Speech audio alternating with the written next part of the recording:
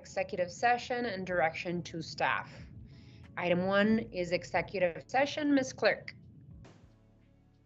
Executive session is noticed as item 1, executive session, exchange and conveyance of city-owned property located at 7575 East Speedway Boulevard and a portion of tax parcel number 133-13-005E for property owned by Center East Center LLC located at 7820 through 7840 East Broadway Boulevard in Ward 2 and is being held pursuant to ARS Section 38-431.03A3, A4, and A7.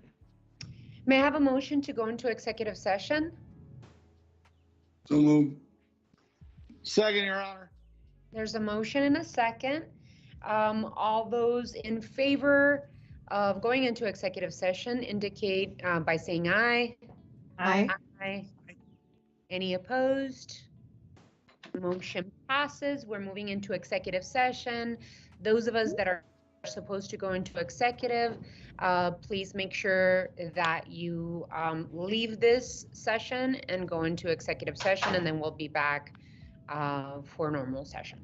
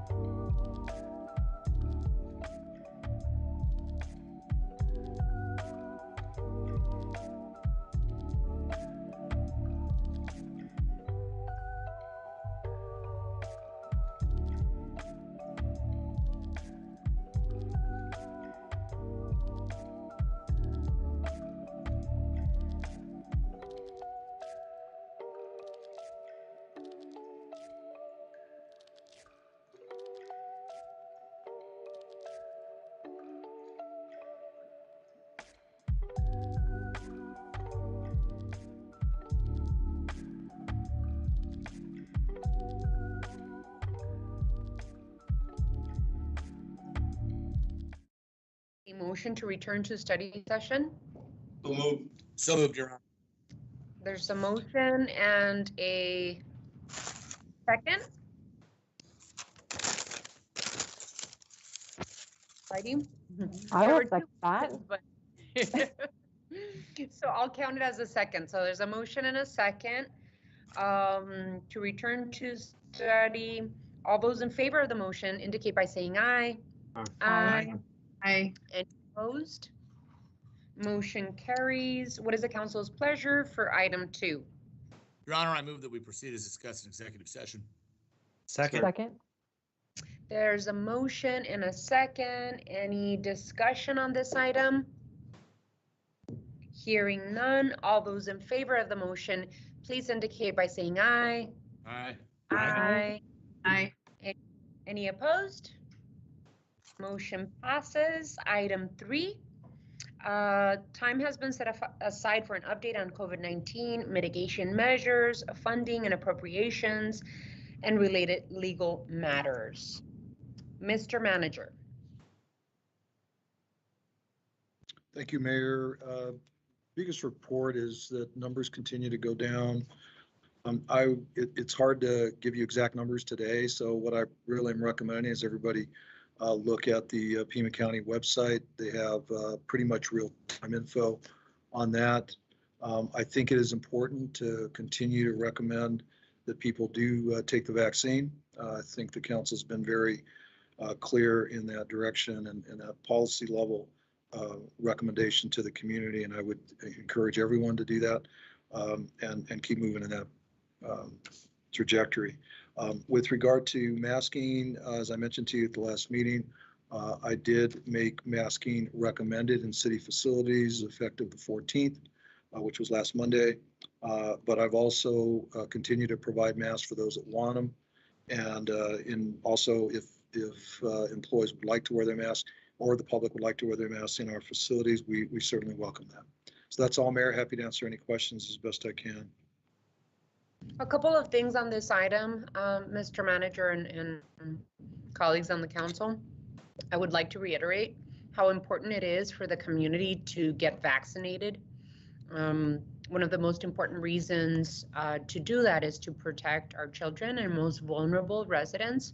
So in looking at the numbers of kids vaccinated from 5 to 12, those numbers need to increase, especially because these children, you know, are school-age children, and we want to make sure that schools and being able to send our children to school is protected.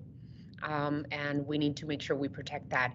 Also to get boosted, especially the most vulnerable, those that are immunodeficient, and anyone that has other comorbidity issues, and those that are 55 and older.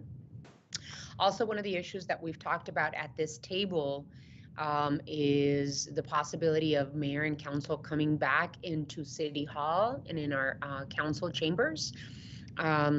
Based on everyone's input to the city clerk on this, our next in-person meeting will be our next council meeting, which is the first meeting in April. We will regroup at City Hall, at City Council chambers, which I'm really looking forward to seeing you all in person. The same access is going to be made available for the public to come in and do call to the audience, and in public hearings, we will request that those individuals do their presentations in person as well. So highly looking forward to our next council meeting so that we can regroup and gather. We haven't done this in 2 years, and so I'm looking forward to that. Other than that, I don't know if my colleagues would want to add anything to this item. If not, we can move on to item 4. Councilmember Kozachik.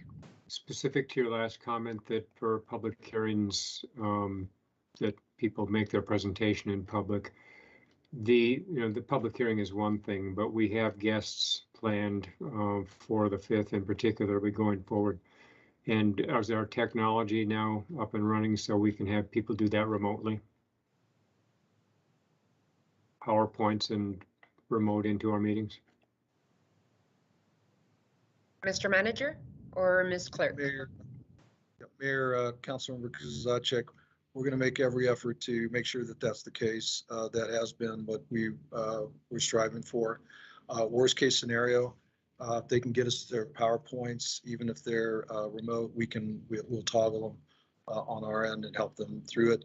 But it is our expectation for them to be able to provide their PowerPoints or their presentation documents remotely at the request of the council.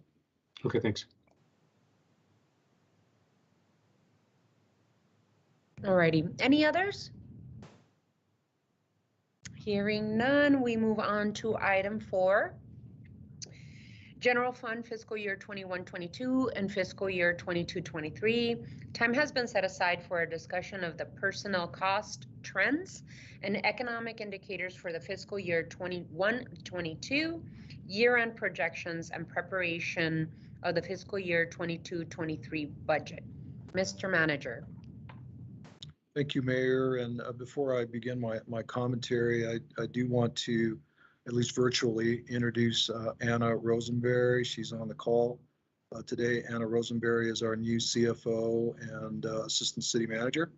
You'll see her smiling face here. There she is. And so pretty excited to have Anna. I wanted to welcome her. She'll be hitting the ground running with a variety of things as we enter into the budget. So I just wanted to introduce Anna. With regard to this agenda item, thank you, Mayor. With regard to this agenda item, there's 2 parts to this that I wanted to bring your attention to. The first is to really talk about personnel costs, personnel trends, what we're doing and what we're seeing. I will caution you in that this is preliminary. We're still going through some of the detail. I know one of the questions that I always get from employees and even from some of you is, are we going to be able to do something for employees in the coming year? And if so, how much is that? The short answer is I do not know. And I don't want to speculate to guess at this point. I don't want to build false expectations on what that looks like. What I will commit to you, as I've done in the past, is I will maximize the amount that we put towards employees as best we can, simply because it allows us to stay competitive in the environment and helps us keep pace with market. So you have my commitment to do that. What it is exactly, I'm not ready to make a recommendation. The second thing you had asked for at the last meeting was a conversation around our pension systems, particularly PSPRS, our public safety personnel retirement system, and our Tucson supplemental retirement system. Just an overview. We did give you a lot of information in the materials. But we're going to go over it with you here shortly. So with that, Jeff will cover both of these topics, and then we'll open it up to questions, Mayor. So with that, Jeff Yates, our Finance Director. Jeff? Great. Thank you, Mr. Manager and Mayor Council. Let me know if you can see the presentation. Let's see. There we go. Okay, perfect. Yes, Jeff. I changed out my computer yesterday, so I'm trying to be sure I have my settings correct. So we're in good shape. As the manager mentioned, today we're going to talk a little bit about our personnel costs going into 2023, our vacancy trends, because as we know, vacancies are a huge driver of what our costs are. Then we're going to take a look at our TSRS, our Tucson Supplemental Retirement System, quick update on that. Then our Public Safety Personnel Retirement System, which also includes our 115 Trust. And we'll talk a little bit about the history of that and kind of refresh your memory. We're just now a year into it and kind of how we're doing. But I want to start off by reminding you that our employees are probably our biggest asset, as well as our largest cost to the city. They're about 69–70% of the general costs, or the cost in the general fund. So tracking these trends are key to kind of understanding how our budget's going. And as the manager mentioned, we continue to refine that. For everything from our health insurance rates to what our staffing models look like and so forth. So there's a lot of work still going on. So these are very preliminary numbers just to kind of get you started in thinking about it and going forward. So taking a look at personnel costs, I guess there's a couple of themes that came out when we started looking at this. It's the annualization really of the market increase is what's driving our biggest chunk of the cost. So when you look at the wages and certification pay, this line, there's about a almost a $31 million increase that is included in that. The biggest chunk of that is going to be related to the market rates, the market rate increases, as well as an overtime increase. So with COVID, what we've seen is about a doubling of our overtime budget, primarily in public safety, or about our overtime cost. And we're working on getting those, trying to determine what is being driven by COVID need versus a normal overtime schedule, if you will, or a regular overtime or natural overtime. So those are the two main factors that are driving the increase in our wages and salaries. In addition, we have planned for an additional fire recruit class, and that's about $1 million of that 30 million. So those are the three big drivers. And as we kind of go down through the pension, the payroll taxes, those are all driven off of those salary increases. So as we see the increase in the wages, increases in overtime, those things, our taxes go up proportionally, our costs for pensions go up proportionally, and so forth. On health benefits and sick leave payout, we're talking right now, we always start high and work down. So we're looking at about a 10%, give or take, increase in our health insurance cost. We're working on that daily to try to refine the claims cost. We started our health insurance, self-insurance program in 2019. And just as we went into COVID for the year 2020. So we haven't had an opportunity to see what a normal year looks like. We benefited early on in our plan as things kind of shut down and slowed down for COVID. Medical procedures kind of stopped for a while. So that saved the plan some money.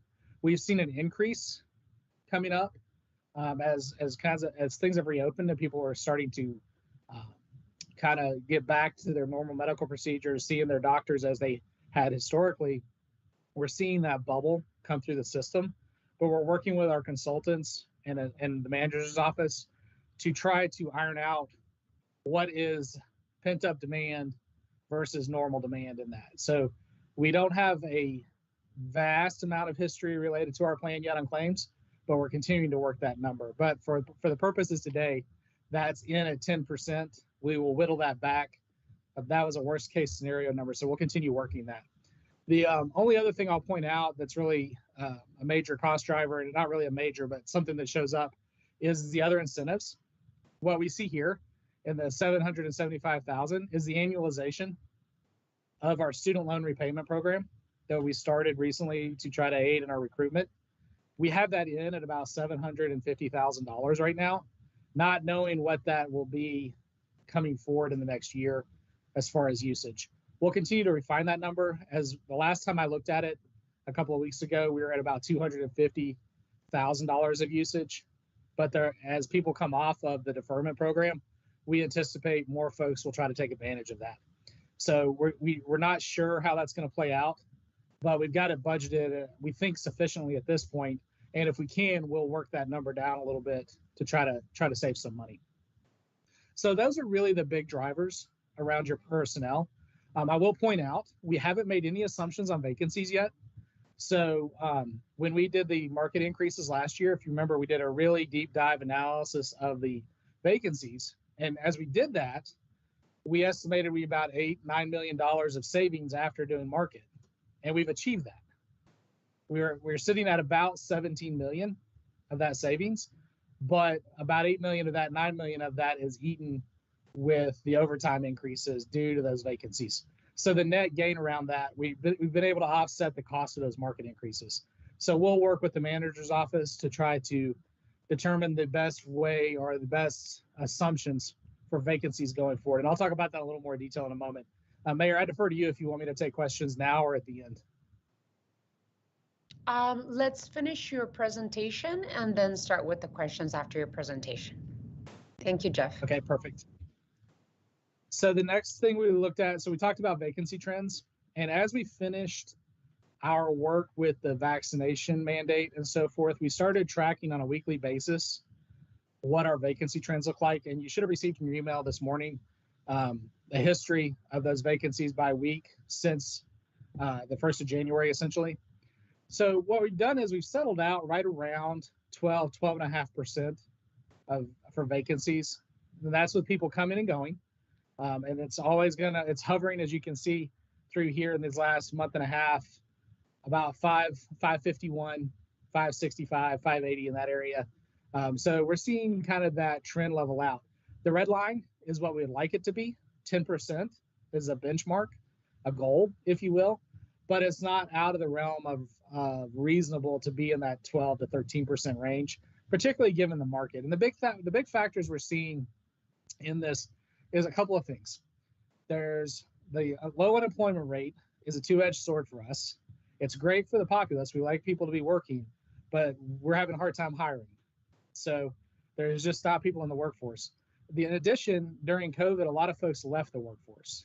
So those two things and the rapid expansion of the economy, have led us to kind of having challenges in filling all positions, and everyone's having this. When I talk to my colleagues around the country, it's not just us.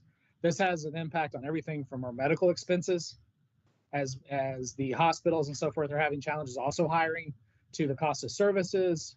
Everyone's paying more for personnel. So we'll continue to work on these numbers and look at these issues and understand how those economic trends are impacting us. But we think we're going to settle out right in that 12 to 12.5% range for a normal employment or vacancy rate within the city. And that certainly opens up to more conversation, but we'll continue working with the manager's office to refine that assumption. And we talk about it weekly, but I wanted to give you this kind of snapshot of where we've been over the last month, and the information you got this morning included by department where those vacancies are. So let's jump into the supplemental retirement system, the Tucson supplemental retirement system. I'm very happy to say that both of our systems are healthy. TSRS is at about 76% funded, 76.1% funded. We contributed about almost $35 million, and employees contributed about $8 million last year. And I gave you kind of their investment breakdown. Okay. We don't anticipate an increase in that contribution, either on the employee side or the city side for this year coming up. And you can see their investment targets. And this is their investment policy. So what this does, and you'll see this in all three, the two systems in the trust, when we say the target allocation, what that means is that the TSRS board has established what is referred to as an investment policy. And these types of securities, they have said, we want you to allocate this much to each type of security in our portfolio. Then there's an investment advisor that takes those funds and goes out into the market and purchases those different types of securities.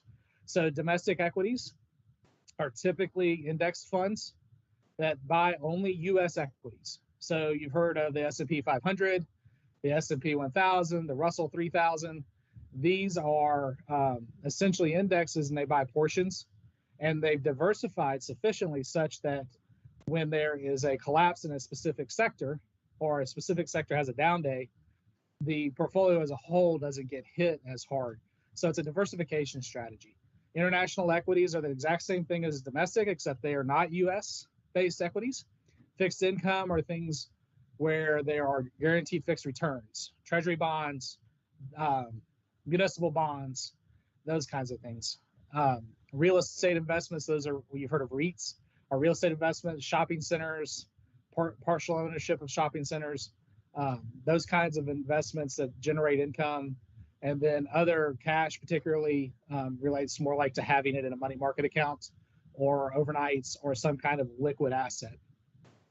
So I gave you those, and then the fourth quarter return.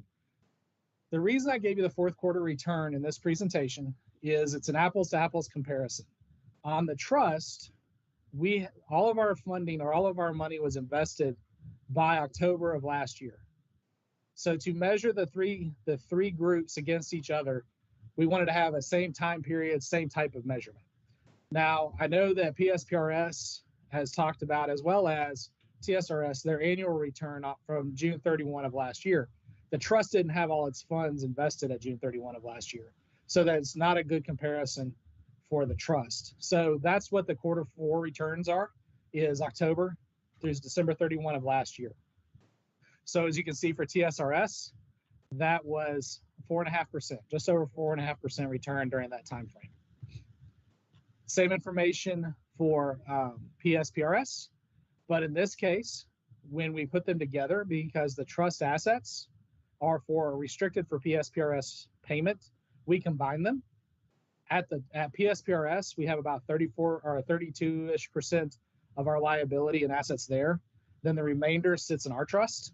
Okay, so we're at about 76.4% funded when you blend the two together. That is the funding for the police and the fire pieces. The annual debt service is paid on the related debt, certificates of obligation, our COPs, are 35.2 million. And then the difference goes from the general fund to the trust.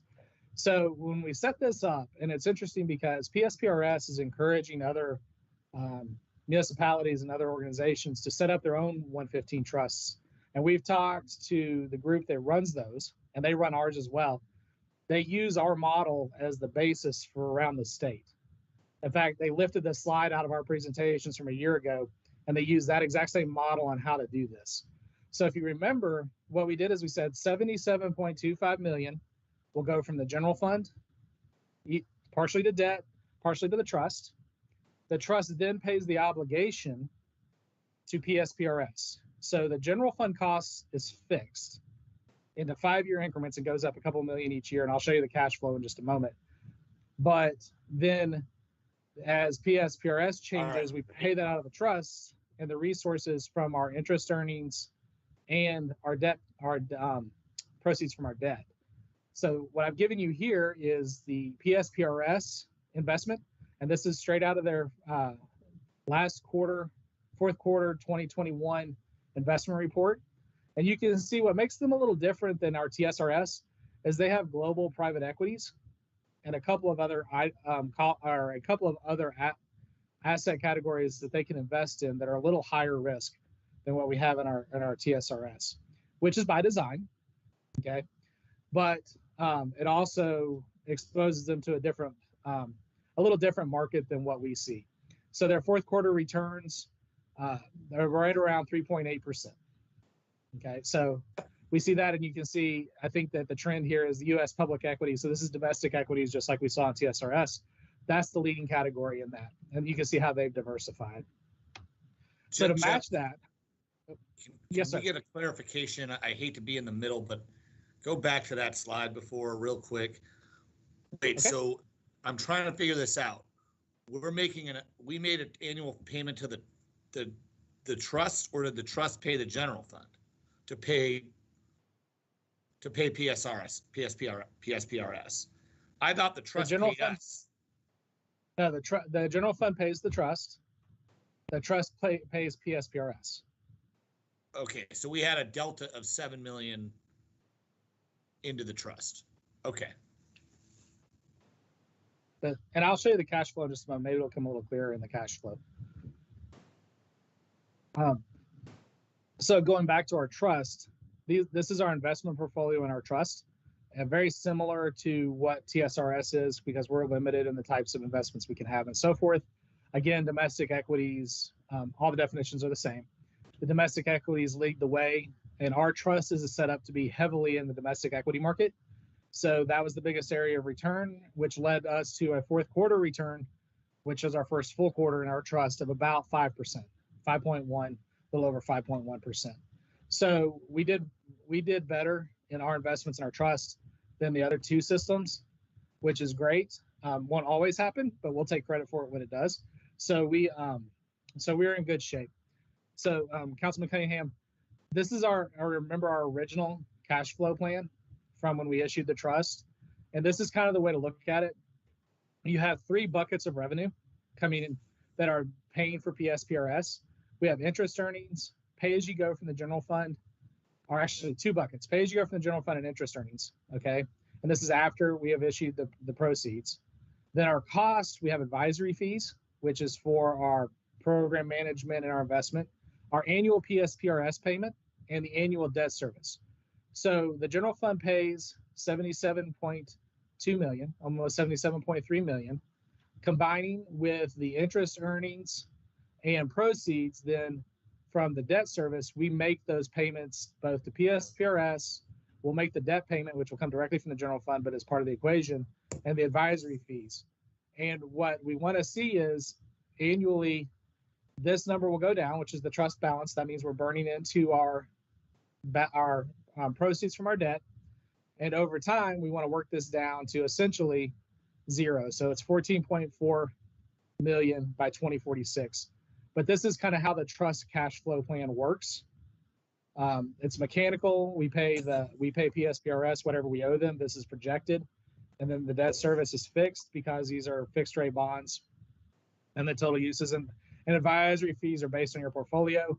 Our target return is about 6.8%, and our true interest cost, we borrowed money at about 2.6%. So as long as our rate of return is higher than 2.6%, the city is making money in the transaction over what it would have paid. And if you remember, the object was to keep every year that this PSPRS column gets above our pay-as-you-go from the general fund, that means we've generated savings to the general fund in each of those years. And it starts to grow quite a bit after the first couple of years. So the plan's working exactly as we thought it would. That's the good news. We have the balances we thought we would. So we're right on track. So I'm very happy with the performance. I couldn't be happier the way that it worked out. We had a great day in the market last year and so forth. So all of that being said, I know the questions come up of when we would move money to PSPRS, if we would move our balances over. In our discussions originally, one of the concerns we had was securing those funds and the proceeds of our debt, because remember, largely right now, the trust balance is made up of debt proceeds. We want to be sure we still have control on that. PSPRS has made a lot of strides in their investment portfolio over the last few years, but it still has a little more risk in it than what we would prefer at this point. So we have the ability to move it over. Again, PSPRS is setting up 115 trusts all around the state for folks. So they are not clamoring for this money to come to them. The discussion we did have with them and talking with the PSPRS staff is even if we wanted to give them all the money, they can't absorb $600, almost $700 million all at one time. It would have to go in over a year plus to be able to do it. So we'll continue to monitor this situation and see their returns versus our returns and what makes the most sense for the city. Once it goes over, though, we can't bring it back. But I will tell you, this is an irrevocable trust. So all of the funds that are in the trust cannot be used for anything other than the PSPRS liability. And from an asset perspective, there's no difference other than the risk and control factors to us keeping that money in our trust versus PSPRS having it in theirs. It still goes to offset the liability, whether we're earning interest or they're earning interest. But those are really kind of the factors that we're working through. We watch this on a regular basis and we keep up with it. But it's largely, we let the market do its thing because it's a long-term strategy. So with that, Mayor, that's all I have. I'll be happy to answer any questions. Alrighty, Mr. Ortega, did you want to include anything? Yeah, I do, Mayor. Thank you for the opportunity. So there's a couple things that I want to bring to your attention. The first is to have the PSPRS now funded at over 76% is huge. And if you remember, it wasn't long ago when that funding was in the 30 percentile range, in the 35%. So I mean, that's huge. And I have to bring that to your attention because that was really the leadership that the mayor and council demonstrated to move that needle. I think that's extremely important. We shouldn't gloss over that because that's a huge issue. I also wanted to bring your attention in the memorandum materials. I mentioned that I've had some trouble filling two of the vacancies on the trust board. And I guess I'll suggest to you that I can use all the help you all can provide. The expertise is unique in that they have to have certain expertise. We'll get you all the info, and they have to be residents of the city. If you know folks that are out there that might, be somebody we can talk to, man, I sure would appreciate that. It is a very, very important board. We do take, obviously, the recommendations of our consultants and our experts, but I'd sure like to get some residents on those boards if possible, or on that board if possible. So I'm asking for a little help on that. I did want to go back to the personnel costs for just a minute. Jeff made a comment, a couple comments about the way that we're budgeting and the vacancies and so forth. I wanted to point out a couple things that just to refresh your memory on conversations we'd had in I think it was September, October timeframe. If you remember, one of the pieces that I've recommended and I'm going to continue on is overhiring. And so the overhiring costs money. And so one of the things that I've looked at is how do we fund the additional academy? How do we fund, additional IT positions and plan development positions and a variety of other positions where I may not have, quote, a position available, but I may have one, but I want to recruit for 4 because of attrition and those kinds of things. That costs us some dollars as we go through that. Part of the attrition that I'm expecting is retirements. We do have a fair number of folks that are eligible for retirement. That also costs money. So every time that someone retires, it's not just the logistics of retraining someone to bring them in, but I have to pay them out on their leaves and those kinds of things. So I just caution you because sometimes it looks like I might be over budgeting by assuming vacancies are low, but budgeting at a higher number. I just wanted to caution you into thinking that there are some other factors there, and we'll keep, as we hone in on the detail of that, I'll certainly present that to you. So I just want to make those comments, Mayor. Thank you for the opportunity. Jeff and I are available to answer questions. Yeah, thank you, Mr. Ortega. I do see my colleague, Councilmember Lee's hand up, and then we could go to Councilmember Fimbres and then Councilmember Cunningham. Thank you, Mayor. So much content, so much to unpack here. So I'll just kind of hit on the points on the notes that I took. So Jeff, in the very beginning, you said probably our biggest asset are employees. 100% my philosophy is they are clearly our number one asset. We can't do anything without the expertise of our amazing employees. So as you all know, I have been a staffing nerd through and through over the past 2 years. And so this topic is really near and dear to my heart. Market rate, obviously, really important to address the financial gap that existed. To me, I was sharing with the city manager just in a random conversation that I've been burnt out for a while. I mean, just honestly, and people are just burnt out in general with COVID and with everything. So thinking about how we can create an environment that people are not getting burnt out and we have the appropriate staffing levels and we create a sustainable space for our employees to work across all departments, to me is absolutely critical. So I don't know how we accomplish that, how we look at, I think Councilmember Fimbres mentioned before, pre-recession numbers. We've obviously grown as a city since the recession in terms of population, physical geography. How are we right-sizing our organization? These are things that are on my mind. COVID exposed a lot of the vulnerabilities that exist with running different departments with really tight staffing levels. So these are just the things that I'm thinking about as we talk about that. And Jeff, your point about being hard to hire people, I hear you. I see the postings everywhere. I hear my friends who are business owners talking about that fact. And I think what I interpret there is in the position that I am in and my colleagues are in, we need to know where the line is. Like, we can't take on any more things. So we bring our great ideas to you all and you guys are tapped out. The directors are tapped out. We need to know, like, we can't do any more. We don't have enough people. So if we can't fill the positions, what can we take off the plate or just say, red light, we don't have the capacity to do this. And I think that needs to be on the table as part of this conversation for us to be aware of too, because I know I don't want to drive our people into the ground. They're already there in a lot of departments. So Mayor, that's all I had in terms of my thoughts with this item. Thank you, Councilmember Lee. I believe the next person in line was Richard, Councilmember Fimbres, and then Councilmember Cunningham. I don't know which one I called first. Go ahead, Paul.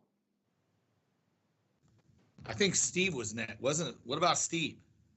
Okay, someone go, please. Councilmember I'll Cunningham, go. go. I'm Then going. I'm Councilmember going. Fimbres, and then Steve, and then the Vice Mayor. Snooze, you lose. I'm going. So the intent of the self-insurance fund was to reduce our costs ultimately, and they're still going up. What do we expect in terms of actual cost reductions going forward? I understand that nothing is normal right now for all the reasons you mentioned, but when do we start seeing these cost reductions in your estimation, either Mike or Jeff? Councilman Sure, Mayor. Mike. Yeah, ahead. Jeff, let me stab at that. Mayor, Councilman Kozachek, I think it's important to recognize that the fund itself is actually, and we're talking about the self-insurance health fund. Yeah. And I think it's fairly healthy. We've actually accomplished more than we thought we were going to. If you remember when we started the conversations, we really were looking at a 5-year ramp up. And so we actually were expecting to have to squirrel away additional dollars. One of the things that's happened is that the COVID cost is still to some level an unknown. We know there's been costs come through and we're dealing with those as best we can. But our actuarial folks are basically saying we don't know the full impact of COVID quite yet, and we won't know for a little bit. And so I'm of the opinion that a 10% placeholder is probably conservative, but it needs to be because of that unknown. If we were not self-insured, I think that number would be up closer to 12 to 15% is my opinion, because we can control it. And so although we're not seeing necessarily a savings in terms of a reduction, we are seeing a savings in that it's not increasing as much as it otherwise were if we were in fact using an insurance company. So that's the best I can give you right this second in terms of the confidence. I'm very pleased with the way it's gone. We still have some work to do though in terms of education of the employees, having conversations about the type of plan, the HMO versus the PPO. I think there's still a variety of conversations that need to happen in terms of the chemistry of the plan to try to get us a reduced cost. Jeff, Right. Did you want to add anything? No, thank you. That was exactly what I was going to point out. Is I think it's more of a cost avoidance. Right now, think of it this way: we're paying ourselves to manage our plan versus Cigna taking money off the top or a full insurance plan. So we're not seeing growth like you would see if you had a private plan or a fully insured plan. We're getting to reap the benefits of that. So we're really just paying literal claims. All through our right, plan. that's fair and consistent with what Nikki just said. I don't want to put more work on your plate, but it'd be interesting to see what's happening in the private sector, though, as a comparison if we're mitigating cost increases. But don't add that to your to-do list necessarily, just in case you know it. How often do the pension funds rebalance? And the reason I ask that is because as of the last 4 weeks, with what's happening in Eastern Europe, all of those numbers are dated. Thank you, Councilman and Mayor. That's a good question. Depending upon the fund, they balance and rebalance within those allocation targets. So using the indexed funds, those funds are constantly rebalancing and continually purchasing different securities and so forth. So the investment advisors are allowed to rebalance those in most cases within those allocation parameters. So that happens on a continuous basis. I watch the updates. I'm in constant contact with our investment advisor because, as you know, we have other cash invested as well. So we have the city's other cash, not just the pension funds invested. So those are constantly rebalancing. We'll see a drop off, I think, in the first quarter, as I think everyone in the universe will. You can't have more than 10% loss and not see that drop off. But our plans are set up across the board to try to mitigate as much of that loss as possible. So I feel confident we're not going to be at 20% loss, but to say we're not going to see that number go down, No, I don't think is a realistic expectation. Yeah, it'll go down. How often do they rebalance the major categories, though?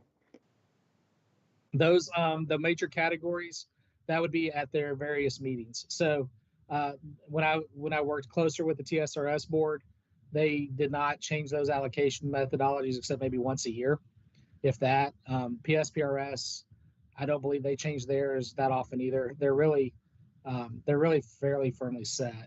Okay, and I'm not suggesting we should be doing it every week now because try and chase the market, but that's just a question. Final question is our trust versus the PSPRS trust. What's the earnings comparison between those two? In the trust earned about 5.1% in the fourth quarter of 2021. PSPRS earned 3.8%. Okay, so we're doing a little better than them. Okay, Right. Thanks. That's all I had. All righty. Okay, Your Honor. Councilmember Cunningham and then Councilmember Fimbres. So a few things going back to the student loans. Are we ensuring that our folks using our student loan program are also applying for PSLF? Yes, sir. When Mayor, to, go ahead. I'm sorry, go ahead, Mike.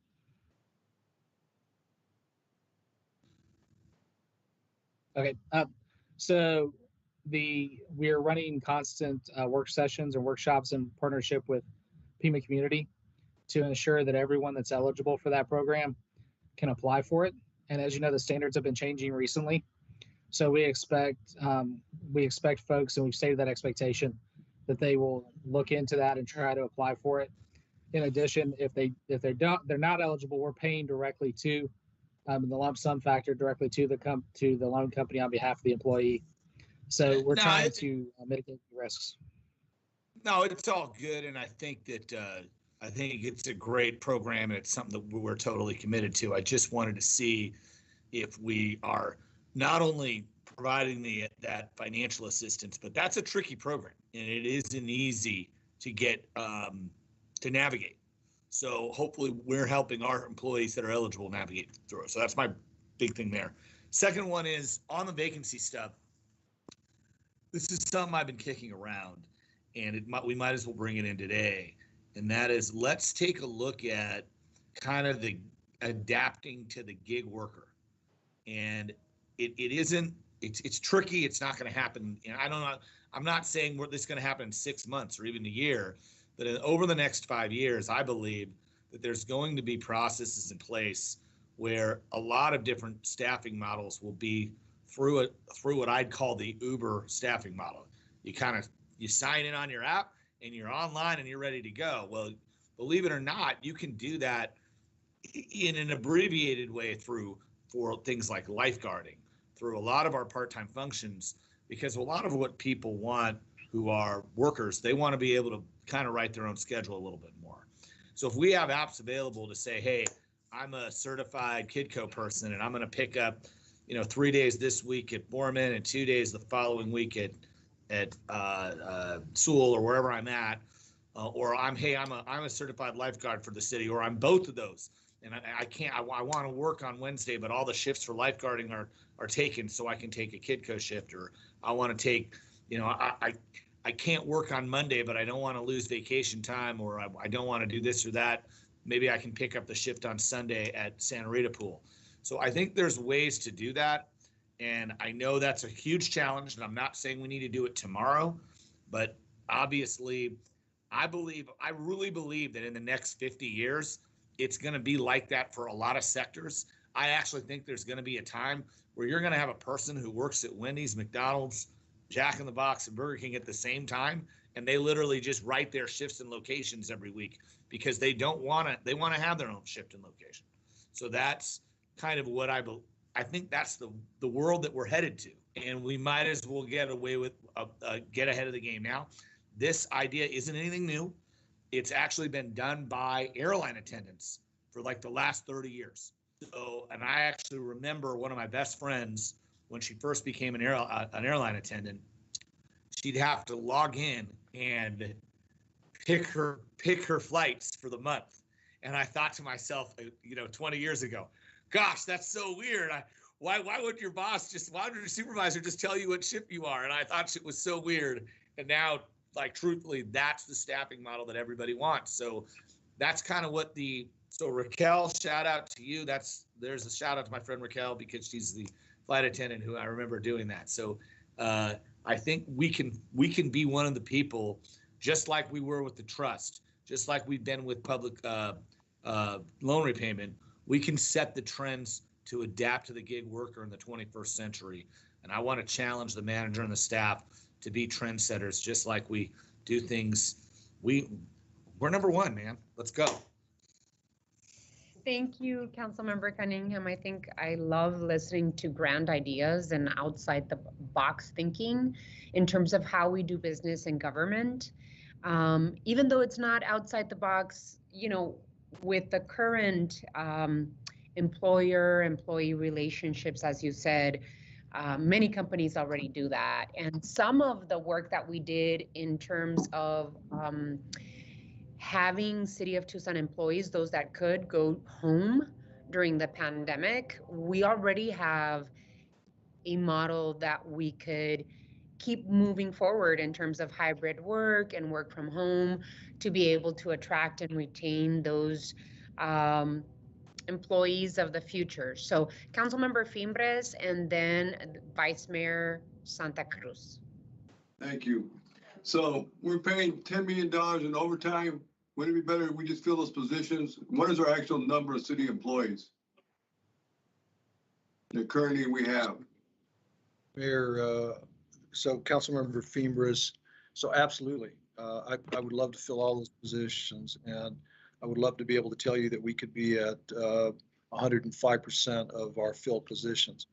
Reality is that overtime cost is a function of our inability to fill those positions. And I think that's why we have authorized additional academies. We've authorized overhiring, is to try to reduce that. For us to continue to provide the service, the reality is that we have to ask people to work overtime in order to do that. You know, clearly that's a strain on our budget, as you can see from the numbers. But at this point, I don't have a choice. We are mandated to provide certain services, and we're going to continue to do that. With regard to what is our actual number of employees that we are allotted to have right now in the system? Sure, we've got about 4,671, as I recall, is the number of allocated FTEs. At any given time, we are down around 3,950. Is our we'll call so it the actual number of employees 3,950. Actual number of employees is in the 3,950 to 4,000 range. It varies daily based on just a fluctuation of the number of folks that we have in various stages of transition. When is a contract for Cigna coming up? And are we looking at the increase in medical prescriptions, deductibles, and prescription drugs that they're giving out, and house visits, home visits? Right, Mayor, Councilmember Fimbres. So just to refresh your memory, our contract with Cigna is not as an insurance company. It's the provider network. And so we are self-funded. So we're our own insurance company. All we do is we use their network, and we put that out to bid, I believe it was a year ago or thereabouts. We've still got a little bit left on that contract.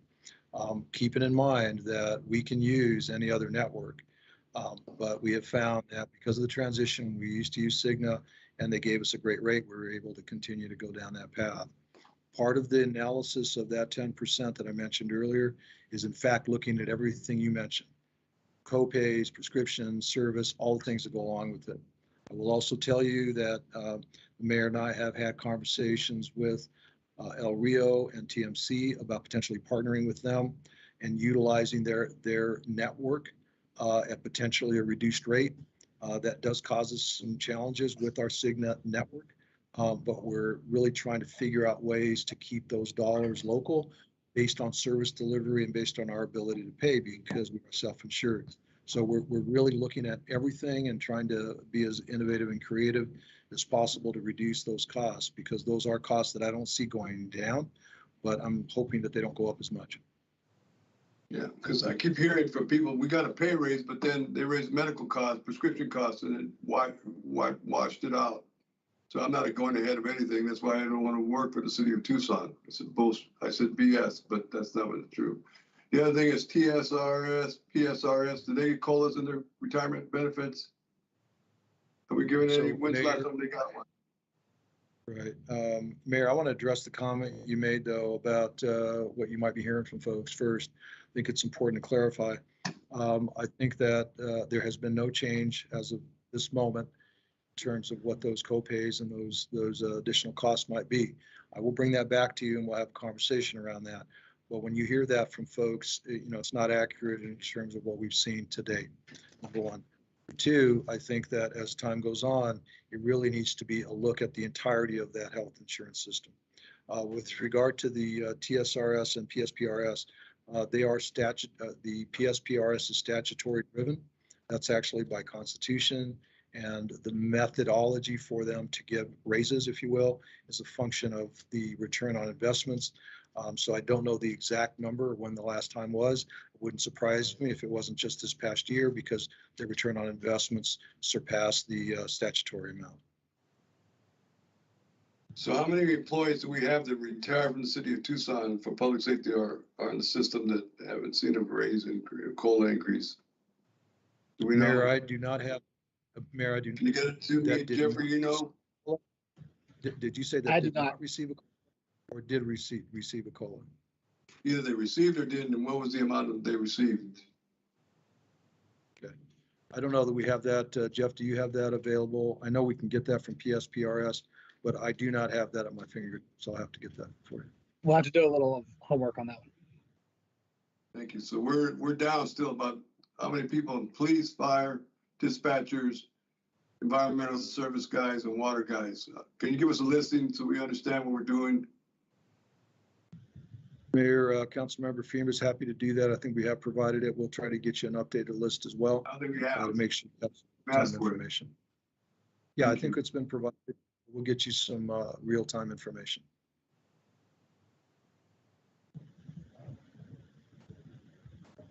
Council member?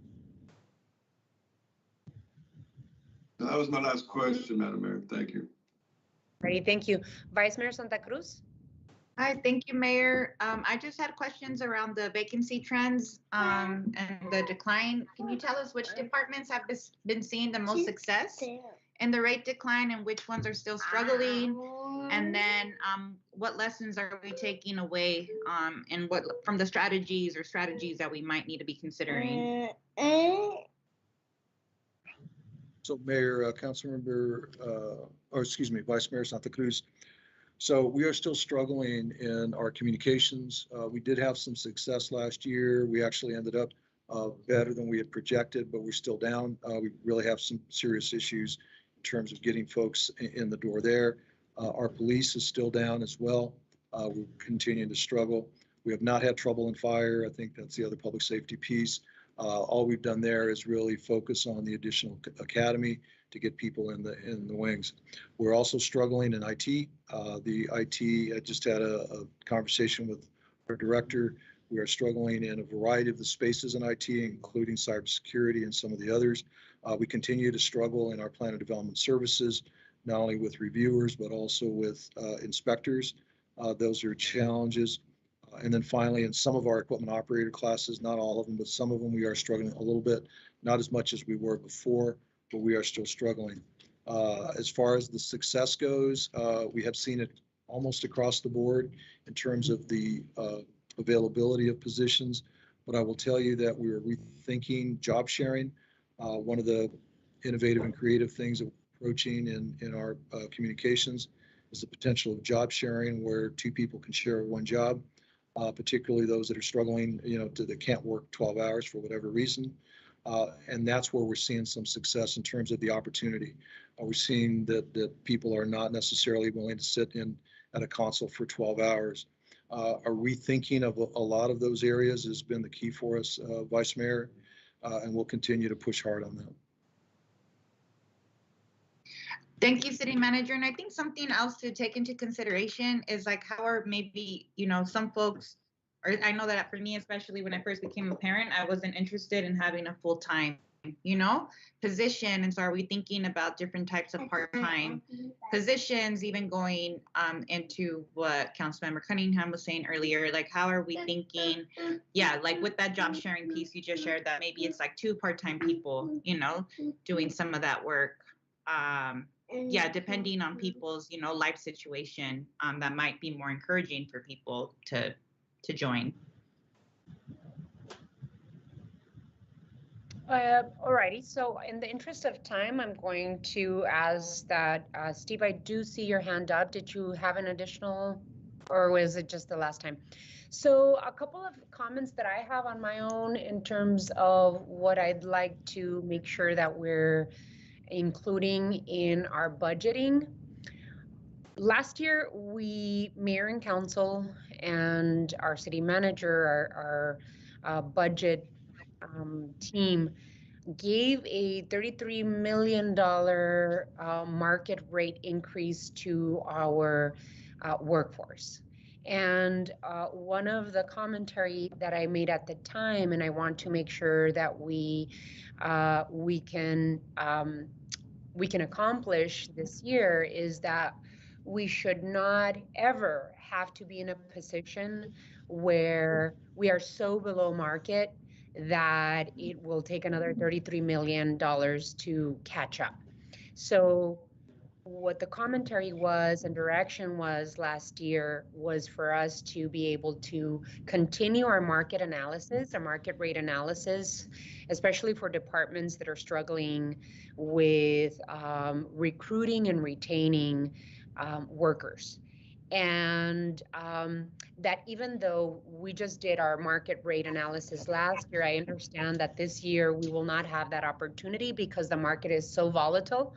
That the possibility of including a cost of living adjustment is all we can do because of the time element for us to be able to make those decisions before July.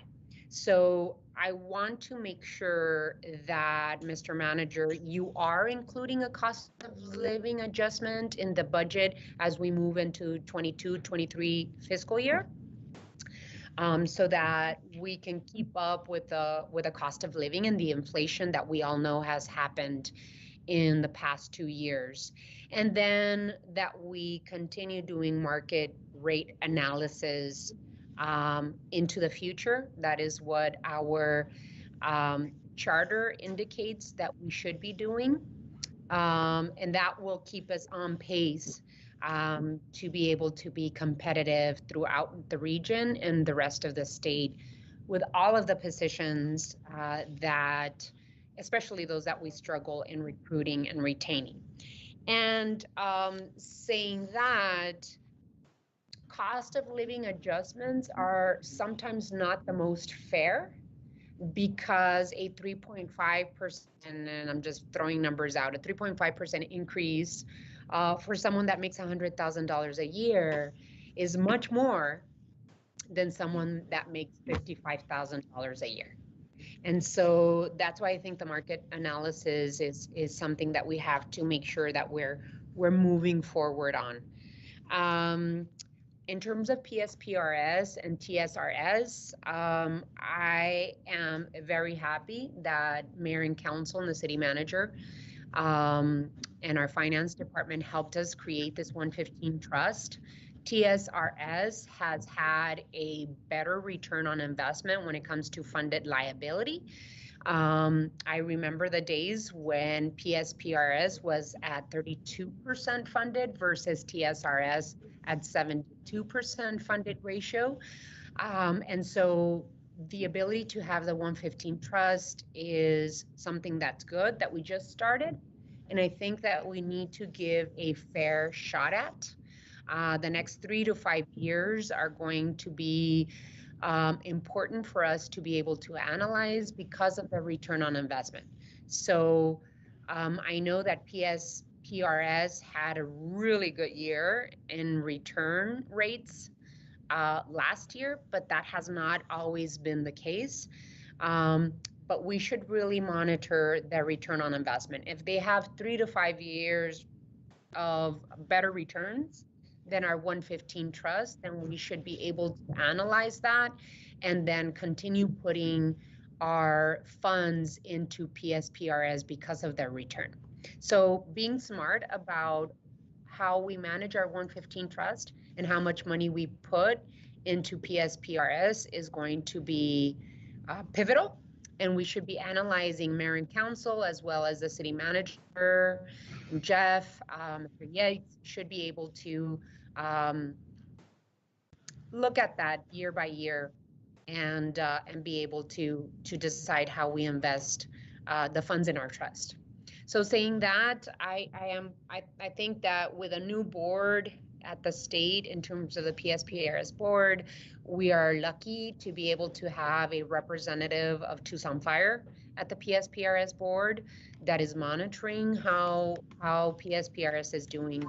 And we should make sure that we're working with our PSPRS board here locally as well, and take the input and advice of that local board as well, which, by the way, I am part of, as well as members of police and fire, as well as our deputy city manager as part of that board. Saying that, thank you so much for the update.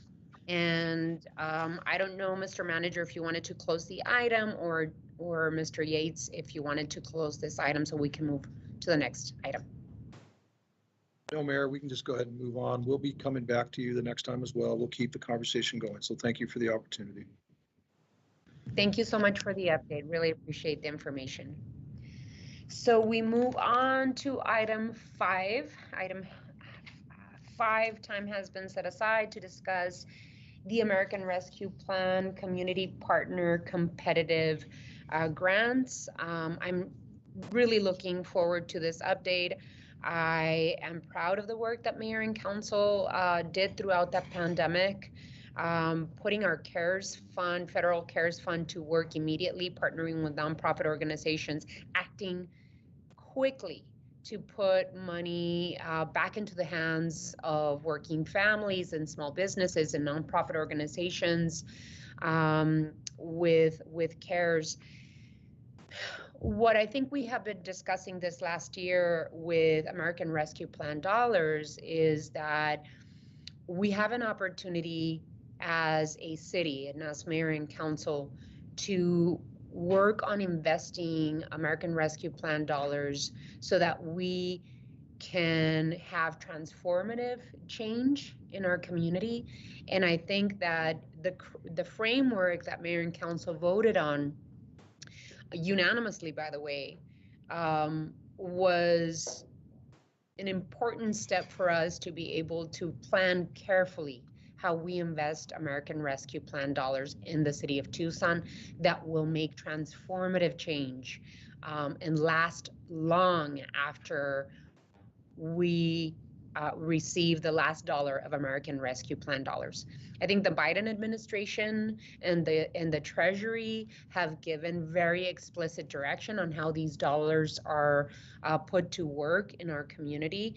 And I know and trust that Liana Perez, as well as the city manager, went through a transparent and fair process, and they are still going through that process to distribute the first tranche of funds that should be going out to our nonprofit partners. So with that, I just wanted to open up the item in saying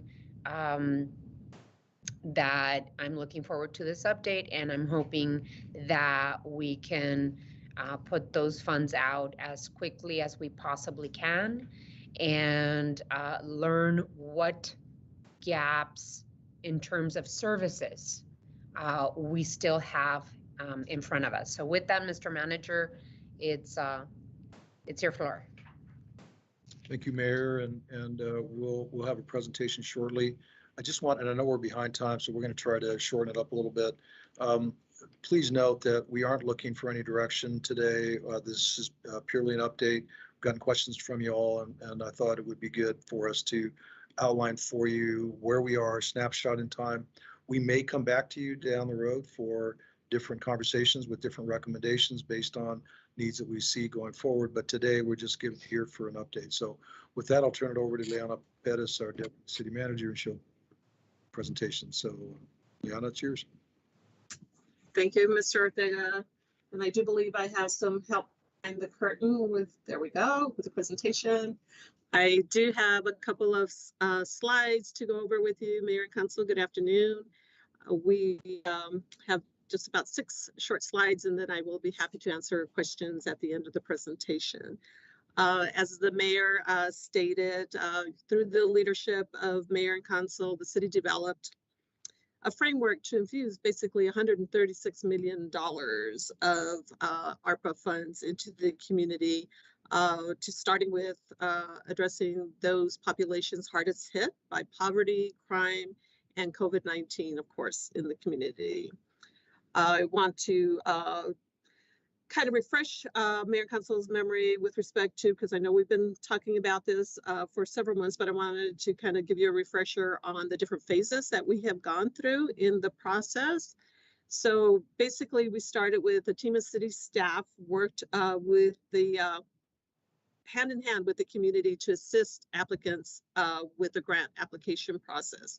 We established a bilingual helpline and an email assistance address where questions could be posed from potential applicants. We had several informational sessions that were also recorded, so applicants could go back and review the recordings. Staff went through the various steps of the process and answered questions in those sessions. We also established, had staff available for individual appointments where we set up appointments to meet with staff to answer questions that were relevant to their particular applications. At the end of the application process, and I believe these slides are, apologize, jumping around here a little bit, but we can stay on this one for now, Johanna, thank you.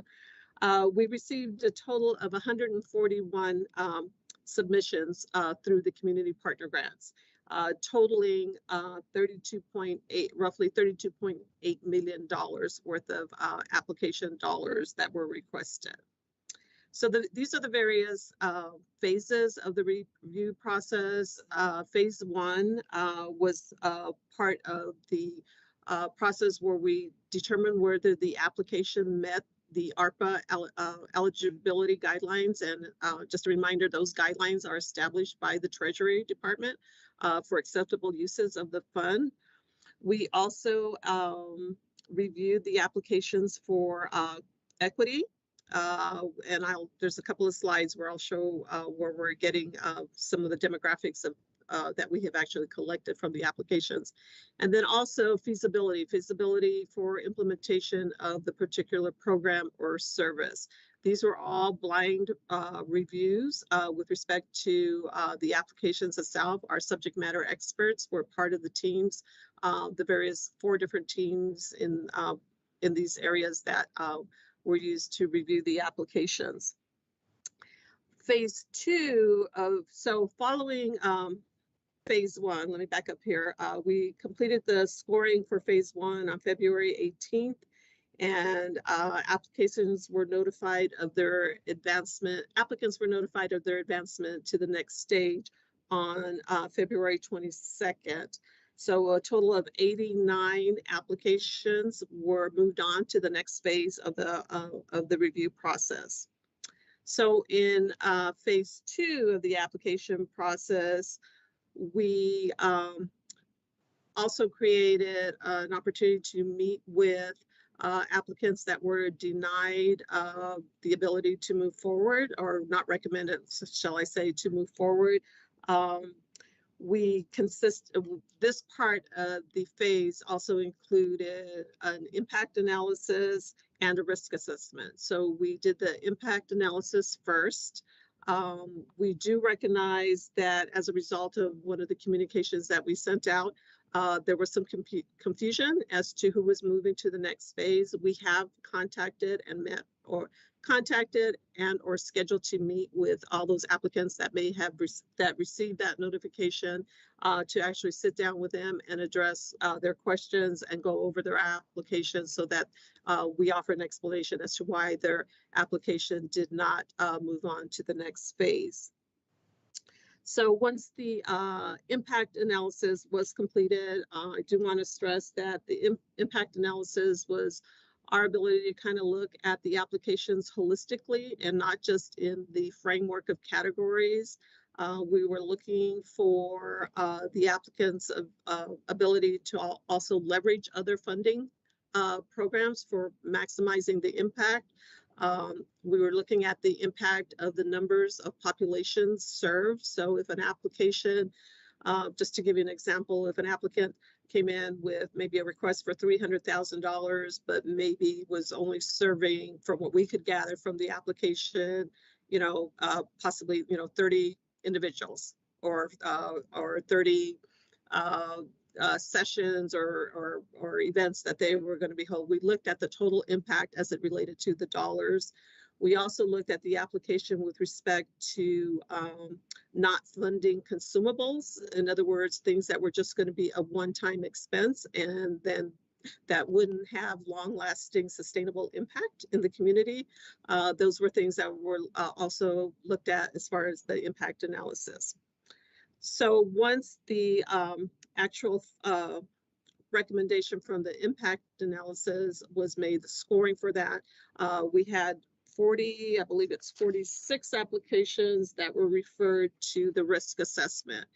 So right now we have those applications going through that process. It's it is an interactive process with the applicants for the risk assessment. We contract that with our outside consultant to do that risk analysis. That is a requirement under the Treasury guidelines that each applicant go through that risk assessment.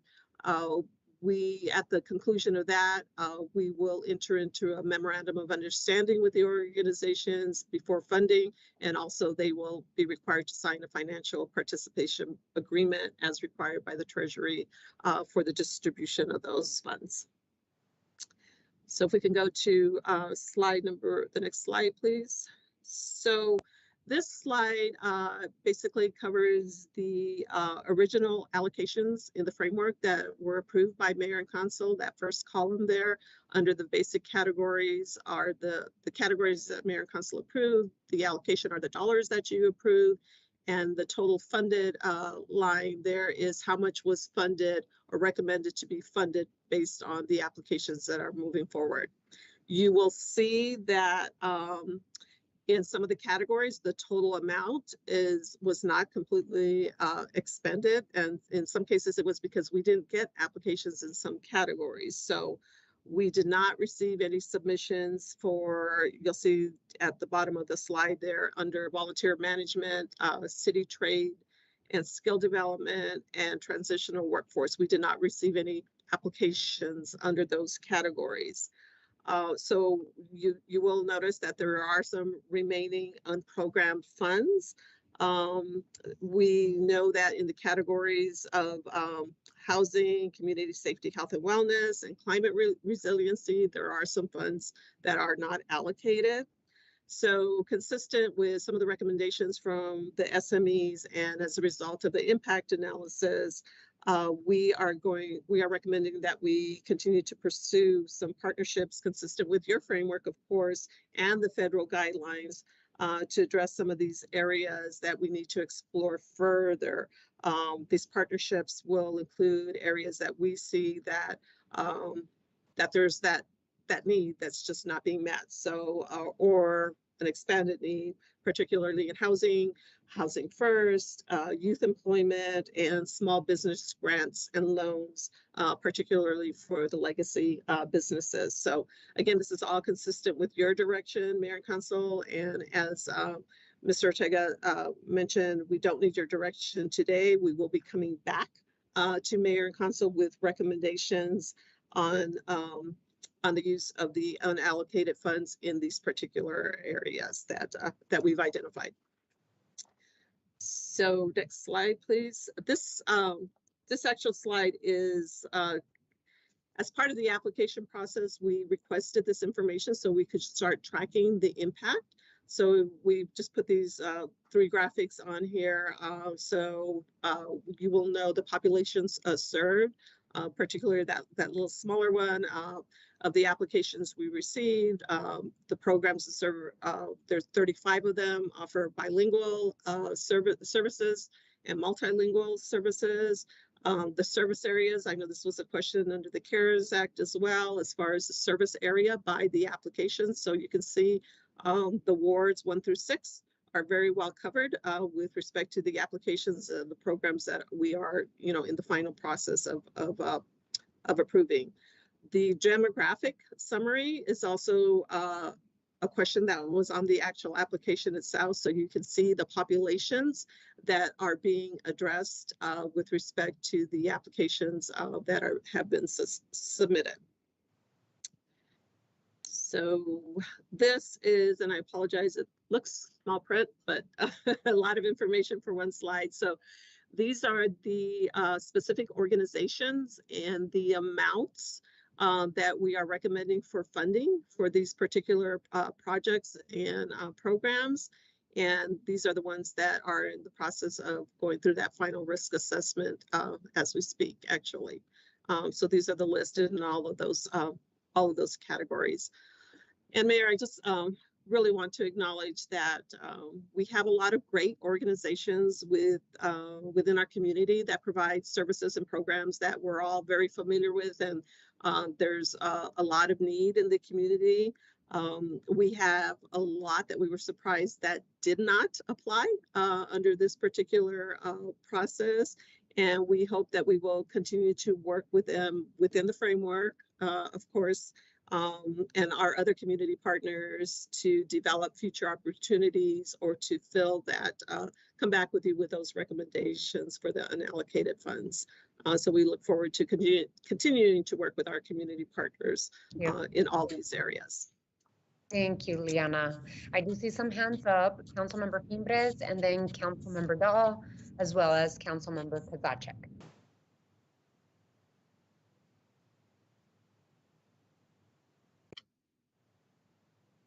Thank you, Madam Mayor. Do we know the minimum and maximum amount awarded? I know there's a sheet there that you're saying that you brought forward, but what about the remaining funds? Or under the community? Mayor, Councilmember Fimbres, if I understand your question, so I believe the minimum allocation was closer to, I think it was $20,000. So we did have a minimum amount of application to begin with. That was $10,000. They couldn't apply for less than $10,000. But I believe the minimums were closer to the $20,000 range, and the maximum in some of these areas was up to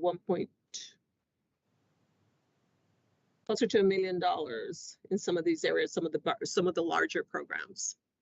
Okay, and what's the demographic breakdown? Can the mayor and council get a breakdown by ward? That was on slide number 4, Councilmember Fimbres, where we have the service, that's the service area summary. We can, of course, we do have that overlay by ward, as far as depends on what demographic you're asking for. So if your question isn't answered with those on slide number 4, I'd be happy to follow up with additional information. Deanna, can you send us a listing of who got what in the ward?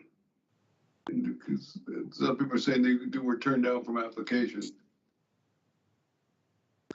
So, Councilmember Fimbres, the agencies listed on slide number 5 are those that are being recommended for award and the dollar amount.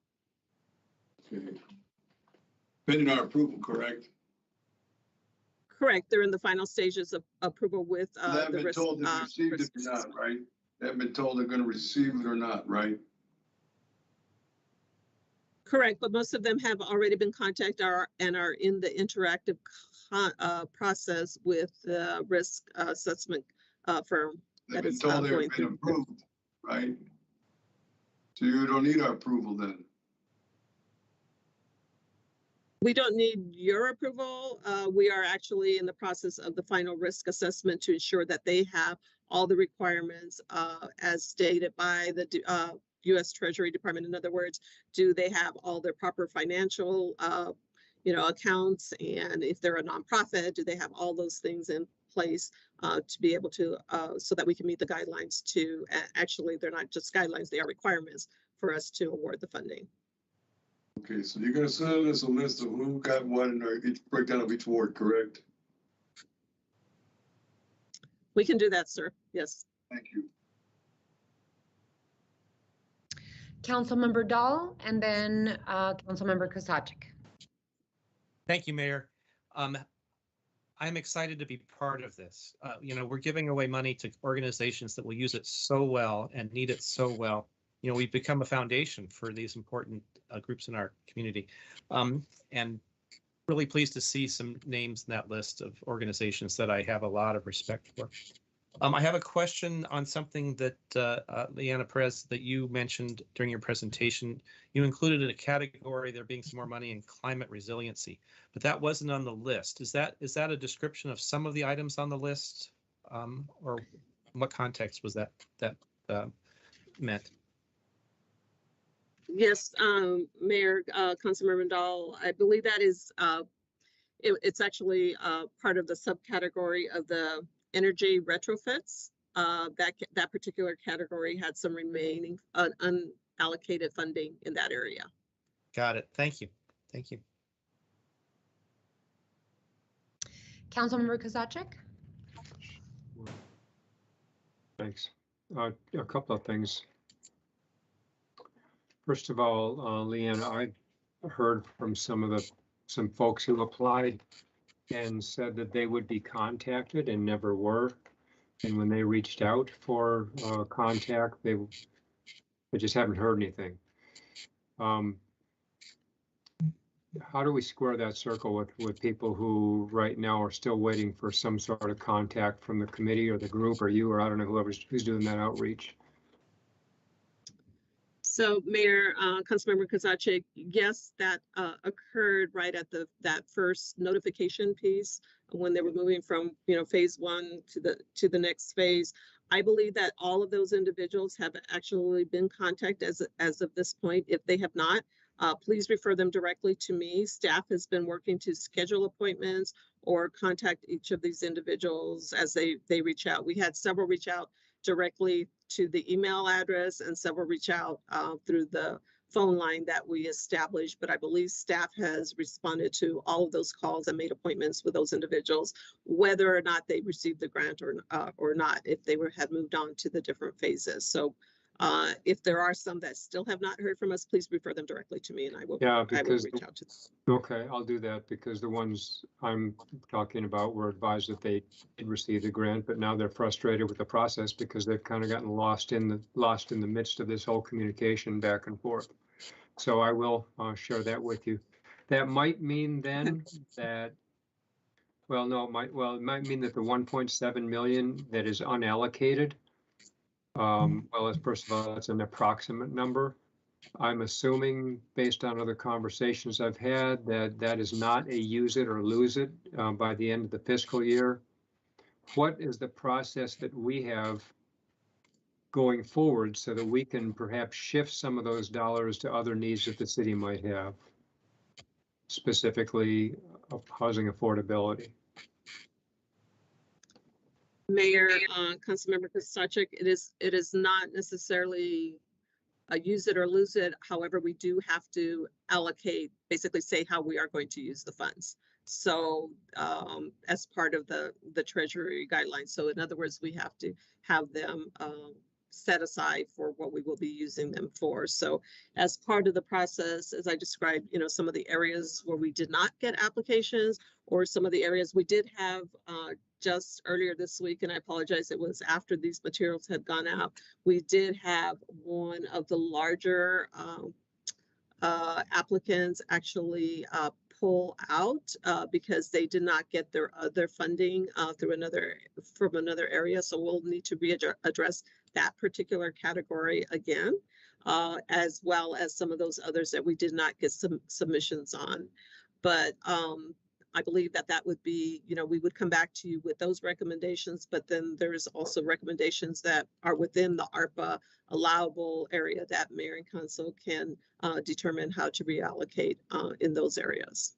Okay, finally, each ward office has a certain amount of money, call it back to basics. I don't know what we're totally technically calling it.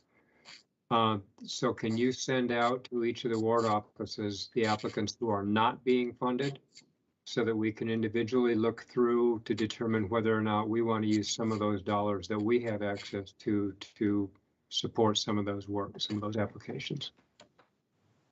Councilmember Kozachik, we can certainly do that. Thank you. Vice Mayor Santa Cruz, was that your last question? I'm sorry, Councilmember Kozachik. Okay, Vice Mayor Santa Cruz? Thank you, Mayor, and thank you, Liana, for the presentation. I know that we were taking on, something pretty big, and yeah, like being the entity, putting the call out, and now, doing the management of this. So thank you so much for staff and yourself for being so responsive. I did see in the presentation, that we didn't really have an allocation for like our youth employment. So I do just want to encourage city staff, since it doesn't seem like there's that capacity out in the community, that we reconsider, reinstating the city's youth employment program and working, with the county to really, create that capacity and support. So hopefully we can revisit that, and also agree we'll have to, continue to, try to fund programs and projects that assist us with our housing needs at the moment. Thank you. Thank you, Vice Mayor. And yes, the youth programming and the partnership that we could, a potential partnership with the county that we could share in those services and programming is a conversation we just had yesterday. So we will be coming back to you with those recommendations. That's excellent. That's great. And I think that I'm hearing my colleagues say that it's important to, go back to the framework that Mayor and Council approved. I love that you're looking at the possible gaps, like all the gaps of places where we didn't receive applicants for, youth employment being one of them, being able to redirect funds to the Housing First approach and affordable housing strategies for our community, making sure that our veterans and those folks living in poverty, those folks living in the areas hardest hit by COVID, is important to make sure that we're investing in. So I'm really happy that you're really taking a drilled down approach to programming those unprogrammed funds that we have, and I'm looking forward to seeing what you all can create with those funds. I do see Councilmember Cunningham's hand up. Go ahead, Councilmember, and then you'll be our last question because we have to move on. As far as the youth employment, I wanted to get my 2 cents in here today. I think it's really important that we also, we have an opportunity here. I mean, I hate to be I know that the ARPA funds are there to help the community and everything like that, but we kind of have an opportunity to get a win-win where we also can fill some gaps in some of our city services. I'd really, really encourage us to look at partnering with the school districts, maybe doing paid internships for high school students where they can earn credit, or at Pima, where they can earn credit and serve in functions like at KidCo, or our summer programs, or as lifeguards, or as ambulance assistants. I mean, there's all kinds of things we can open up to. So I think there's some opportunity there as well to help with our, as they say, personnel gap. And that's kind of what I'd encourage. That's kind of what I'm looking for. Thank you, Councilmember Cunningham. Good input. Mr. Ortega, did you have any other? Thank you, Mayor, and I appreciate we're way behind, so I'll just make 2 quick comments. One is we do plan to bring back periodic updates for you. On occasion, we will bring back a decision tree as well for you to consider on some of the programs. The second thing is, I want to make sure we're crystal clear. The organizations will not come back to the council for ratification, if you will. You gave me authority as a part of your direction to follow the process, which we've done, and then the financial participation agreements with the organizations I have the authority to sign, so they will not be coming back to you. I just want to make sure you're clear that there may have been some confusion on that early on. Other than that, Mayor, I look forward to keeping you up to date. As you said, this is a great program, and we're very excited about the opportunity to make a difference in our community. Thanks, Mayor. Very exciting, Mr. Manager, and I really hope that the announcements of who is receiving the grants this year can be announced soon so that we can put that money to work. We're moving on to the next item, which is item 6.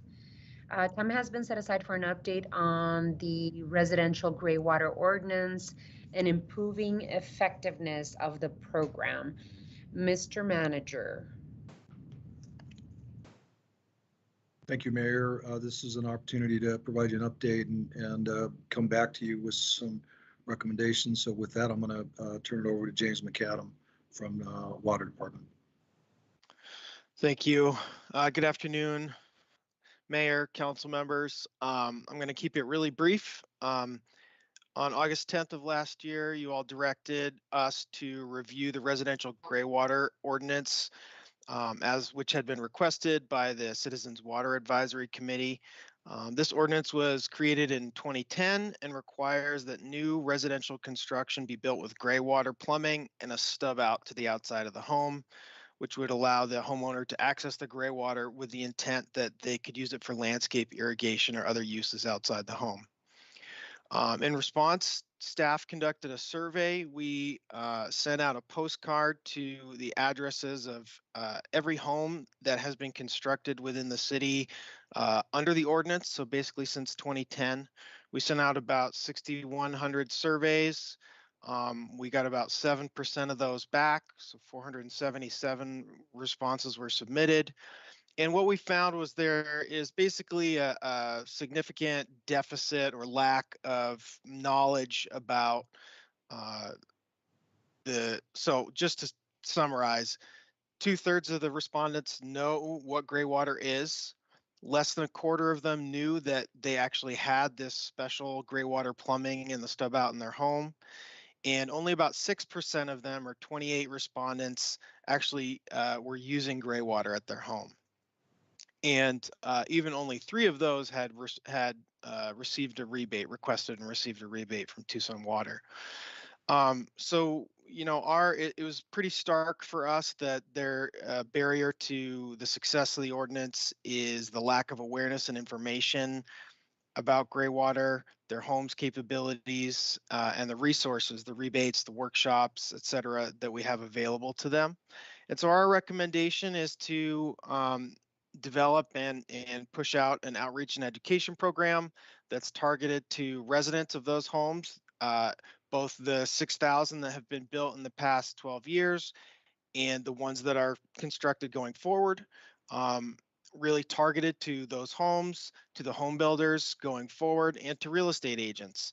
And to perform that for 2 years, evaluate, report back to you all, and calibrate as needed.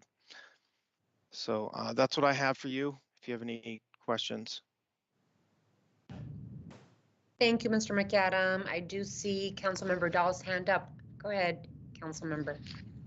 Thank you. A great report. Thank you, Mayor.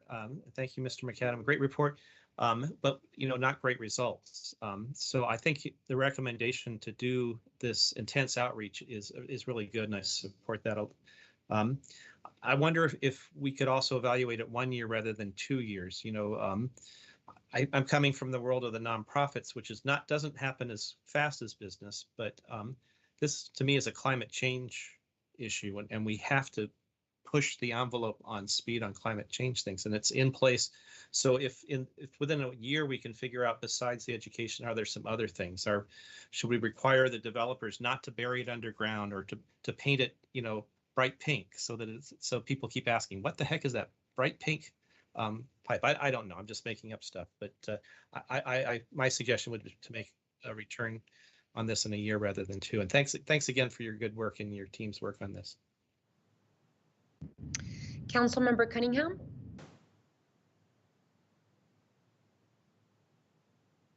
You're on mute, Councilmember. I hate it when that happens. I understand that we're going to do some outreach, and that's great, and all the information's good. Is there something we can do that can push the envelope a little further, and that we know some of these things are going to get followed through on? And that's kind of where I think, and I don't think it's anyone's fault. I think it's just one of those things where we're really not, I think it's a 5-step process, and I think in different circumstances, one step seems to be always missed. We always go 5 for 6 and it's like whack-a-mole, but we miss a different step each time. Is there a checklist we can do? Is there something we can do? Outreach, can we work with TAR so that it's an actual checklist, or it's an actually checklisted thing in inspection, something like that? Is that possible? So I'm sure we can definitely talk to the realtors. We can talk to planning and development services and look at opportunities to ensure that in the home building process, in the home buying process, that we're taking advantage of every opportunity to get it in front of the eventual owner of the house. Well, all right. The residential side, it's going to be what it is, but I appreciate where we're going. I just want to, if we can figure out a way to make it a little more institutional and not just optional, with keeping the options in there, I'd really like to figure out a way if we can do that. That's my only input. I support the motion wholeheartedly.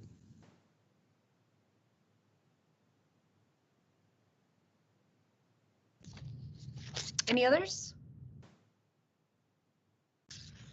Well, I too just want to add that I was around when this particular ordinance was discussed and put forward and passed, and I too am a bit disappointed that we haven't had much more success with it.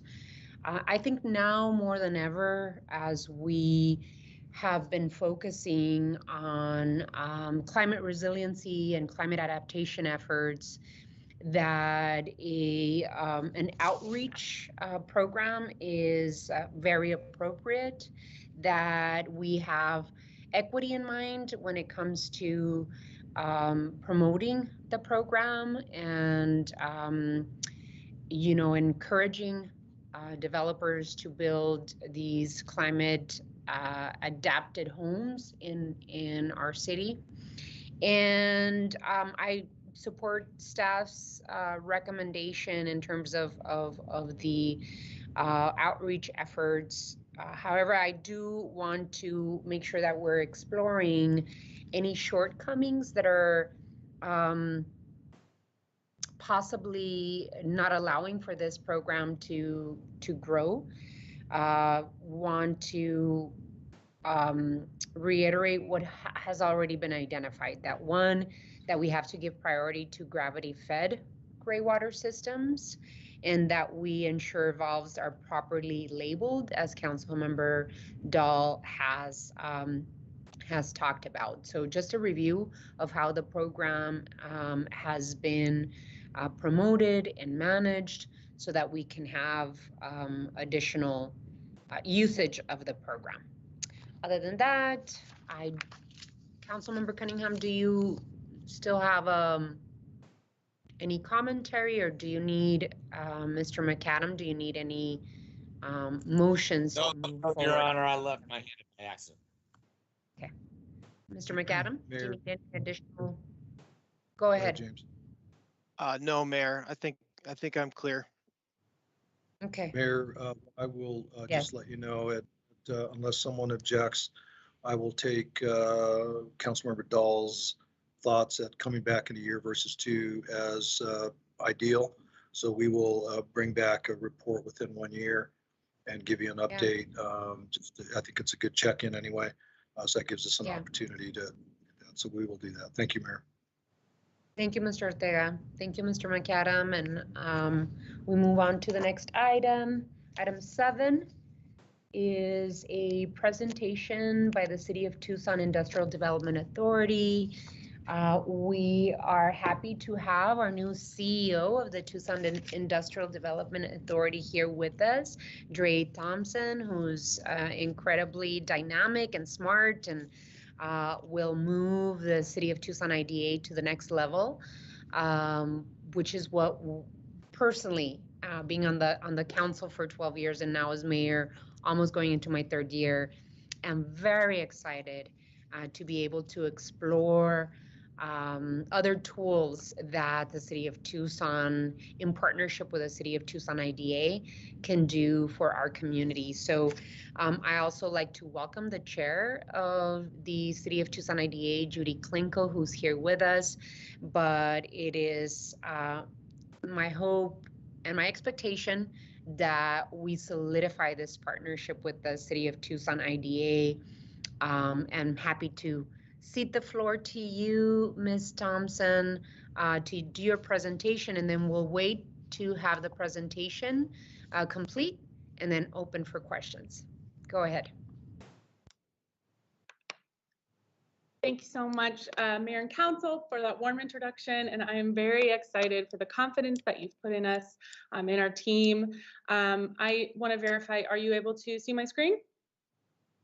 All right, no problems there. The only, Ms. Thompson, is that it's a little big on the screen. We can't see. That's perfect. I think that okay. Shows the entire screen. Yeah. Okay, perfect. So one of the really exciting and reasons that we wanted to have this opportunity, as the mayor mentioned, I am brand new. I'm the first ever CEO of the Tucson IDA, and I am joining a powerhouse board with incredible expertise that has been assembled by mayor and council. So it has been my pleasure and honor to work with these folks. One of the major questions that I get when I announced that, I moved into this role is, that's exciting. Now, what is it that the Tucson IDA does? I have no idea. And so before I jump into kind of what are the meat of this presentation going to be, which is the private activity bonds, I wanted to share a little bit what has been helpful for me to understand is why IDAs have been formed in general and what their role is with the city. So IDAs were really formed in a time where there was pushback that development shouldn't just be done at the federal level, that development and finances really need to be brought locally, and that these decisions can be made in the local level, and that access to capital shouldn't be limited for folks in DC or on the coasts. And so IDAs were created for kind of three main purposes.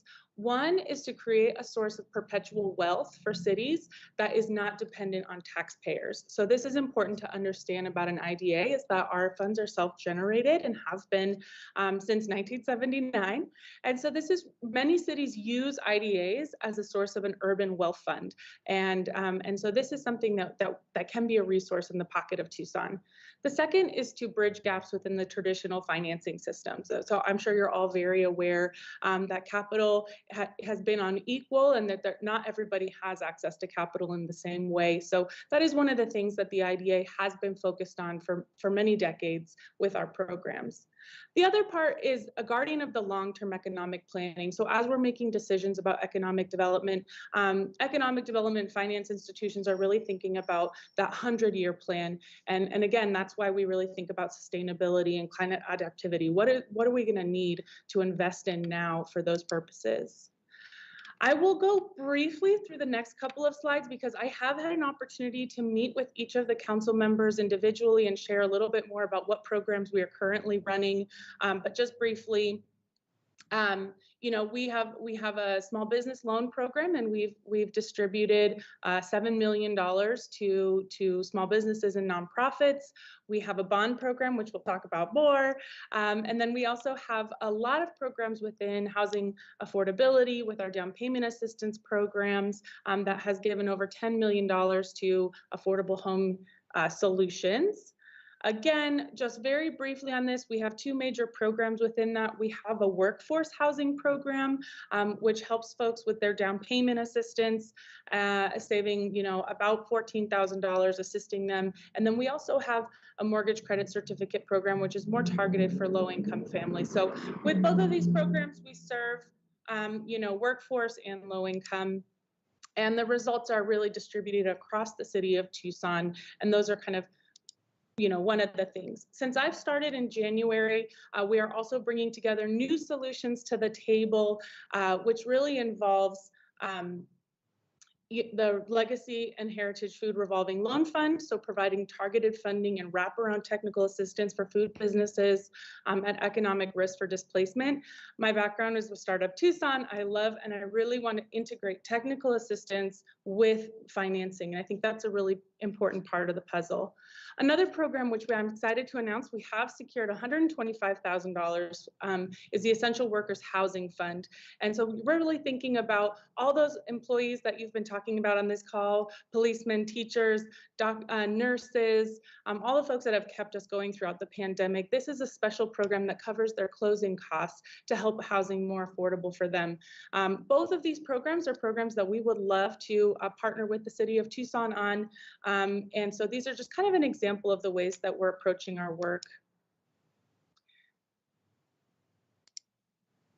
As the mayor mentioned, that there are a lot more tools that we could be using. So we've been focusing on some of these, but there's that's just scratching the surface of what an IDA can do. IDAs can be incredibly powerful tools for cities to solve big problems and grand challenges that we're facing. So you know, there's one of the major tragedies is that Tucson is not accessing all of the federal dollars that it could be through the different programs, through LIHTC, through a number of different state and federal incentive programs that our industry partners are just not familiar with or aren't really regularly integrating into their capital stack. And so we really want to come in as a partner to help educate our partners to understand all of the resources that are on the table so that Tucson can have our fair share of federal dollars coming into our projects and supporting really, really important things and growth in our community. So this might come through historical preservation, new market tax credits.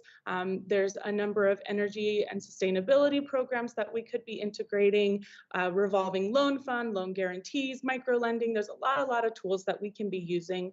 And the bedrock of all of these is the bond program.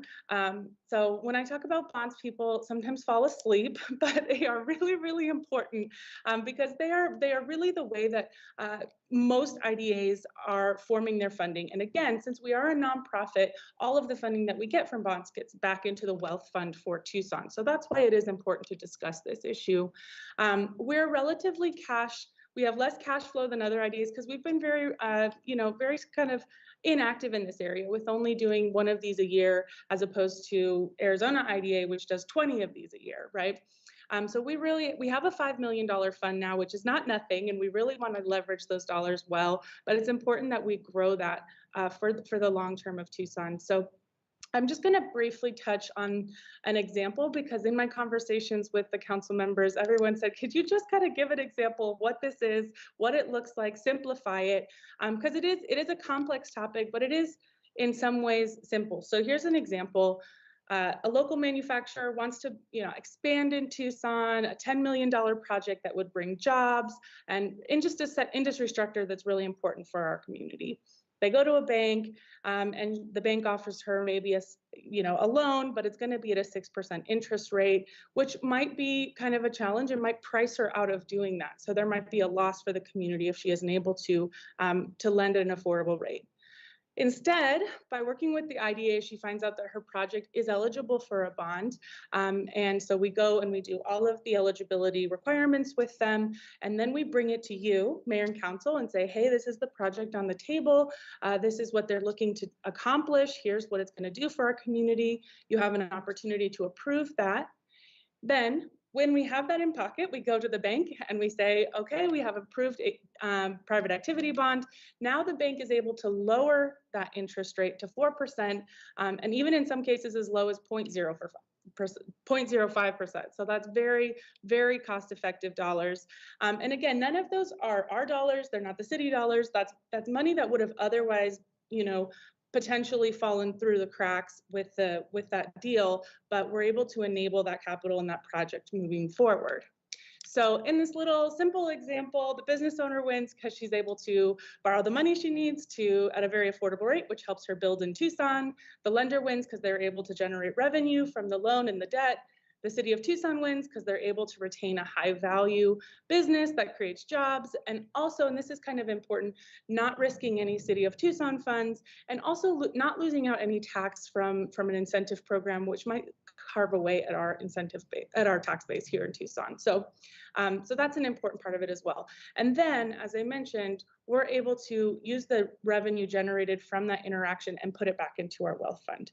So this is an important thing for us to be in communication with as a team, because you have to approve the bond. We have to bring good bonds to the table. So we would need to be in constant communication about, here's what's coming down the pipe. Here's what I'm looking at. And so that's kind of an essential piece of this working out well. The process is time consuming and costly. So we're going to make every effort to ensure that the projects are well vetted on our end and are really producing value for our stakeholders, so that it does feel like a fit for the city of Tucson. One thing to mention is that good projects often have lots of options when it comes to finding a private activity partner. They can go to Pima County, they can go to the state, they can go to Maricopa, they can go to one anywhere in the country. So we want to make sure that they're picking Tucson so the dollars stay in Tucson. So we want to make sure that we have a modern, streamlined application process, that there's security and transparency in the approval process, that they know the timeline of what it would look like to get this in front of you so that you could make a speedy decision. And then also making sure that our fee rates are, competitive. A little bit of examples of ones that we have. We've done a lot of affordable housing. That's been, $140 million dollars have gone to affordable housing over the Tucson IDA's time, 32 million in economic development, and then we have done a lot in down payment assistance with 400 million. So that's just a little bit of an example. I sent out, Councilmember Fimbres had an awesome sent questions ahead of time, so he had more detailed questions. So I sent all those responses to you. That breaks down a little bit more by ward where all these are happening, and kind of giving a bit more detail about that too. So hopefully that's helpful. One thing that has been important to our board is to really think about targeted opportunities. Again, even though it's not money that's at risk for us or the community, it's important that we're encouraging the right type of projects. So we're encouraging projects that are creating a number of quality jobs in our community we are thinking about the environmental impact of the projects that we're empowering, and also that they align really well with the strategic industries that have been laid out by the city of Tucson. So those are kind of, that was my brief overview of private activity bonds. And I am happy to answer questions either about that topic or the Tucson IDA in general. So I will leave it open for your questions. Thank you so much, Ms. Thompson. I'm so happy to see your presentation. I didn't dive into all of the work that I and others on the council, as well as my predecessor, did in terms of the work of being able to get the city of Tucson IDA to this point where we are. We had gone without an executive director or CEO with the city of Tucson IDA for more than 10 years, and I think it was more. And it had limited the capacity of economic development work that we could do as partners, both the city of Tucson IDA and the city of Tucson. One of the things that I have been focusing on as mayor for the past 2 years is making sure that the appropriate talent was part of your board, and that we had the opportunity to hire a person like you, a CEO that did the day-to-day, that had the knowledge, and that went for additional tools to be able to create high-wage, long-term jobs in our community and help our small businesses, as well as medium-sized and larger-sized businesses, be able to not just be successful at opening up, but thriving and growing, because that will affect our tax base and being able to create high wage long-term jobs is good for our economy and for families in our city. So I'm so happy to hear what you've had to present to us today. The other step that I've asked for is for our Economic Initiatives Office to include your input and advice in our comprehensive economic development strategy, because that set, which is our SEDS, that economic development strategy will allow us to apply for federal funds that possibly we have not been applying for because we have not included in our federal SEDS strategy. So really happy to see the advancement in your work, and I want to open it up for my colleagues on the council for any questions or input. Thank you. Any questions? I'll just ask a quick one. Oh, sorry, Lane, go ahead. Go ahead, Vice Mayor, and then Councilmember Kozachik. Yeah, no, thank you very much for the presentation. And like you, Mayor, also, you know, excited to have leadership that gets to be in, you know, every day, brings the board along and supports as well. So thank you so much. I think my question, especially around the essential workers, the support for them, and also just, you know, being a partner in developing affordable housing projects. I think, you know, it's going to be important, like moving forward, and also working at the state level, you know, with our Arizona Department of Housing. So it's important to, you know, to have this ongoing, you know, communication and dialogue with the IDA. But as I know, the Pima Tucson Home Buyer Solution has helped over 1,000 Ward 1 families. And I'm just curious what kind of assistance we can expect, you know, from the Tucson IDA as housing prices, you know, increase, and that, like, you know, that initial, you know, down payment assistance seems, I guess, minimal now to the cost of housing. And are y'all kind of preparing for that, or how are you planning around that? Yeah, absolutely. That's a great question. So I think one thing I can help to answer it. So the down payment assistance will increase with the percentage of the loan that they're taking. So that will continue to go up. But that's not enough. Obviously, we need to be thinking about building more. And so the Tucson IDA, kind of the three ways that we can do that is, again, like I mentioned, leveraging national programs. There's a lot more that we can be adding to the capital stack of products, buildings, to actually make them pencil out. That's one of the main things we're supposed to be doing, is if a project doesn't pencil out, you can bring in the Tucson IDA, and we can really look at the deal and see what else might be at the table to bring to it.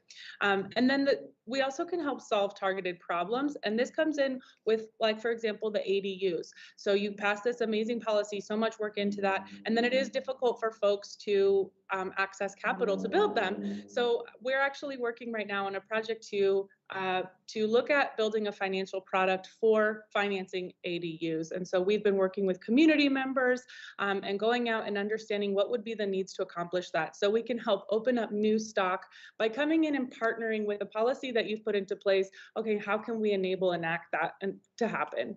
And then finally, the main thing, and this has always stood with me, is, you know, we're really supposed to, IDAs, the main goal of an IDA is to reduce the gridlock. We're supposed to be that partner working with community partners, developers, business community, city, to make sure that we aren't having great projects die on the vine. I think that's something we've seen in Tucson a lot, is we have incredible projects, so much potential, they're almost there, and for whatever reason, they fall through the cracks. So that we've been doing a lot of ground game, going to meetings, talking to partners, talking to stakeholders to ensure that we reduce the gridlock and we reduce the, you know, we are able to actually build the housing that we need for our entire city to live in. So those are kind of the three ways that we're attacking it, because it is a multi-dimensional problem, and down payment assistance alone obviously is not going to solve the problem. We are looking for opportunities like we are with the Essential Workers Fund, where we can add a little bonus or a cherry on top that you can use to incentivize, you know, make home housing more affordable, but it's kind of an all prongs approach is how we're looking at it.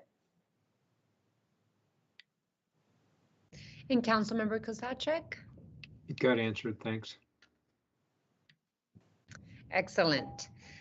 So congratulations to the City of Tucson IDA board for finding such a dynamic and smart new CEO. I'm looking forward to all of the work that we can do together for the benefit of our community. So thank you for the presentation. Thank you to Chair Klinko for your steadfast work to make sure that we are where we are at the City of Tucson IDA. So congratulations to all, and we move on to the next item. Thank you. Thank you. Item 8 is time has been set aside for discussion of recommendations to improve the commercial rainwater harvesting ordinance effectiveness. Mr. City Manager, and I know that Councilmember Dahl has been leading in this effort, so we'll have Mr. Ortega open up, and then we'll have Mr. Dahl start the item. Thank you, Mayor. I appreciate the opportunity. I think simplistically, when this ordinance was originally thought through and established, we didn't put adequate focus or resources. And I'm just being honest with you. I think that was the reality for us some time ago. I do think that the reviews and I'll use the term audit we performed demonstrates that. So it's an opportunity for us to really understand the need for us to implement this directive. So we're ready to do that. I know Councilman Dahl might have some thoughts. I'll turn it back over to him, Mayor, if that's okay with you. And then both Scott and I and the team are ready to answer questions.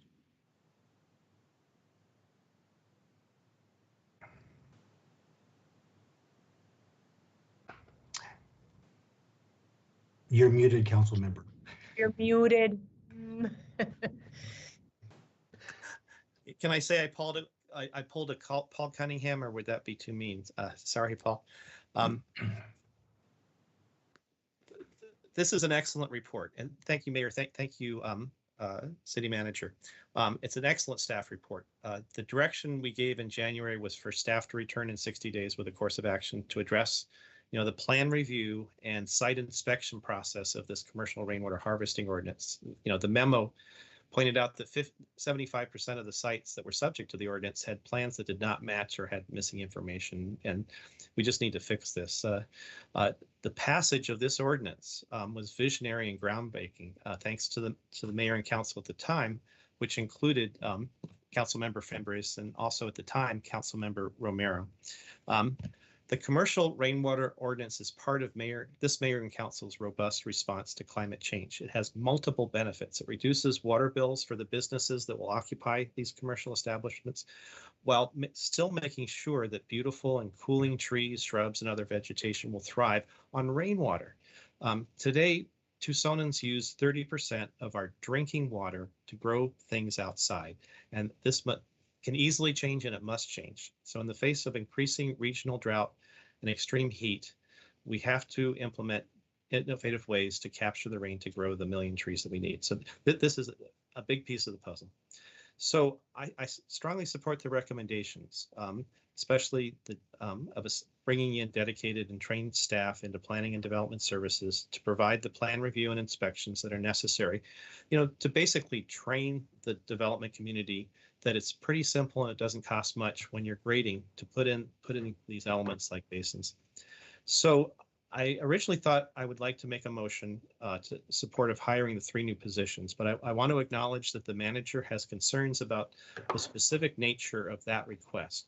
But I want to go ahead for the purposes of discussion and possibly to pass it as is. Here's the original motion, and we can open it up for discussion. I move to direct the city manager to immediately post the positions of landscape architect and 2 inspectors in planning and development services for the purposes of plan review and site inspection related to the City of Tucson's commercial rainwater harvesting ordinance. These positions shall be incorporated into the fiscal 2023 budget. Additionally, I move that the staff report back in 6 months with a progress on recommended program improvements in the mayor and council memorandum. Second that. And putting my hand up. So there is a motion and a second, and what I'd like to add, absolutely 100% agree that because, and I don't know if I can absolutely lay blame in terms of the staff at Planning and Development Services. I think that it really, the commercial rainwater ordinance and the purpose of it at the time that we created it was to be able to have planning and development services normalize it and institutionalize it within the department. And I can't 100% say that it was just because of staff. It could have been because it was put to the side and not made as important as it should have been. I would say the last 3 years, we have had a much more intense focus on climate change and climate adaptation.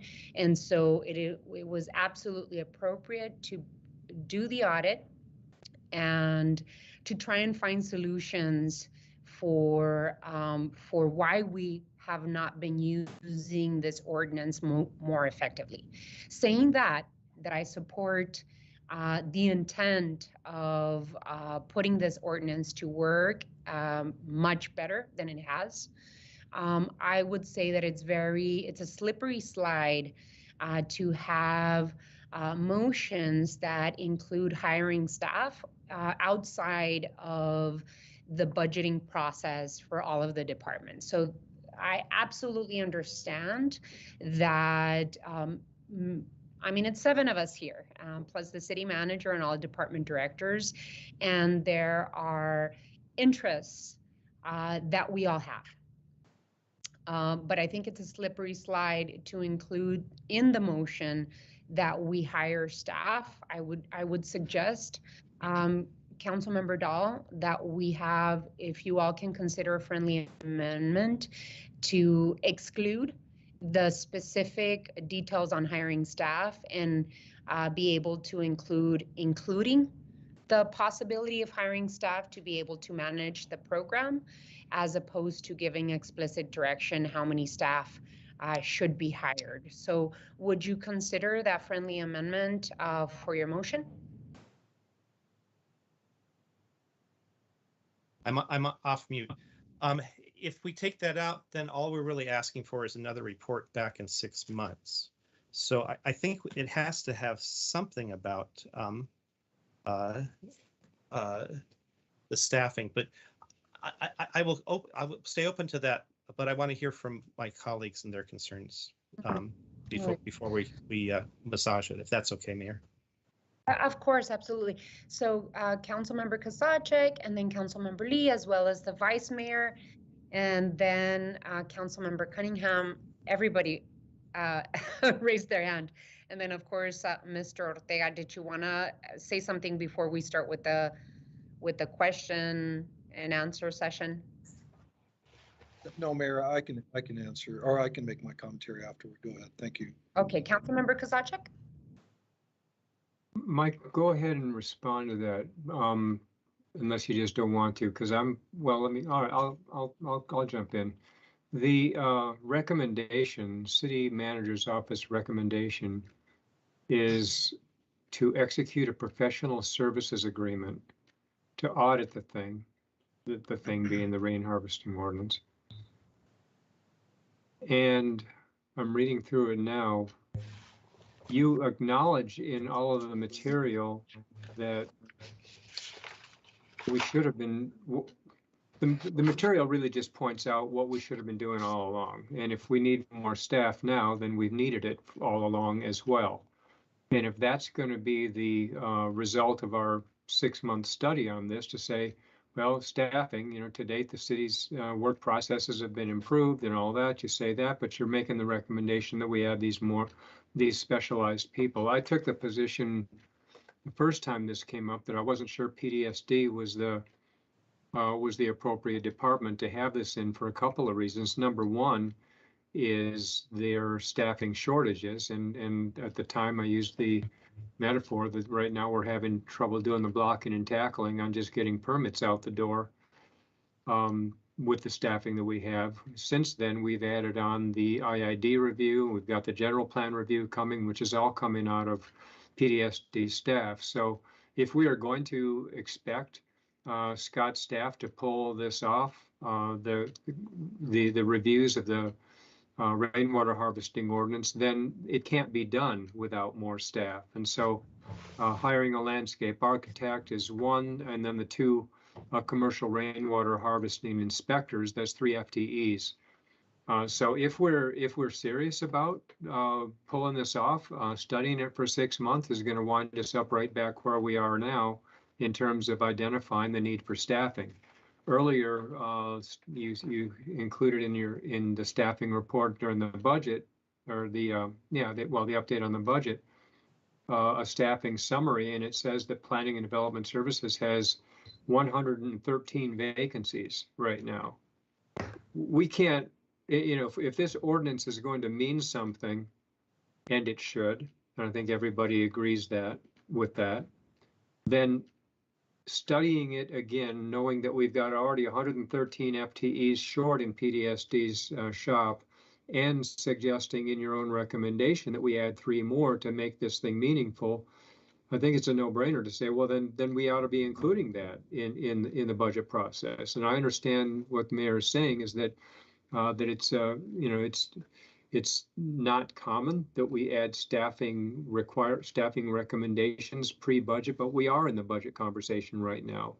And each week we have an update from the city manager on the budget. And I think that the timing is right to say if this ordinance is going to mean anything, and Scott's staff is 113 FTE short, then studying this for another 6 months is not going to resolve that. And so I would support Kevin's motion to suggest that we incorporate the additional staff this budget cycle if this ordinance is going to be meaningful.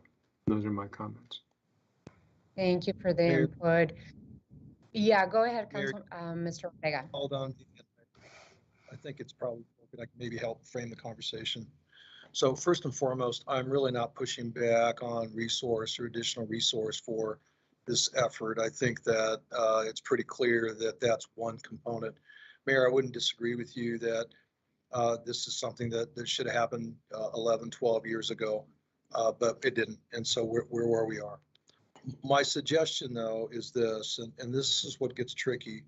When you prescribe a certain number of FTEs, it's based on a snapshot on that particular issue or that particular service.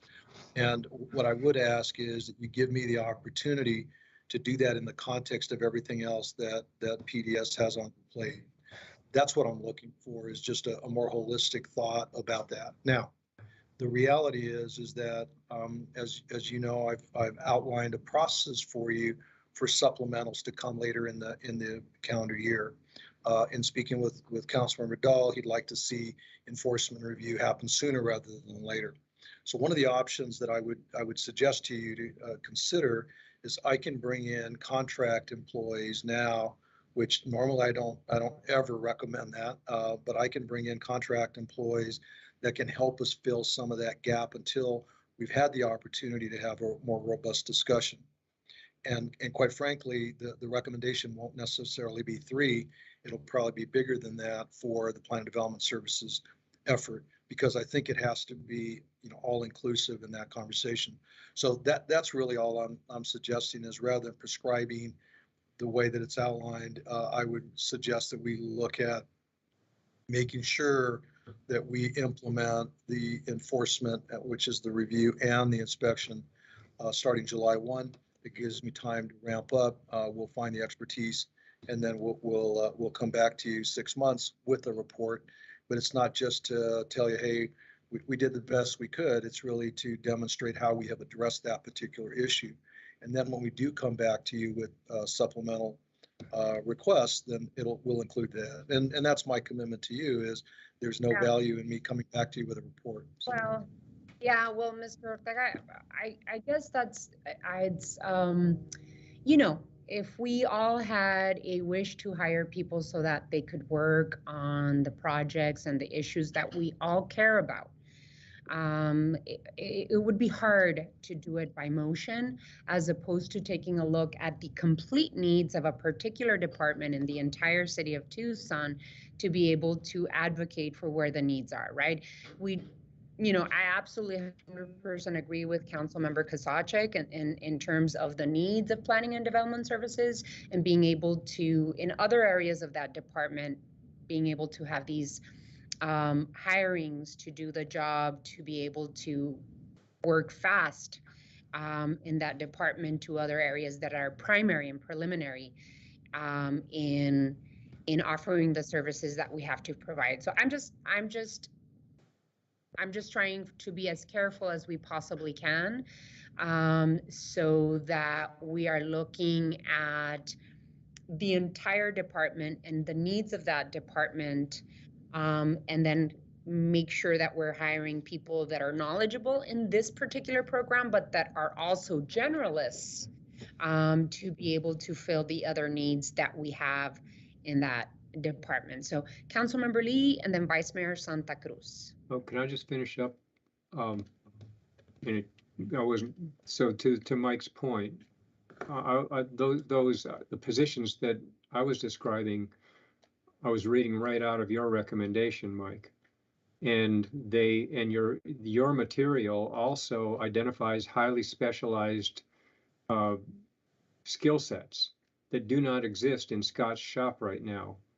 And so for us to go and hire more planners or more permit reviewers or whatever, and expect them to go out into the field and do the specialized analyses that is identified in the manager's own recommendation, I don't think gets us across the finish line. And so I continue to believe that what you are recommending, Mike, is what Kevin's suggesting and what I seconded. Now I'm done. Alrighty, Councilmember Lee, and then Vice Mayor Santa Cruz. Please allow others to add their thoughts.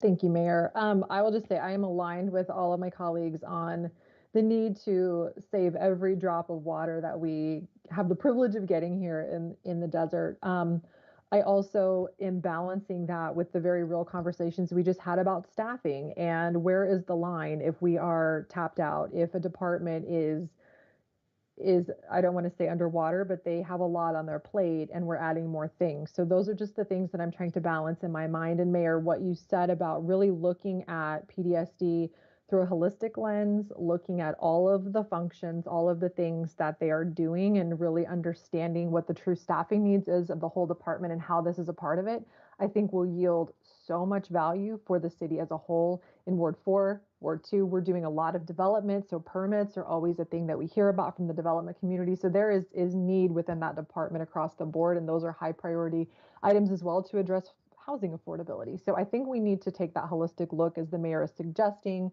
and take all of those things into consideration. And I don't know if Kevin is willing to consider leaving that flexibility to take a holistic approach or not, but I would definitely be willing to make a substitute motion of some sort. Kevin, would you be willing to leave the flexibility in there for a comprehensive approach? And if not, I will happily make a substitute motion for that.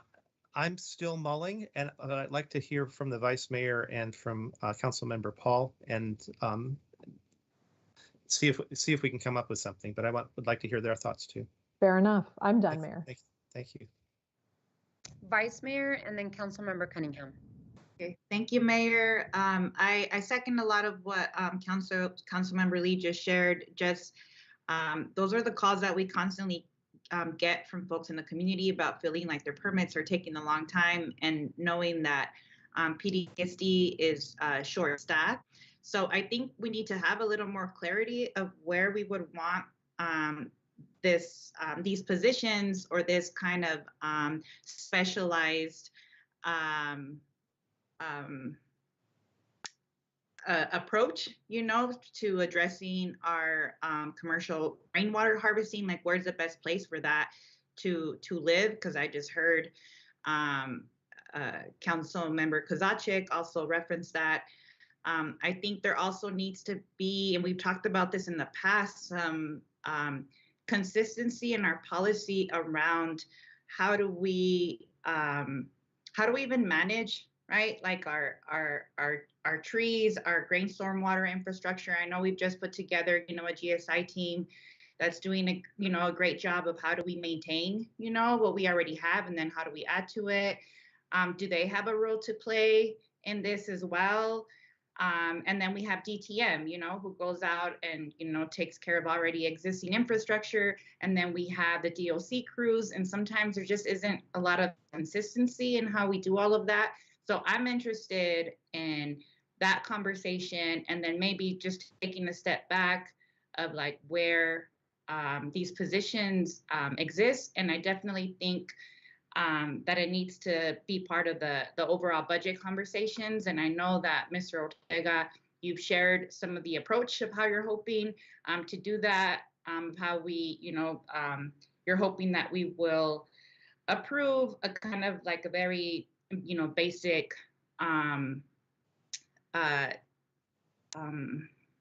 city budget, and then come with us with an additional recommendations that all departments have participated and discussed before that comes to the table.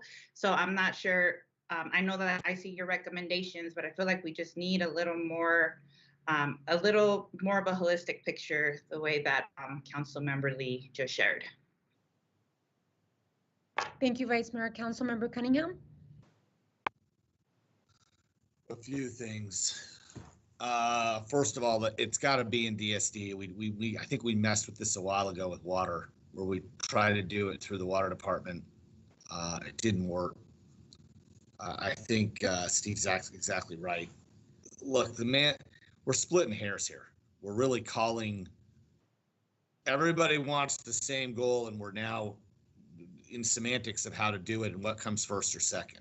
I like the motion saying, hey, hire the people. I also say, hey, look, we can leave the motion with hiring the people, but we need to have some flexibility, because when it comes down to it, if we're really talking about DSD, we just need warm bodies, it sounds like.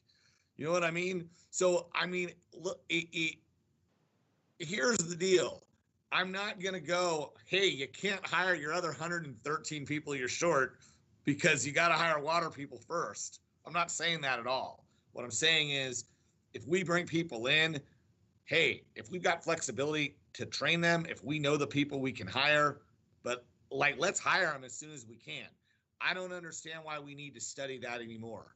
If we can get them in the door, great. Apparently, we're having trouble getting anybody in the door right now. So that's kind of what I'm wrestling with here. I'm going, hey, we can study to look at where we're going to put these people, but I got news for you. If we put this thing out here, by the time we get them through the application process and everything, it's going to be 6 months from now anyway. So what difference does it make? I'm kind of on the what difference does it make right now. We should just pass this. The motion's fine. The motion is almost in line with the material that the manager recommended anyway. I'm trying to figure out what the controversy is here. Can someone distill that for me a little bit? Because at the end of the day, we do need to hire these people. We just need to. What I don't want to do is put DSD and Human Resources and the manager's foot to the fire to hire these people within 10 days or something, because that's impossible. And that's probably my biggest thing is I don't want to put pressure on the staff, but I do want to tell them to get it done. Is that fair? Yeah, absolutely fair, and absolutely agree with the intent of what we're trying to do here, right? We're trying to put our commercial rainwater harvesting ordinance to work. Well, we also have our gray water ordinance, and that worked. All I want to make sure that we're doing is that we're making informed decisions on the needs of the department. And I would not like to be prescriptive in terms of what these new 3 individuals are going to do, because,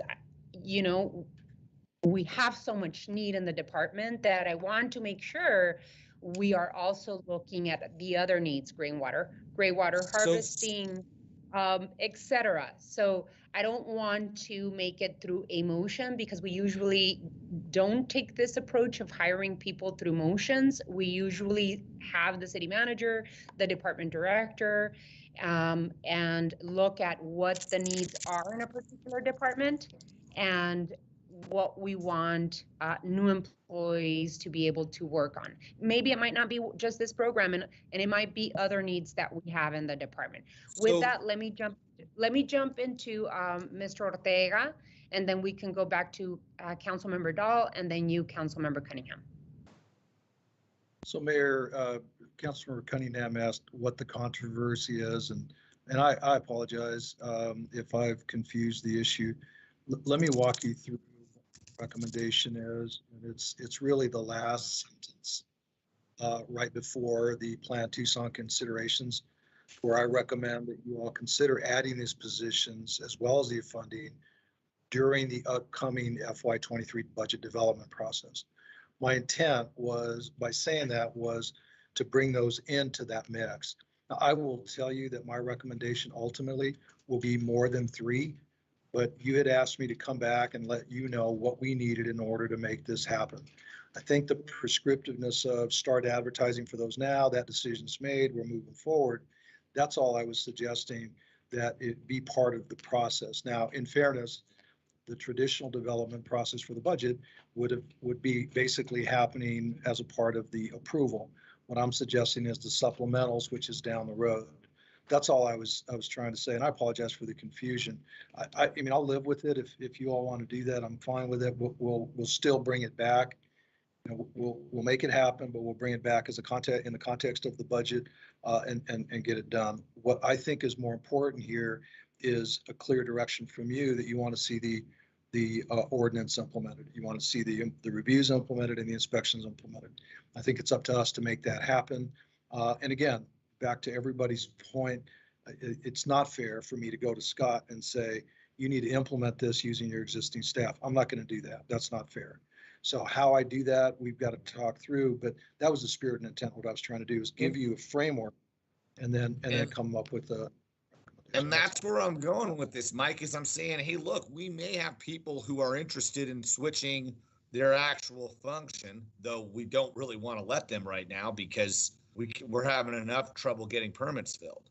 So all I'm saying is I think we're splitting hairs here. I think I'm in support of this motion because I don't think we're doing anything I think it's benign enough. Kevin, are you good with giving them the flexibility just to say, get it done fast? I mean, that's kind of what I'm looking for right now, because otherwise I'm afraid we're not going to get this done the right way. Thanks, Paul. You know, at this point, I'd like to call the question, and then if it doesn't pass, then we can come up with something that just says get it done. But I think these specifics would be helpful to planning and development to know that they can start the process to find these people and hire them in the next fiscal budget. That's my thinking, and I'd like to see if we can get a vote on that. Call the question. And thank you, Councilmember Dahl. I will go to the question right now, but I think that it is important for mayor and council to stay at 30,000 feet above, provide the vision and the policy to the city for the city manager to do as we ask them to do. And hiring staff members, I mean, we could have done it the last meeting, right? Where we had our sustainability campus and we were all concerned about projects not getting done on time because of staffing issues. And so I would prefer that we have direction to the city manager and through the budgeting process, be able to define what positions are important for us to fill. So saying that, I will call the question and then allow for additional discussion. So there is a motion and a second. Ms. City Clerk, I don't see you. I'm here, Your Honor. All right, you want to go to roll call? Certainly, Mr. Dahl, Aye. Mrs. Lee, No. Nick Santa Cruz, Nay. Mayor Romero, No. Mr. Kozaczek, Yes. Mr. Cunningham, Yes, we've been doing this program for 14 years. Mr. Fimres. Yes. Alrighty, motion passes. Oh, are we missing someone? Okay, 4-3. motion passes. Motion passes 4-3. We want to allow for continued discussion, and the reason I voted the way I voted is because I think that it is important that mayor and council give direction to the city manager to get something done. Being very careful in terms of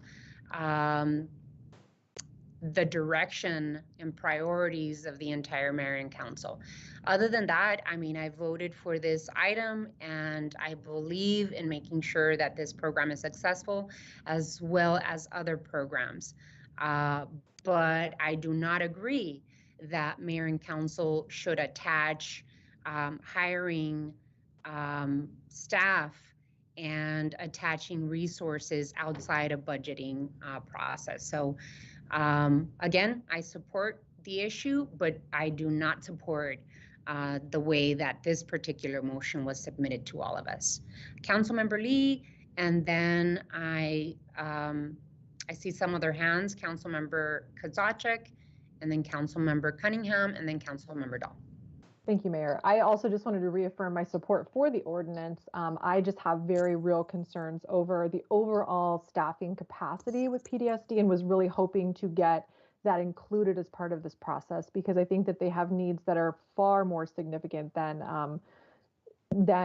some are aware, and we really need to have an opportunity to dig deep into that and not just skim over the surface. And I was hoping that this could be an opportunity to do that. So I still think that is a very real open loop that we need to address. And it's not going to happen in this motion, but I just wanted to reaffirm my support, obviously, for water infrastructure. That's all, Mayor. Absolutely. Councilmember Kozaczek, and then Councilmember Cunningham, and then Councilmember Dahl. Okay, thank you. The reality is that the ordinance is failing. It's not working. And the reason it's not working is because we're not implementing it, and we never have implemented it. And the reason we haven't implemented it is because we haven't got the staffing with or without the skill set to carry it out.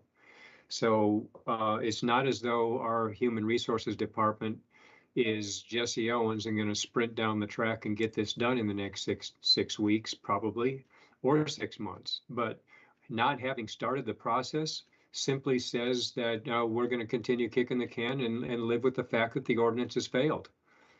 So I completely support what we're doing today. The staffing component is the linchpin in making sure it works. And yes, Nikki, we need to up the staffing in PDSD throughout. But this is a question of getting the right people with the right skill sets in place so that they can carry out the analyses that are not getting done right now, either at the desk or out in the field, to make sure that this ordinance is successful. Councilmember Cunningham, and then Councilmember Dahl, and then we need to move on to the next item.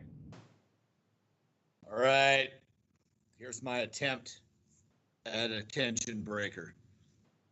Mr. Ortega, make sure to update the budget report from 541 vacancies to 544.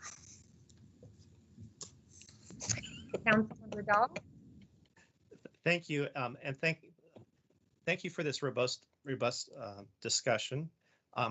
After 14 years, I think that this warrants this sort of special niche, and I'm not going to lightly suggest any additional positions outside the budgetary process, where I do believe that, as many of you have said, it most likely it should deservedly be. But thank you for passing this. It does, I think, get a jump start.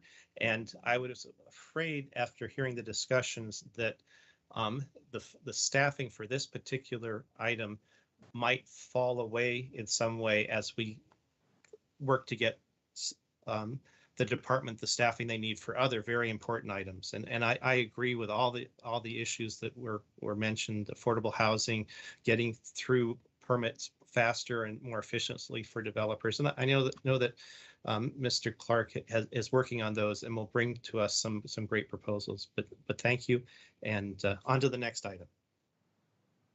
All right, thank you, Councilmember Dahl. We move on to the next item, which is item 9. Time has been set aside to discuss the recommendations from the PAG Management Committee and upcoming PAG Regional Council and RTA board meetings. Mr. Manager. Thank you, Mayor. So we'll make this easy. The recommendations are pretty well outlined in the information that's been provided in the materials.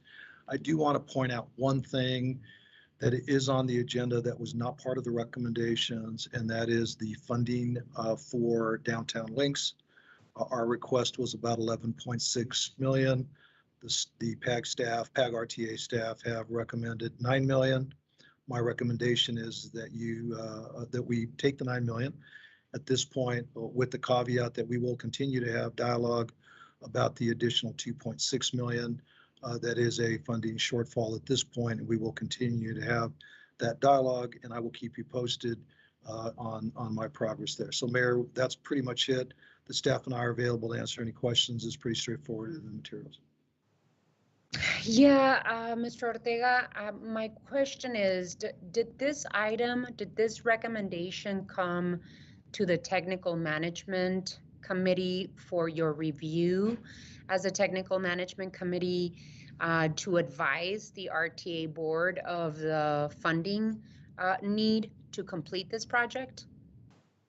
Mayor, I do not recall that, and I do sit on the board. I just don't recall seeing that at this point. So I know that it goes through a separate review through a committee, but I do not recall it coming through the management committee right offhand.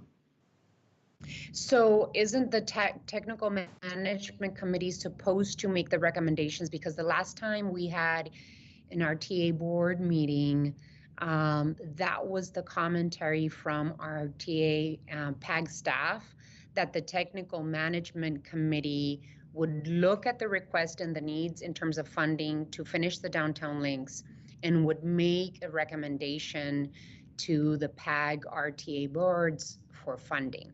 So I think we're missing a step, that staff didn't put this item through the Technical Management Committee. Am I correct? That's correct, Mayor. That's my understanding, is it went straight from whatever their review committee internal was with a recommendation to the regional council. And so so your advice would be that we absolutely receive the $9 million, but that we continue advocating for the 2.6 so that the project could be complete, and that we won't have to grab that 2.6 from the general fund in the city of Tucson. That's correct, Mayor, or any other source for that matter. We need a motion for that, Madam Mayor, because I'll make it. Not yet. I have two hands up, Councilmember Kozachik and then Vice Mayor Santa Cruz. Thank you. So I'm glad that you opened with that, Mike, because when we voted to put Prop 411 on the ballot, we did so partially based on some positive movement that we saw from the PAG. But that vote wasn't a get out of jail free message to the PAG that they could start just ignoring the rest of the issues that we raised. One of the issues was fully funding our projects. And they made a commitment to do exactly that, and they did it by way of a motion that they passed. Within the last couple of weeks, Jim DeGrood has sent out a memo saying that the technical management committee, they formed a project review task force. And reading from his letter, has been delegated the authority to consider which projects should shift to RTA next and evaluate proposed cost changes and scope changes. But in our material that's sent out today, it says that the RTA project task force will make a recommendation to the Technical Management Committee, and that recommendation will be taken to the RTA board for approval. So I don't want to give them a free pass and give Groot a free pass at setting up yet another sort of sidebar process that skips the step of them having to go through the TMC and then having that recommendation come to the full board so that our representative, the mayor, on the full board can vote on it. The reason, another reason that that's important is because we still have the conversation about First Avenue going on and the funding for that. And so I don't want this new task force that's been set up kind of offline to have the authority to make a recommendation on the funding for that and not have the full board review it and vote on it.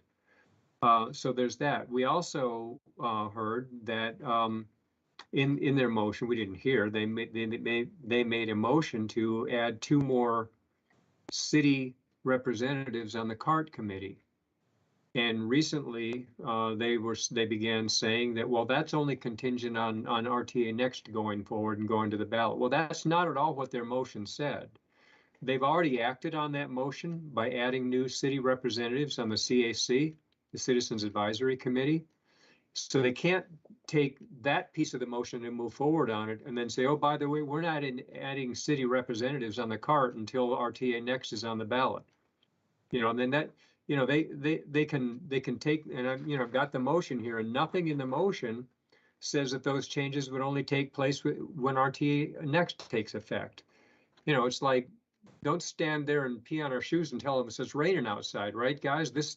Your motion meant something, and we took it at your word, and we want to see you act on it. So I am completely in support of the mayor's concern that steps are being skipped. 3 weeks ago, DeGroot sets up this new task force within the TMC that nobody gave him authorization to do that. And frankly, that same task force was delegated the authority to decide what, and I just read it, to decide what projects get shifted to RTA Next. Nobody gave them that authority. So yeah, I'm concerned that now that we've said, hey, we'll continue the conversation. We've put Prop 411 on the ballot, and we'll move forward with this, with this group.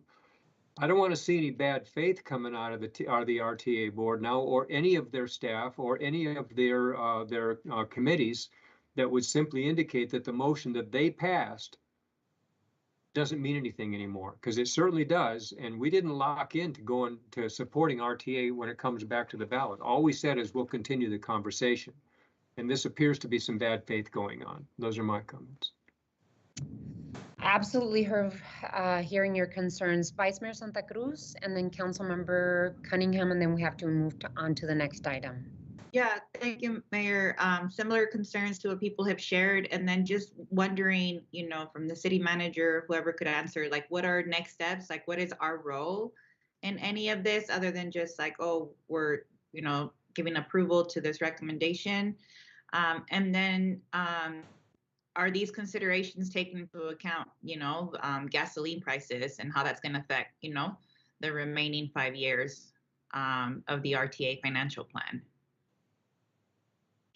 So Mayor, Vice Mayor Santa Cruz.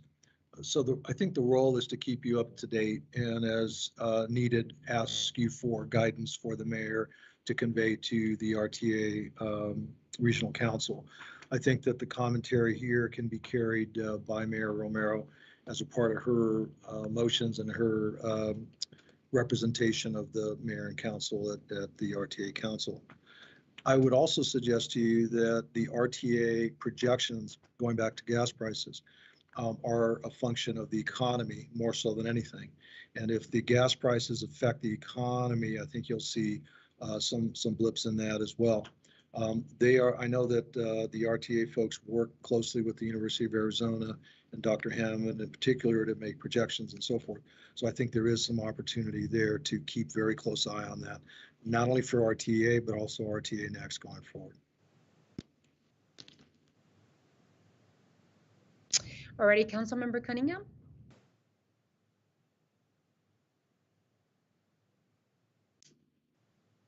You're on mute. While he's I muted, got it. Don't tell me I'm on mute. I heard you. I knew it. What I wanted to say, so as far as next steps go, remember, we still have our leverage. At the end of the day, we can we can go it alone later at a later date. We can beat them to the punch on the ballot on a sales tax extension if we need to. Obviously, I don't think that's necessary right now. I don't think having that discussion right now is necessary. I think we can probably find some common ground. We did last time. So I like that. I like the preemptive call out from Steve. The preemptive call out is a good thing, but let's remember that these guys, as we found common ground this past time, have been decent enough partners. Let's see what the back and forth looks like before we get all hardcore. All right. Councilmember Kosacik? Yeah, I don't disagree with that, Paul. I'm not saying that we pull the pin and throw the grenade today. What I'm saying is that they made a motion, and that motion had certain commitments in it. And less than a month after we put 411 on the ballot, it looks as though some of those commitments they're walking them back. Lane pointed out the cost escalations. There's nothing in any of the material that we've seen so far that says that they're going to acknowledge inflation adjustments. That's in their bylaws.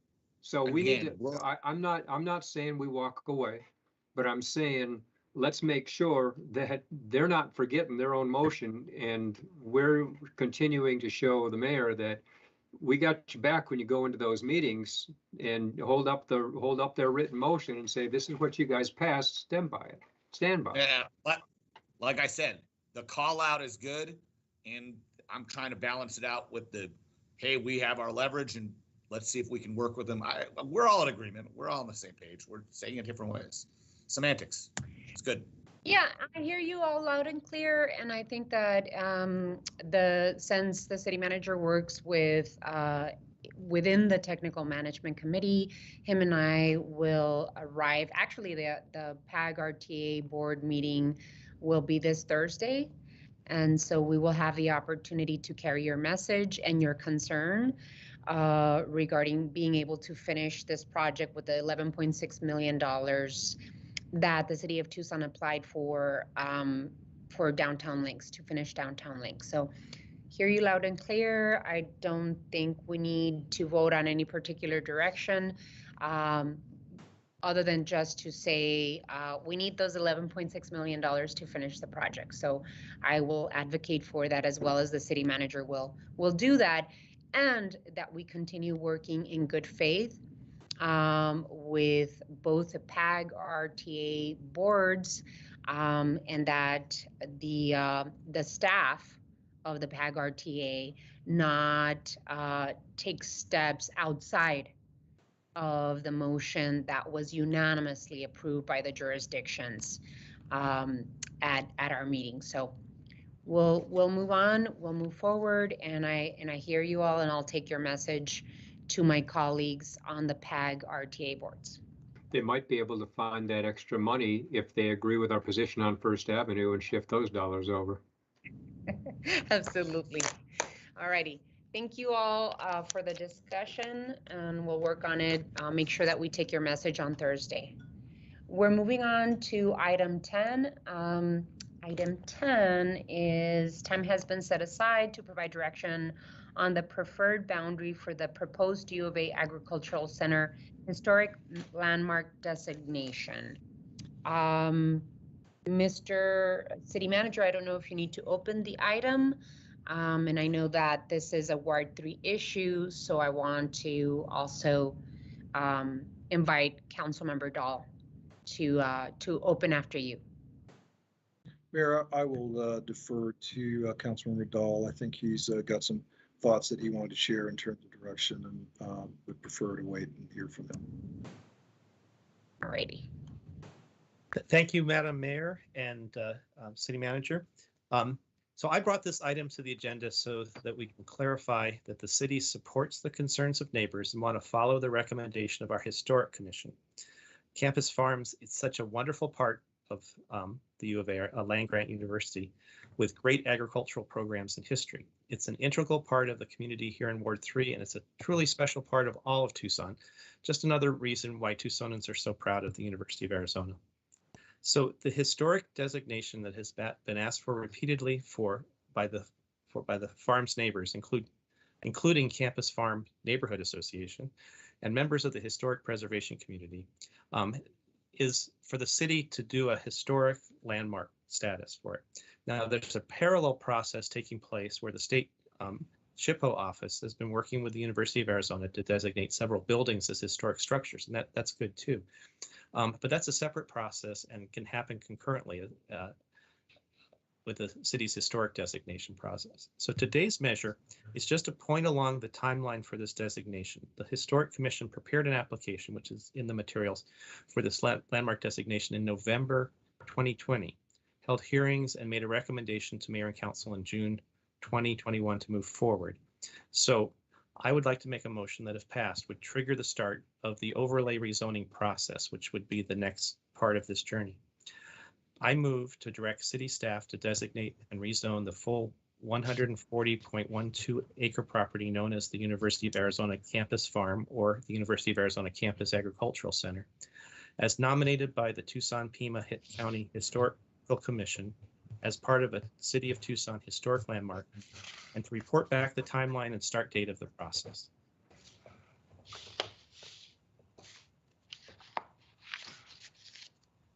Do I hear a second? Yeah, I'll second it. We needed to have a good discussion, so second for purpose of discussion.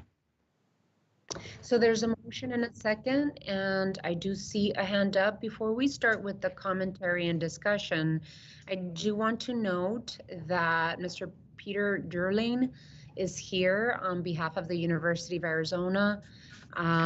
Just in case there are questions that want to be directed at Mr. Durling. I don't know if there's a representative here from SHPO, but I do see Jody Brown as well, that has been part of the process and can help us if there's any questions. With that, Councilmember Lee, I do see your hand up. Thank you, Mayor. You know, in trying to understand more about this issue, obviously I'm out here in Ward 4, but my perspective on this is very much from the lens of someone who works every day in the space of the agriculture industry and understanding the work that is done in this space on the Agriculture Center, and understanding the challenges that we are facing in the space of agriculture and the criticality of the work that is done with respect to being able to feed people on this planet now and into the future, with the climate considerations, the things that are changing in the environment, and how difficult it is to thrive in the space of agriculture. I cannot get behind something that would put those research capabilities at risk by basically preventing any sort of future innovation on the 140 whatever acres that the university may need to do in terms of different structures or things that they have to do in the future. So I understand that there's concerns about future development or other kind of scenarios that may play out. But for me, from a purely agricultural perspective and understanding the research that needs to happen, I can't support something that would put that research and those innovations at risk just coming from the space of the agriculture world. So that's just my perspective. I think we should do the minimum recommendation necessary for whatever has been approved by the State Historic Preservation Office. But anything above and beyond that would inhibit that research from happening, I'm not on board with.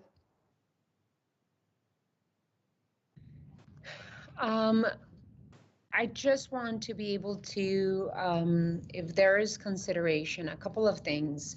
I absolutely understand the position of Councilmember Dahl and the neighbors surrounding university campus farms.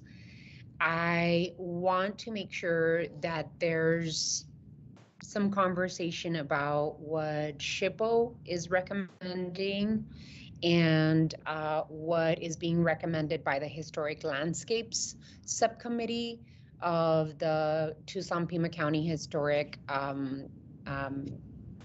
Committee. So Jody, can you, or maybe Mr. Clark, whomever would want to jump in here, can you talk about what the process has been so far?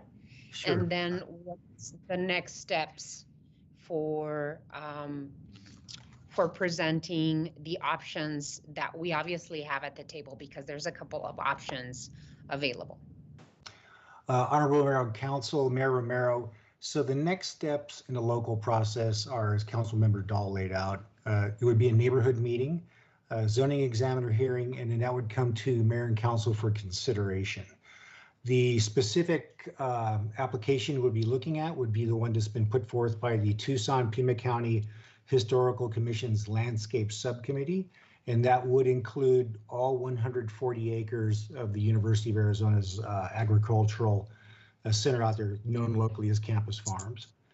The other process going on where the State Historic Preservation Office is doing a national register process, their nomination is substantially less than what the local nomination is.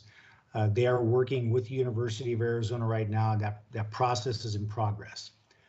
Once the state process is complete, that nomination comes to the Tucson Pima County Historical Plans Review Subcommittee for a 60-day comment period. So Tucson does get its shot at commenting on the state's process that then moves up to the National Register. So we would get the comment. However, they are two unique processes. They are two unique proposals right now. So again, the proposal by our local historic advisory committees and PRS is for 140 acres. The one by SHPO is substantially less, probably less than 100 acres. So those are the processes. The state's process does tie into ours for a comment period and then moves back to the state. All righty, Councilmember Kosacik. Yeah, a couple of questions. First of all, if we were to designate the HL, this is probably a Rankin question. Explain, if you could explain any current legal exposure that we have since the designation only kicks in when the property is sold for a non-governmental use. Thank you, Mayor, Councilmember Kosacik. Yes, I think your question anticipates the answer. The local designation is a zoning designation, and the effect of our zoning does not apply so long as the U of A is using it for a governmental purpose. So as long as the U of A is not transferring the property or putting it to a non-governmental use, then the local designation would not have any impact on the U of A's continued use of Campus Farms as they choose to use it. Okay, and similarly, and this may be more of maybe a Jody question or maybe a Scott. Explain how an HL historic landmark, an HL designation on, say, the barn or the silo would affect its redevelopment, and how an HL on undeveloped acreage would affect its redevelopment. You know, again, after the property is sold to a non-governmental use. So the structures, and then just the raw land. Jody, you're the subject matter expert on this one, so your brilliant answer is next. Sure. So if it wasn't no longer owned by the university, and any of the land or the buildings would go through a review process with as it stands now, the Plans Review Subcommittee. They would review the projects either for new development on raw land or one of the buildings to ensure that the project is consistent with the Secretary of the Interior standards. For the building, if the building was considered a contributing resource, meaning it was historic age and identified as such, then you would want to make sure that they're basically maintaining the form and the structure. The use of the building could change. So if it's a barn that currently houses animals, they could make the interior office space or commercial space or livable space. It would be the exterior that they would be regulating. On the new development, on the raw land, they would really be looking to understand how it impacts the open space, because this historic landmark designation is not only just the buildings, but it's about the landscape that they were fields. So they would evaluate that to figure out how that impacts just that open space area and the landscape. It doesn't mean that it couldn't be built. It was just like how it's developed and how it's sited on the property, really, that they would be looking at and understanding. Well, okay, but so even the U of A would agree in their recommendation to incorporate the structures. I'm looking at the SHPO. Well, let me ask it this way. I've got a couple more questions. So some of the images appear to show that the boundary encompasses the retail wash. Am I just reading the maps wrong? How would they possibly qualify? You are correct. It does include the wash area. It's because it's the parcel. It's the full parcel that is proposed for designation. So I don't expect that anybody would develop along the wash area, but just because it's in the parcel, it falls within that designation area. Proposed designation area, I should say. Okay, all right. So again, so back to your earlier comment then about the development on the raw land.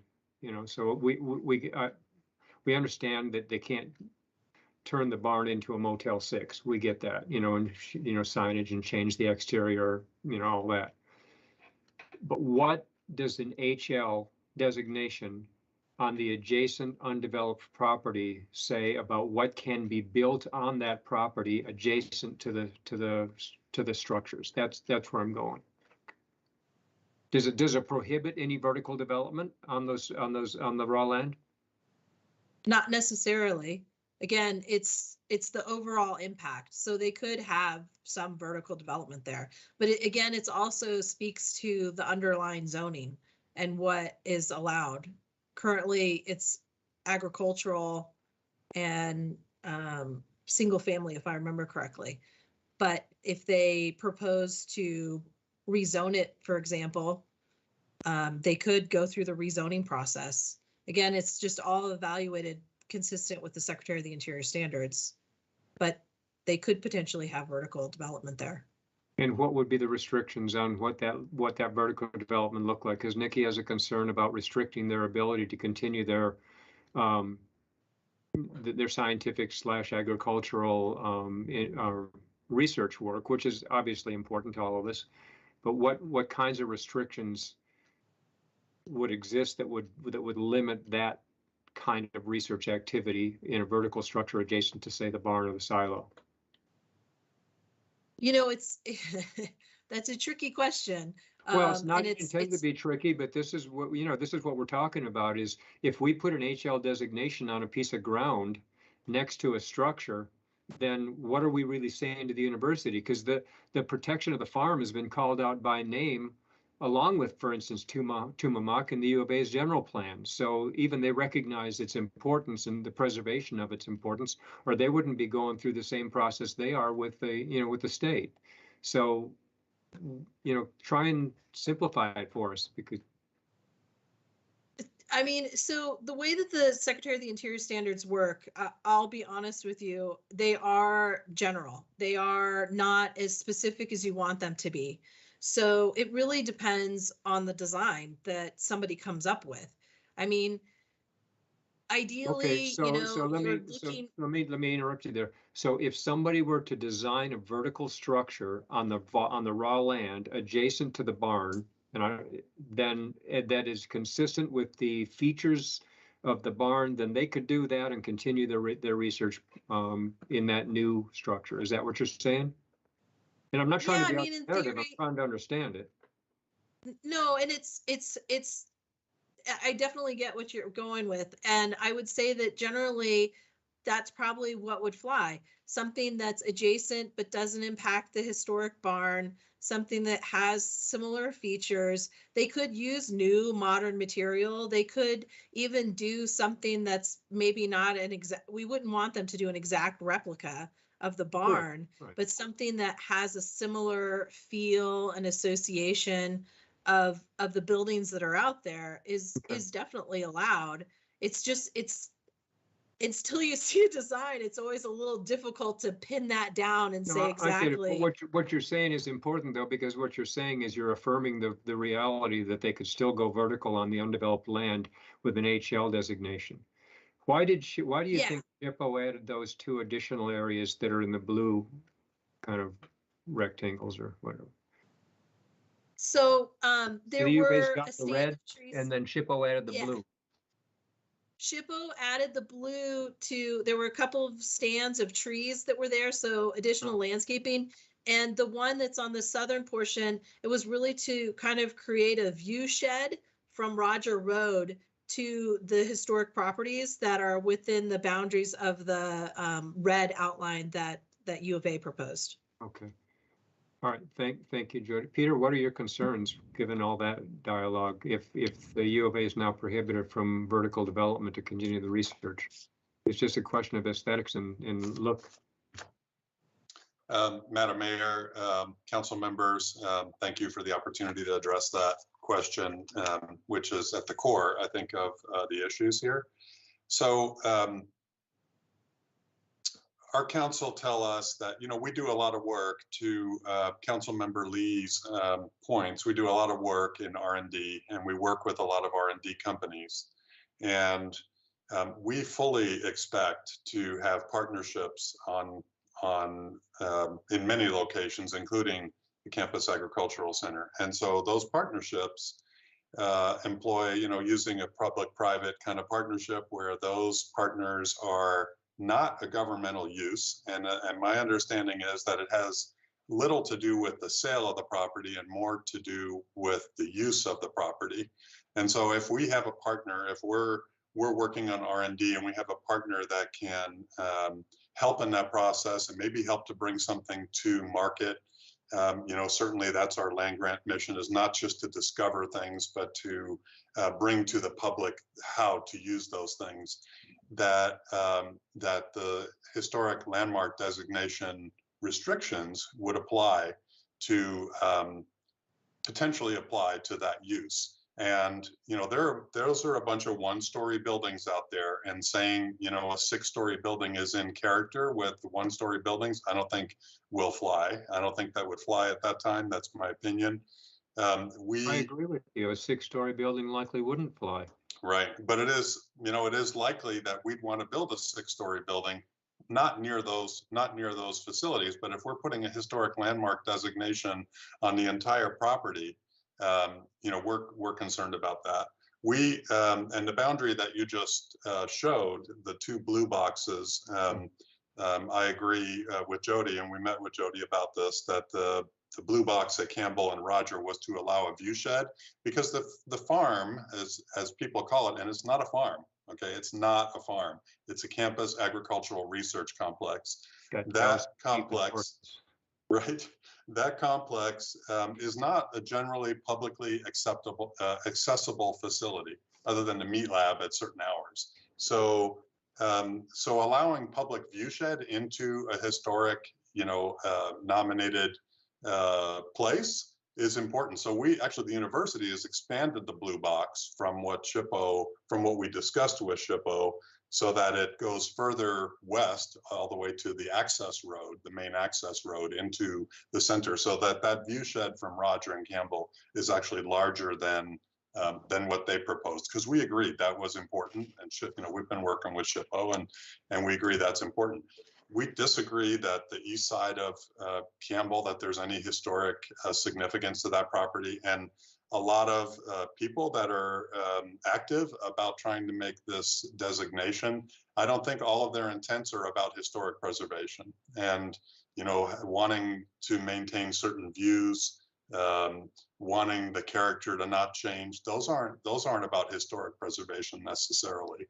And so we think that this will have tremendous impact on the future development there, on the potential future development for P3 kind of endeavors. Thank you. So, go ahead. I'm done. Thank you, Councilmember Kosacic. I just want to make sure that we're giving others the opportunity to comment and give feedback on this.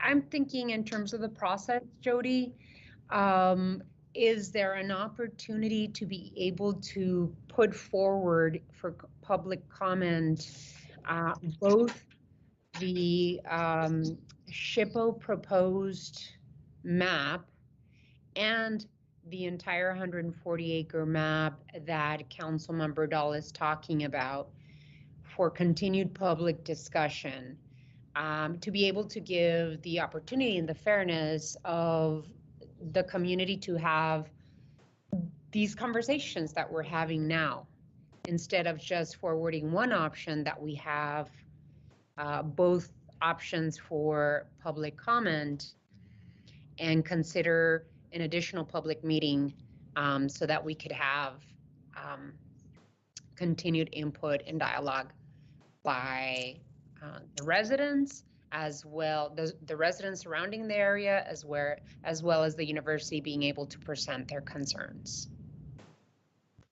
Most definitely. I think that we can provide both boundary options as we move forward. I think that could possibly be, Councilmember Dahl, an opportunity to have continued dialogue and advancing both maps. That at the end of the day, I think the residents and those that are concerned about the historic landmark designation, especially the one that the city of Tucson, our city of Tucson process has at least the opportunity to have this robust discussion as well. Councilmember Cunningham, and then we'll go back to Councilmember Dahl. Well, a few things here. I think let's be honest and let's put it all on the table. Let's talk about what we're really talking about. Number one, what we really don't want to do is have the university sell this land to a private developer and them develop it into something that's totally undesirable and not consistent with the neighborhood and the quality of life the neighborhood's been living with forever. We know that that's the intent here, and I get the.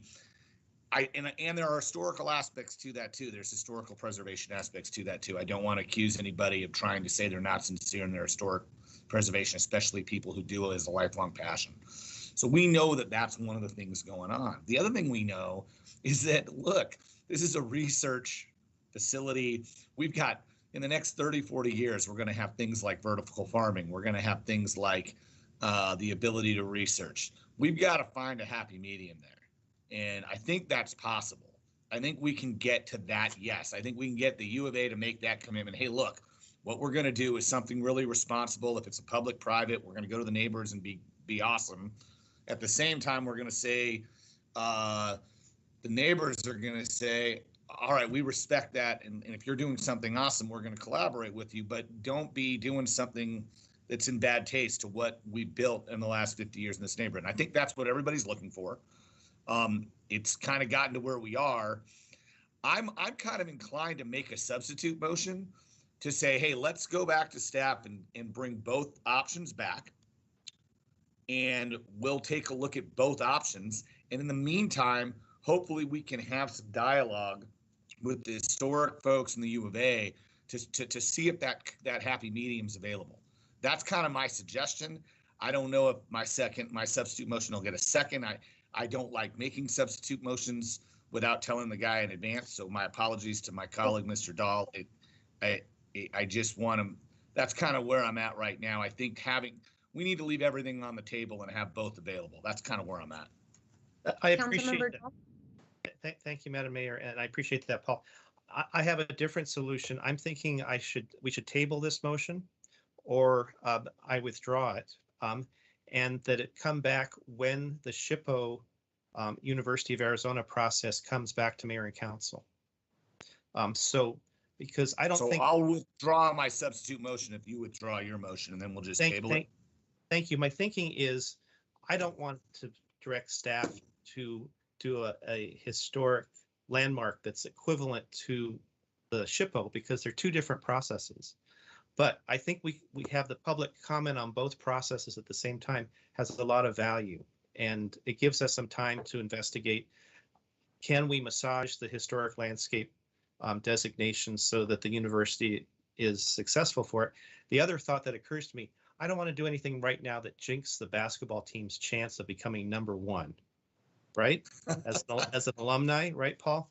So well, none of us want that. I did wear my Arizona basketball shirt today, so there's that. Let's go bear down. So maybe a question to Mr. Rankin is, would it be better to table or withdraw my motion and bring it back at a further time? Madam Mayor, council members, Councilmember Dahl, I think you can do both. You withdraw your motion for now, and you ask that and I would suggest don't use the word table that has a particular meaning under Robert's rules that we don't want to mess with, and just say, and continue this discussion with direction to the manager to bring the item back as the SHPO process moves forward so that you can have further discussion on it and further direction to the council at that time. That sounds good to me. Can I see a thumbs up, thumbs down, or any concern from my colleagues? Does that sound good to everybody? And Mr. Ortega, sound good to you? Good to me. You good?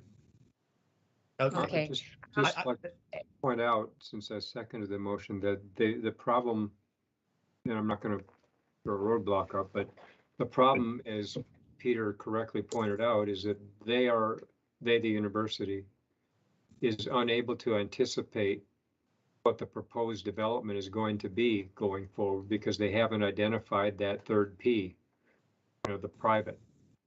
And so the suggestion that a 6-story structure anywhere on that site is going to be acceptable to SHPO is probably fanciful at best, unless it's going to go over on the east side of Campbell, where it's not adjacent to any of the existing structures, the barn and the other, whatever that is, a silo. It's probably not a silo, but I wasn't born on a farm, so I'll defer to Nikki on that.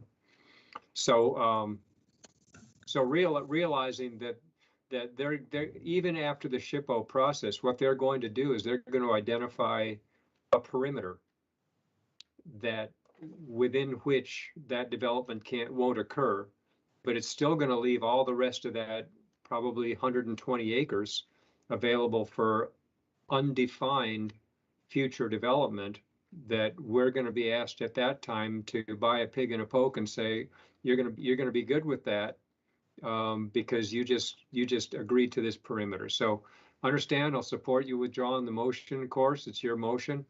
But that is a reality of where we're going to be in 3 or 4 months or whenever this process plays itself out, unless they self-limit to, unless they, and Peter, as you guys did at the Honors College, you guys engaged in a public process that said, we're going to agree to certain design standards and design criteria.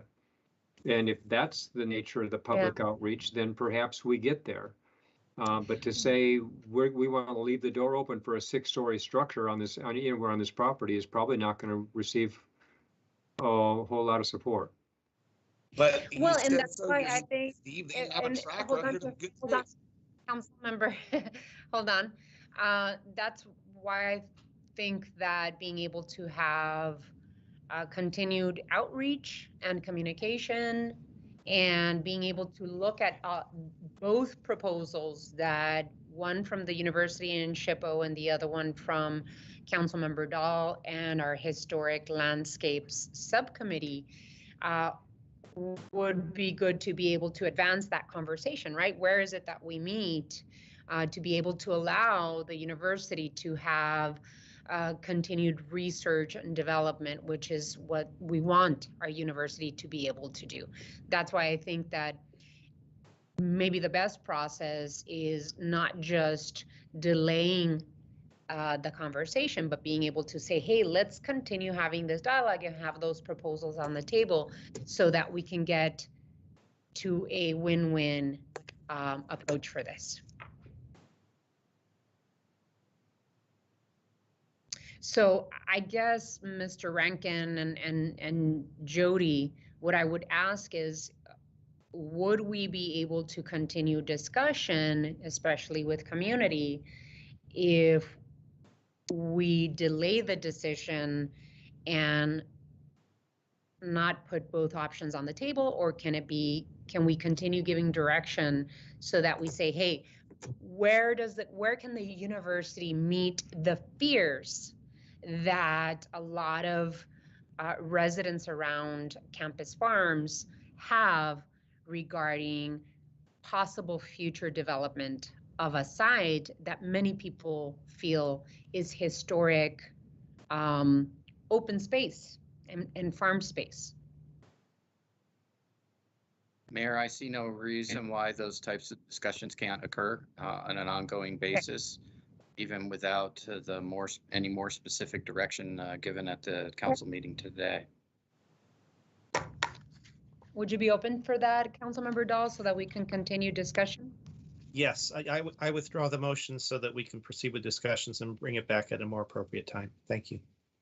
And so can we commit, all of us, Jody and Councilmember Dahl, which is representing Ward 3, and the University of Arizona, as well as SHPO, can we commit to continued community discussion so that we can arrive at something that will be acceptable to the residents as well as flexible for the university to continue their research and development on this site? Alrighty, I need a thumbs up, Peter. Okay. Jody, everyone's there. Okay, let's do this then. Thank you so much, Councilmember Dahl, for bringing this item. Appreciate the incredibly productive discussion. And we move on to the next item, which is item 11. Thank you all so much for your hard work on this.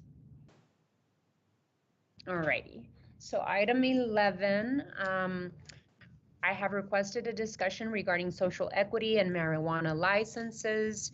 Just want to be able to open this item with a little bit of commentary because we are opening up a process that we're initiating today. I want to remind all of us that back in April 6th, a study session, Mayor and Council directed staff to provide comment during the Arizona Department of Health Services Social Equity License rulemaking process to ensure that the licenses are ultimately issued to applicants who represent minority communities disproportionately impacted by the enforcement of earlier marijuana laws. At a minimum, rules should limit economic barriers such as eliminating fees. Mayor and Council also directed the city attorney to prepare language to move forward with UDC text amendments while also including a temporary prohibition on social equity licenses, which are single-use licensed marijuana establishments.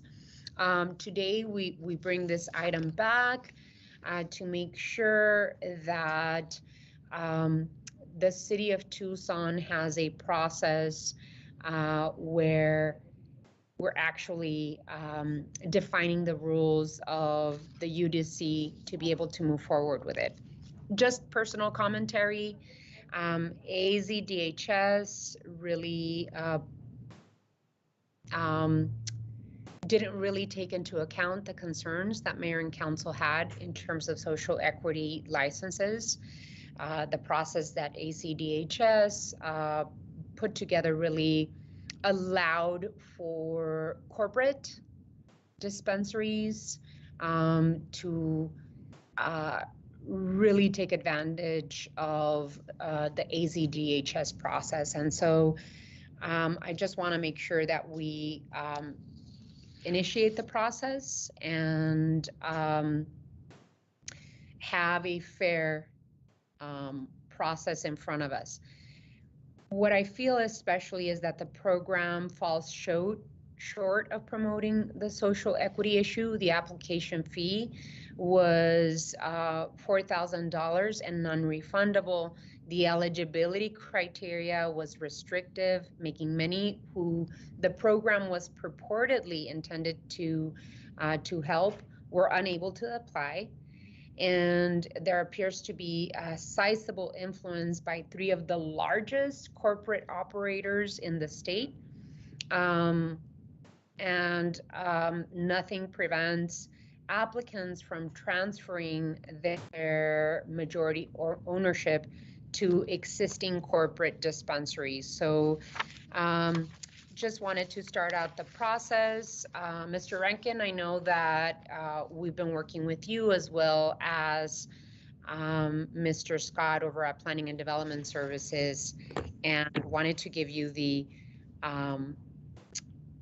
time to discuss where we are and what our options moving forward are. Thank you, Mayor, members of the council. And I know staff had prepared just a couple of slides to give some background, but I think and they'll come up here. I'm not going to read them to you. I'm just going to quickly go over where we were to where we are. Actually, it goes back to 2010. Voters approved the medical marijuana, Prop 203, I think it was at the time. Fast forward to 2020, voters approved Prop 207, the other 207, which authorized adult use to include the social equity license featured mayor that you've already described. The mayor and council then acted quickly and said, hey, we'd better deal with this through the UDC so that we can be in a position to have appropriate zoning regulations in place as this adult use feature moves forward. And then in April of 2021, Mayor, you already described that the mayor and council chose to amend the UDC to provide for these dual use license facilities. So where it's medical and the adult use or recreational use combined, but at that time chose not to open the door to the adult use only facilities until we saw how the rulemaking process would play out. That rulemaking process did play out. We provided comment as directed by the mayor and council, but the rules have been finalized. And now under those rules, essentially what it means is that there are going to be 26 social equity licenses available statewide. The applications have already been submitted to Arizona Department of Health Services.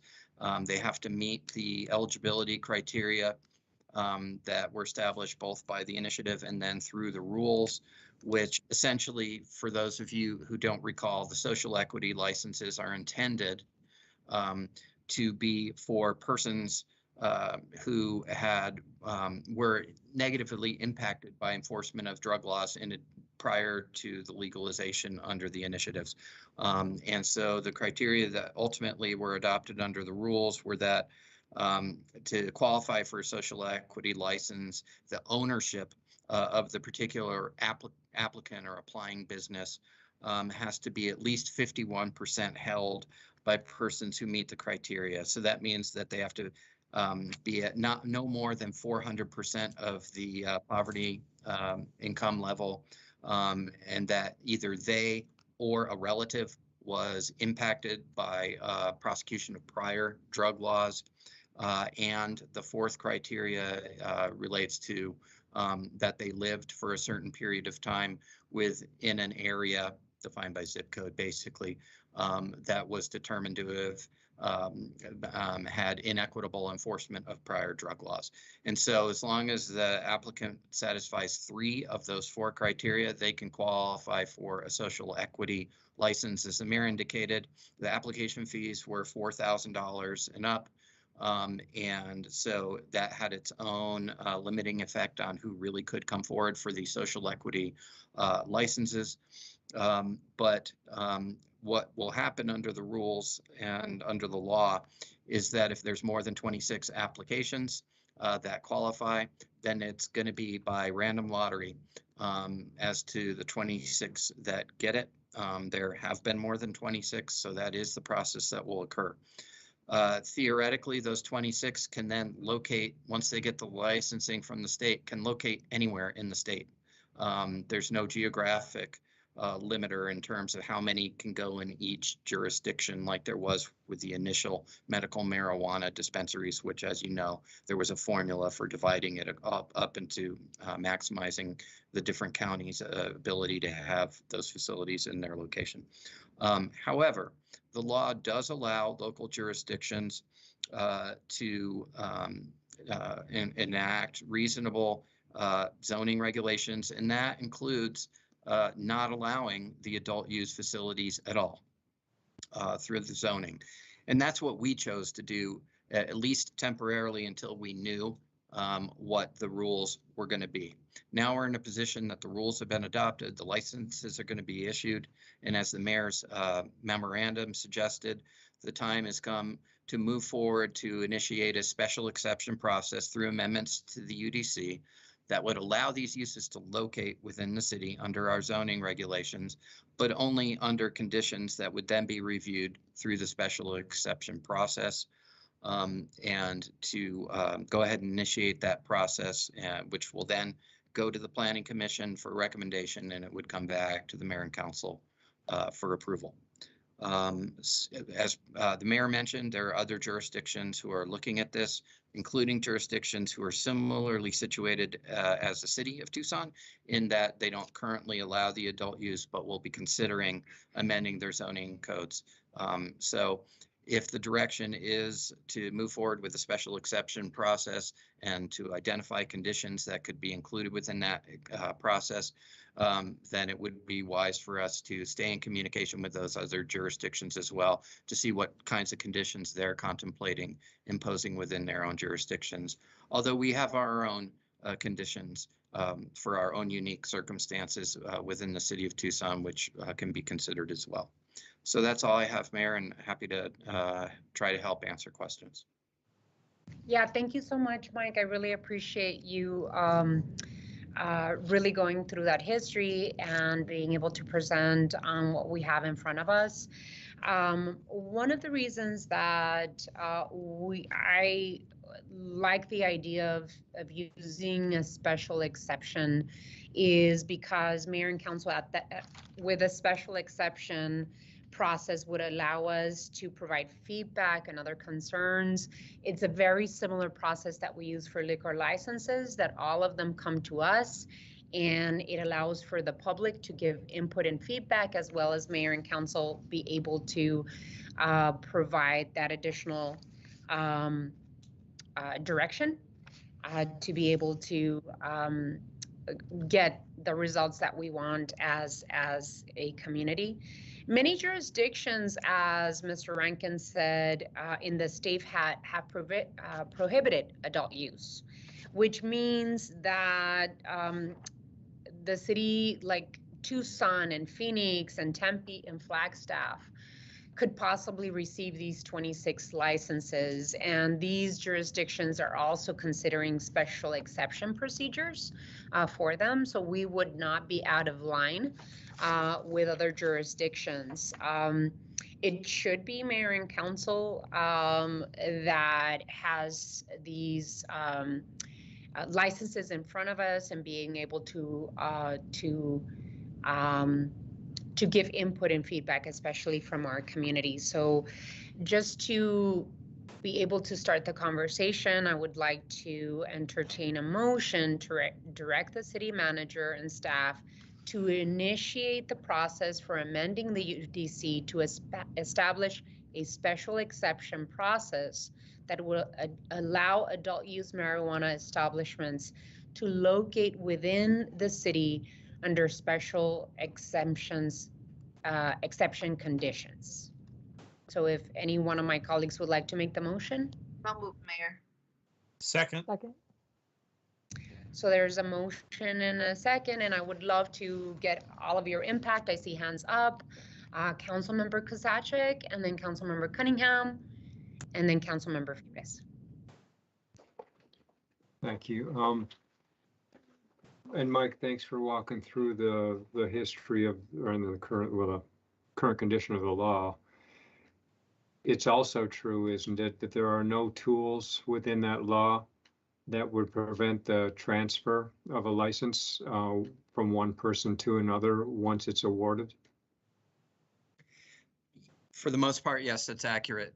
The rules do make it such that there can't be a pre-existing agreement among the ownership group that I'll say the qualifying owner, will step away or be bought out after a certain period of time. So they can't be a pre-agreement, but it does allow the ownership group to change and that qualifying owner to no longer become an owner upon that person's written consent. So in other words, there's no guarantee that the original qualifying elements will stay in place.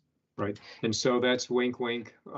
Hey, we're a major player in this thing. I got $50,000 in cash to float to you if you agree without signing anything, so nobody can follow this paper trail. That once you get the award, then you sign it over to us, and we're now the owners. And so this is This is an extremely cash-heavy industry necessarily because of the federal laws. You're not going to go to Chase Bank and get yourself a loan to open up a dispensary.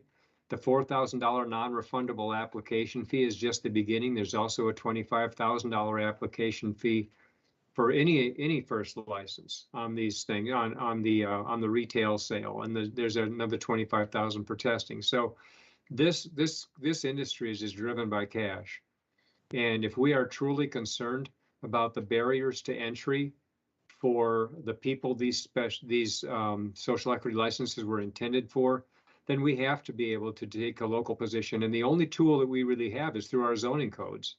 You know, we can't usurp state law and say we're going to adopt our own kind of licensing processes locally, but we can say that we can attach conditions that are unique to each new application. So we're not today going to identify all the seven conditions that everybody has to meet, but when company ABC comes in and applies for a location, then we can look at that location and begin the public outreach for that location. So I think this is, for me, it's more about the who than the where.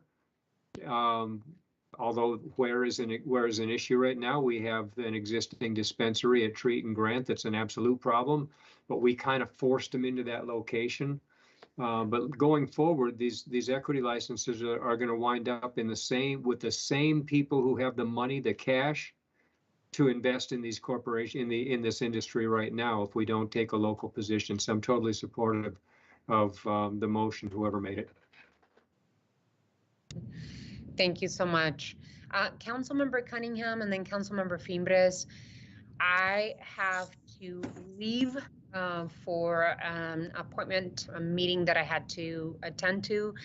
Please know that my vote is to support the motion that I suggested. The Vice Mayor will take over the meeting, and there's just a couple of other items on the agenda, but know that I'm advocating the same as Councilmember Kasachik said. It is within the mayor and council discretion to be able to have the special exception process, and that's the tool that we have to be able to ask for what we need in our city. So Vice Mayor, please take over, and I hope this motion is successful at the end of the item. Thank you.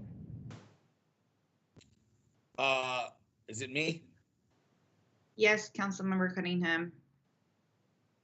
Here's the deal. I'm all on board with this, and that's fine. But I think there's one thing we need to think about here, and it's funny. This is the third time today we're going to talk about staffing again. I'd love to have us have like a ombudsman, MMJ guru, or just a walkthrough person that can help some of these folks get their zoning stuff done. Like, if we're really here to help the folks that would in some circles be considered quote unquote unsophisticated or whatever we want to call it, then we need to be able to help them get the process done. We already have enough people who have quite a bit of experience getting through zoning, getting C of Os and all that have their own problems. And so now we want someone who is supposed to have been affected institutionally by archaic laws, who meet some social equity guidelines to go through and get their C of O in a harder set of parameters, actually. So we need to have someone who can advocate for them and walk through. There's going to be 26 applicants, right? Well, if we want those businesses to occupy commercial space in Tucson, if we want to be the area that's producing product here in Tucson that's being moved around the state, then we need to have an internal advocate for those folks. That's really where we put our money where our mouth is. So I appreciate the recommendation. I'm going to vote for it, but I'd recommend to Mr. Clark that if you see the need to hire some type of facilitator, even part-time or whatever, to help some of the folks navigate that whole system and process, by all means. I think that should be done on a policy basis, and that can be done without the direction of the council. But that's kind of my thought is, it's great that we're going to pass this to try to make this happen at a policy level, but at the pragmatic and practical level, at the applying level, we may not have the right tools in place to do that. So that's what I'd say.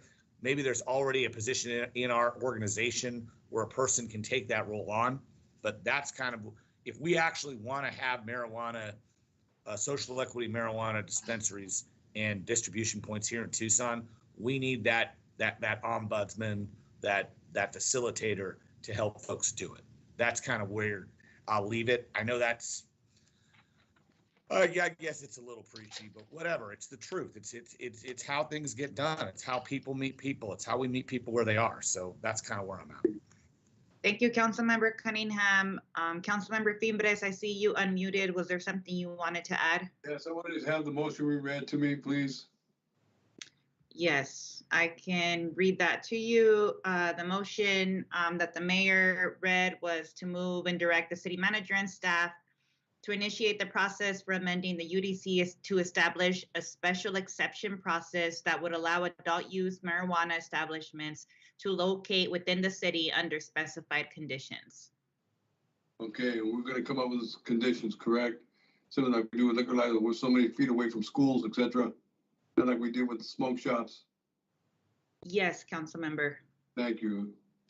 All right. And I will, second what Councilmember Cunningham said, Mr. Ortega, and Mr. Clark, if we need to, bring those considerations into our budget discussions as well. So with that, Ms. City Clerk, do we need to do a roll call? I want to make a comment. Got my hand up. Oh, I didn't see that. Go ahead. Okay, so to maybe clarify the question Richard asked, the conditions for liquor licenses are established by state law, either person or location. By entering the special exception process, which is a zoning conversation, we have the right to establish at the time of that discussion certain conditions relevant to the award. And if we have a very strong sense that someone is just a straw purchaser, then that's something we're going to have to make an assessment with at the time. And I'm not quite sure how we prescribe that condition ahead of time, but I see Mike is going to weigh in. But so we're not, the conditions I think that Richard, you were mentioning are conditions that already apply for the location of a dispensary. Mm-hmm. This is a different process. Mike and Mike, all wet, partially wet. So, Vice Mayor, everyone, couple of things. Councilmember Kozaczek, you got it right at the beginning when you recognized that a special exception process or any other zoning process that we implement would not be able to be used as a substitute licensing process. The licensing process and who's qualified to get licenses by the law is through the state. One other thing I need to throw out there is that under the statutes is that while we have the ability through zoning to not allow the adult use establishments to locate within the city, once we do, if we allow them to locate within the city, we can't be more prohibitive in our restrictions against them than we are with medical use or dual use. And so what that likely will mean is the special exception process that we will frame will be available not just for the adult use, but for medical and dual use as well. Those have largely already been established. So the likely applicants for any special exception are going to be the new adult use social equity licenses. I will say, though, the special exception process may be an opportunity to address one of the other things, Councilmember Kozaczek, that you brought up, where some of the existing facilities are actually already incompatible in their present locations. So this could be an opportunity to create a special exception process where we might be able to incentivize a location like that to relocate to an area that they otherwise would not be allowed right now, so long as they meet certain other conditions. And that gets to your question about conditions. It's a little bit of both. The special exception process, I would anticipate, would have a set of built-in conditions in terms of setbacks and separation from sensitive uses, et cetera. But when it comes forward and is approved, when it comes forward for approval on an individual application, additional conditions can be attached. Now, I do have to caution to say those have to be zoning conditions, okay? They can't be licensing conditions. So that is why I'm suggesting that as part of this, we stay in communication with the other jurisdictions that are struggling with this, because Councilmember Kozaczek, you boiled it down to the regulating the who versus the where. Well, the who is a licensing function typically, and the where is a zoning function, and our authority is in the zoning world, not in the licensing world. Okay, this is a new beast to some extent, so we understand the desire to have a special exception so that there is a final say about the approval of a particular location on a particular application. And if the motion is approved as made, that's the path we're going to go down. Mr. City Attorney, so what I understand is that we're asking for a mayor and council special exemption procedure. It's like what you explained, it's a different layer than the licensing piece. Right, mayor and council special exception zoning approval process. That's exactly right. Okay, thank you. Are we ready to go to roll call? Yes, I am. City Clerk? Mr. Cunningham? Aye. Mr. Dahl? Aye. Mrs. Lee? Aye. Mr. Fimbres? Aye. Mr. Kozaczek? Aye. Ms. Santa Cruz? Aye.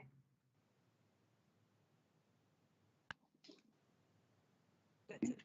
All right, thank you. So moving on to item 12, are there any state and national legislation or regional committee issues for discussion?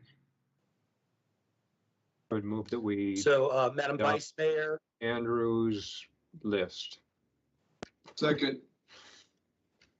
CFA. I'd also like to congratulate Senator, State Government, Senator Andrea Del Sando for HCM 200 passed the Senate Government Committee 6-0 on Monday, March 21st. It is now going to the Senate Rules Committee. HFCM is supporting Cherry Bell passed this House by a vote of 51-7. Thank you, Representative Andrea Del Sando, for your work on HFCM 2002 and supporting Cherry Bell in the fight to keep it open. Began in 2011. Thank you. All right, Mr. Greenhill, we didn't mean to cut you off. The mic is yours. No, Madam Vice Mayor, members of the council, that's great. It sounds like there's a motion to accept the recommendations in the report. I'm happy to answer any questions about any of the bills on the list or any of the information I provide to Councilmember Fimbres.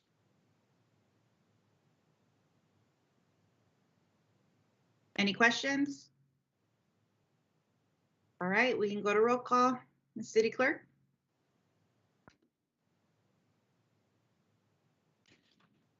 Mr. Cunningham? Aye.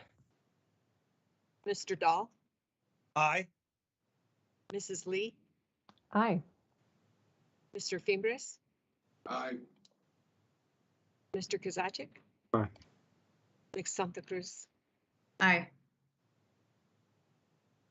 All right, keeping it moving here. So we're going on to item 14. Does anyone have items?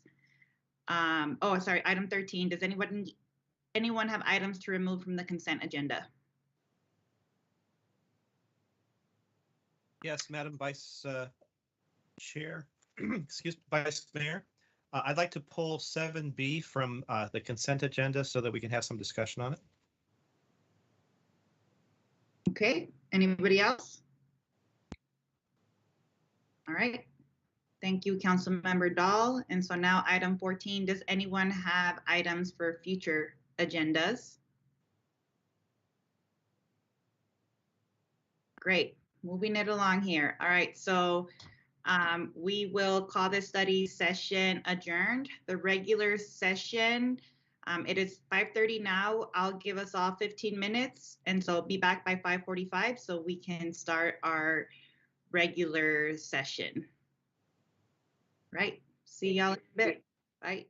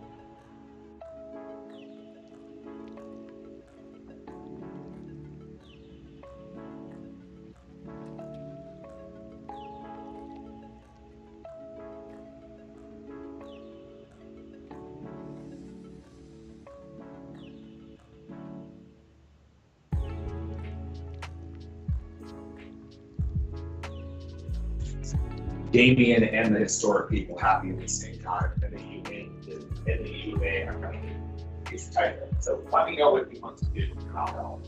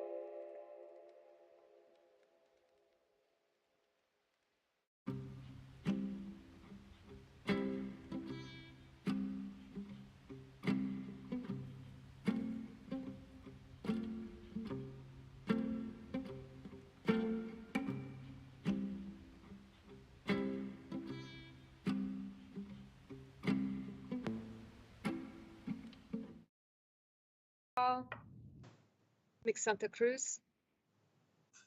Here. Mr. Cunningham, Here. Mr. Dahl, Here. Mrs. Lee, Here. Mr. Fimbres, Here.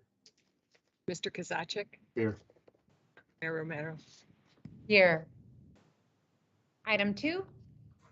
Invocation and appointments to boards, committees, and commissions. The invocation will be given by Ana Marrufo, staff member for the city clerk's office. Ms. Marrufo? Thank you, Mayor. Can you hear me? Thank you. Yes. Let us pray. Thank you. Let us pray. Dear God, thank you on behalf of all who are gathered here today. Thank you for your many blessings and the ability to be involved in useful work and for the honor of bearing appropriate responsibilities. In your scriptures, you have said citizens ought to obey the governing authorities. We pray for our mayor and council members that you give them a keen thirst for justice and rightness. We ask that you grant them wisdom to govern the residents of the city of Tucson in all that they do. Amen. Thank you so much. Item 2D. Appointments to boards, committees, and commissions. City Manager's Communication number 84, dated March 22, is received into and made part of the record. I don't see any appointments at this time. Does any of council colleagues have any personal appointments to be made at this time? Hearing none, we move on to item 3. Mayor and council report summary of current events. City Manager's Communication number 77, dated March 22, is received into and made part of the record. This time has been scheduled to allow members of the mayor and council to report on current events. These are to be current events of activities within the community, not position statement on policy issues. Does any council member have anything to report at this time? We do see some hands up, so I'll start in my traditional Ward 1 through Ward 6 process. So Vice Mayor Santa Cruz. All right, thank you so much, Mayor. So I wanted to invite the public to our Santa Cruz River cleanup. We are teaming up with District 5 with Supervisor Adelita Grijalva's office to do a cleanup this coming Saturday, March 26th from 9 to 11. We will be meeting at the Garden of Gethsemane at 602 West Congress Street. And then this following Monday, the city observed Cesar Chavez Day, and it's intended to be a day of service that we're coming together to get back to the community. So along with Fuga, Barrio Restoration, and Bikes, we're doing a ride and cleanup of the El Paso Southwestern Greenway. So that's March 28. We're meeting at 3 p.m.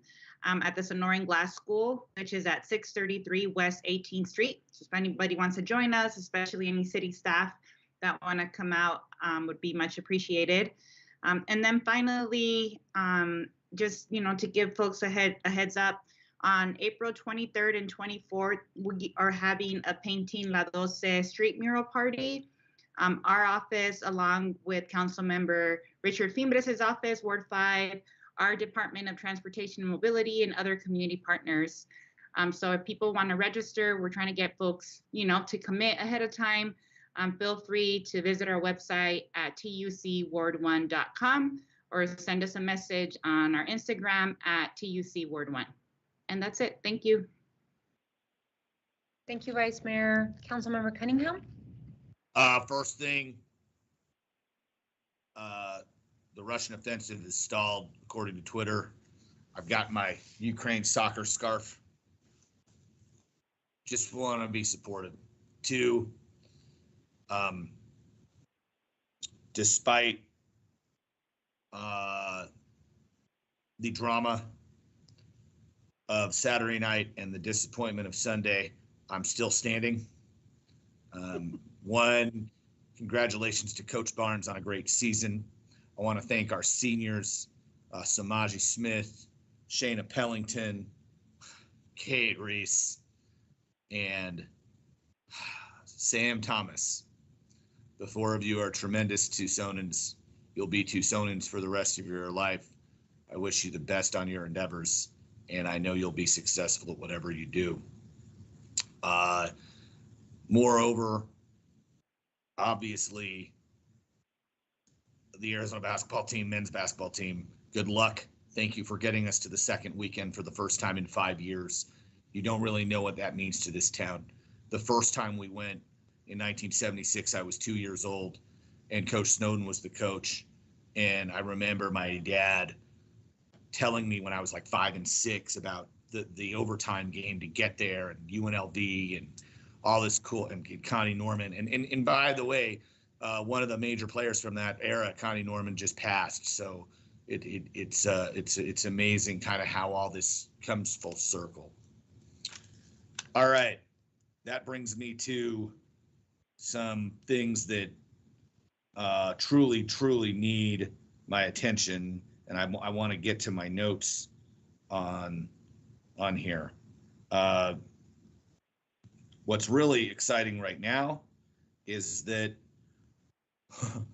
on March 31st, the day before it's supposed to open, we are going to cut the ribbon for the Udall Park splash pad, all right, at 5 p.m. on a Thursday. And the reason we're doing it is it's supposed to open April 1st. That's when splash pad season starts, but they get a bonus night. We're going to have the kids get a bonus night, and we're going to have like 2 hours of splash pad. I'm going to get some pizza.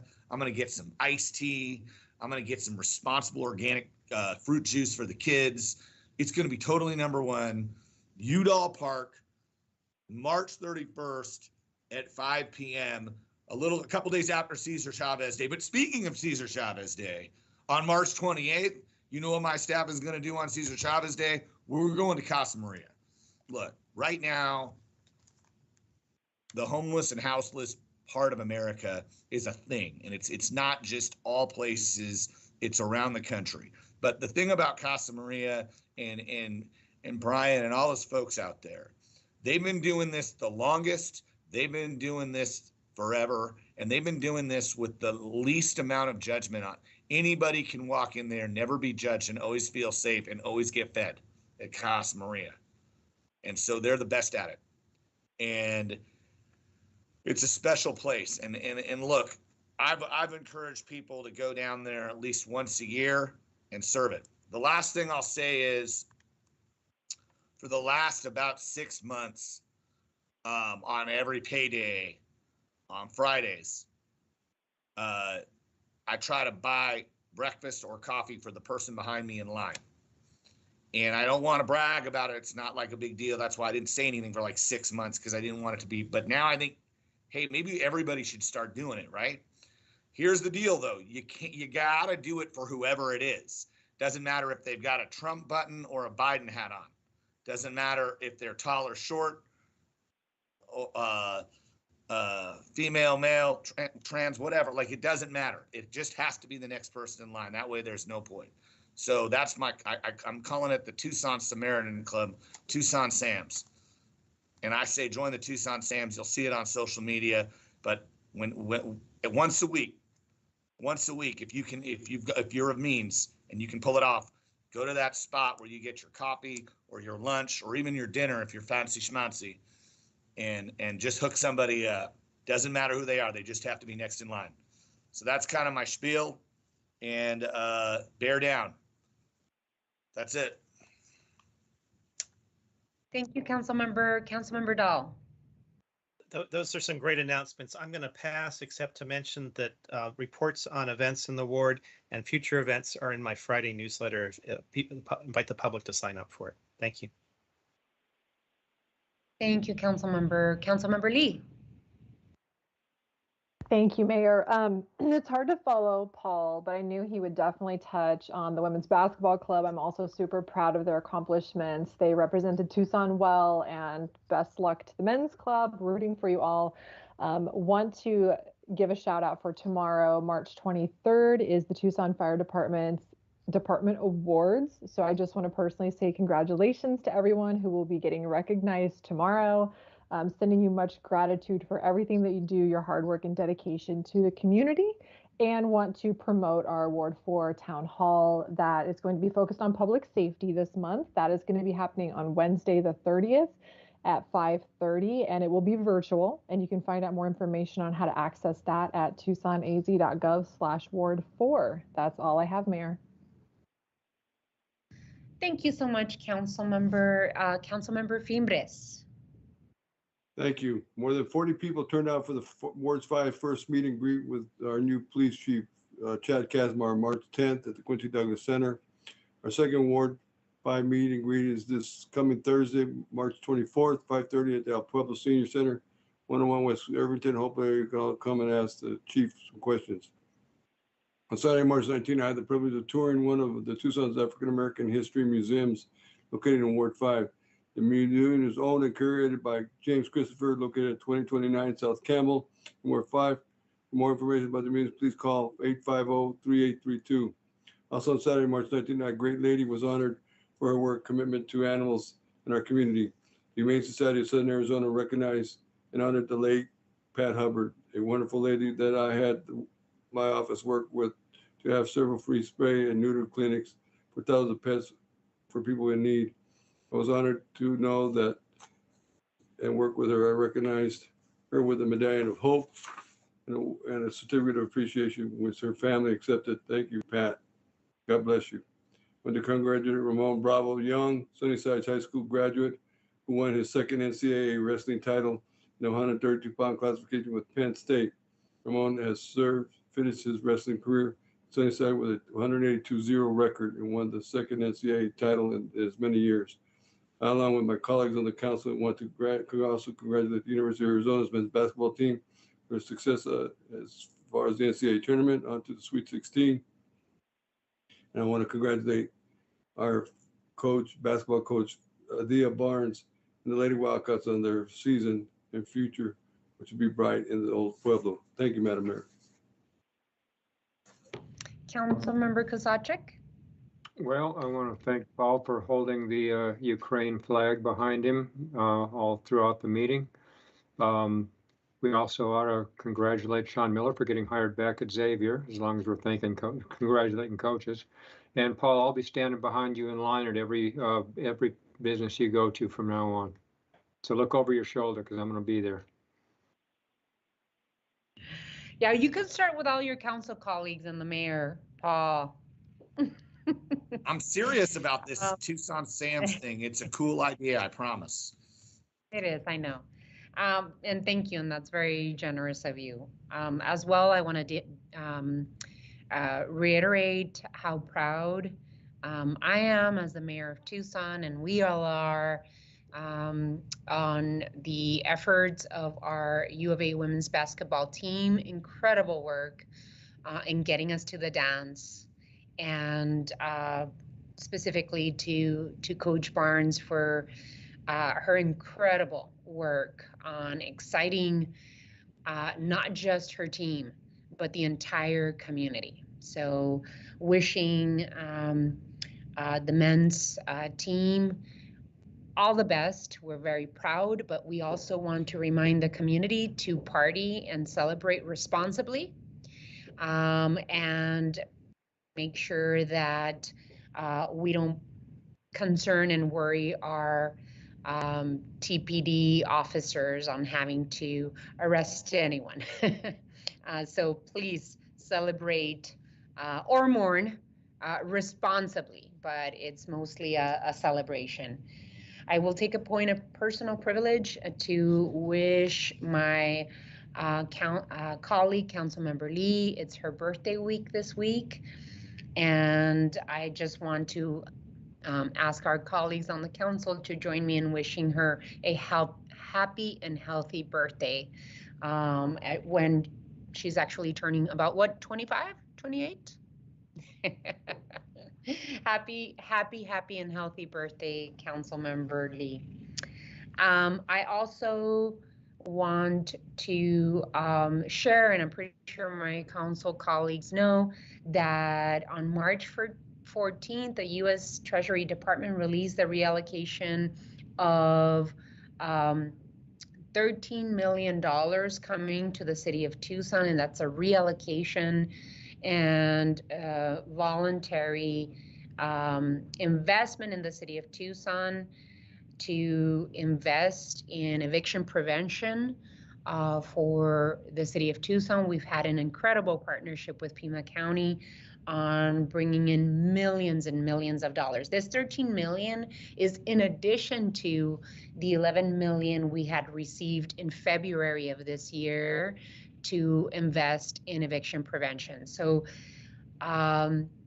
all in all, it has been more than, I believe, $67 million in helping families in Pima County and the city of Tucson avoid eviction. My deepest appreciation to the Biden administration and our very own congressional delegation for helping us reallocate this critical rental assistant investment into jurisdictions that have a proven track record in how to disperse these funds responsibly and efficiently. So very happy about that.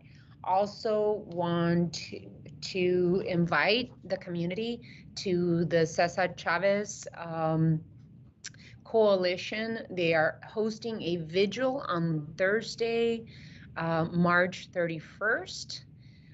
They will be honoring essential workers and those that have worked throughout the pandemic.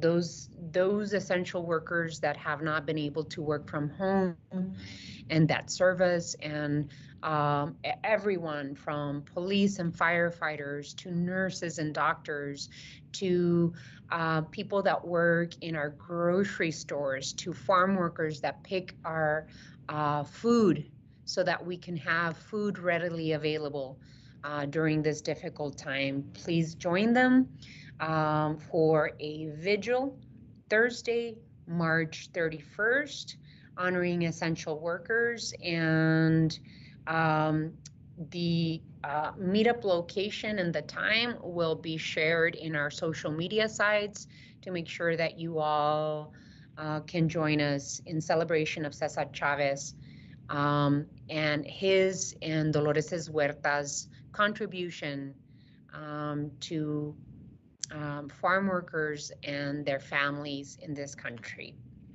With that, I want to remind everyone that Ramadan will begin on the evening of April 2nd. Ramadan is a holy month for our Muslim community. The month is observed by Muslims worldwide with fasting, prayer, reflection, offering of charity, and community. It will culminate in early May with a celebration of Eid. To Tucson's Muslim community, Ramadan Mubarak. With that, we'll move on to item 4. City Manager's Report, Summary of Current Events. City Manager's Communication number 79, dated March 22, is received into and made part of the record. This time has been scheduled to allow the City Manager to report on current events. Mr. Manager. Thank you, Mayor and members of the council. I did want to announce 2 new hires that just started yesterday. Larice Reed, who is our Chief Equity Officer, very excited about having her on board. She is not available on camera today, but at our next meeting, I'll have her come over and introduce herself. And then Anna Rosenberry, our Chief Financial Officer and Assistant City Manager, started yesterday as well. So Mayor, that was it. I just wanted to introduce, and you can see Anna on the screen there. Welcome aboard, Anna. Thank you so much for joining our team, and I am sure that you will absolutely enjoy working for the City of Tucson, and hopefully enjoy working with the mayor and council as well. Thank you, Mr. Manager. Item 5. Liquor license applications report from City Manager. City Manager's Communication number 81, dated March 22, is received into and made part of the record. Ms. Clerk, please read the liquor license agenda. Your Honor, on this evening's agenda, we have 7 requests for new licenses and 5 special events.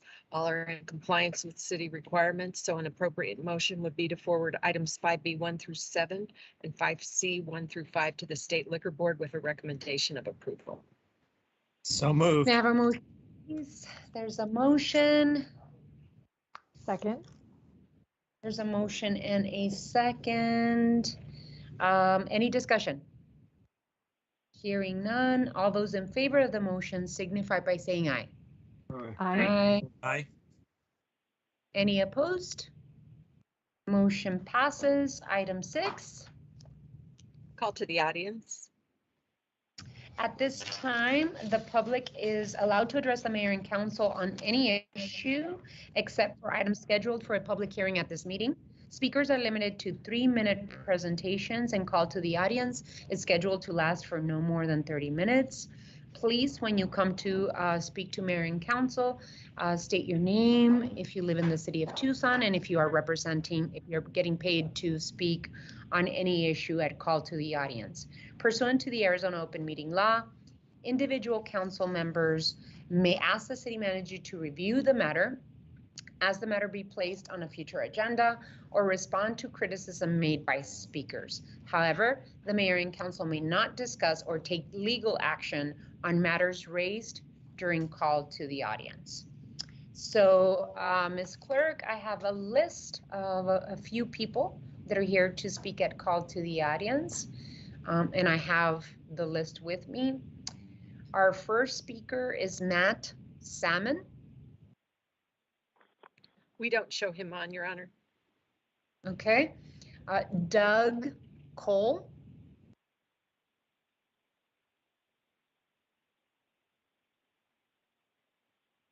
I don't see him on either. Alrighty. Cindy Hogan. Nor her, Your Honor. Oh, wow. Steve Dolan.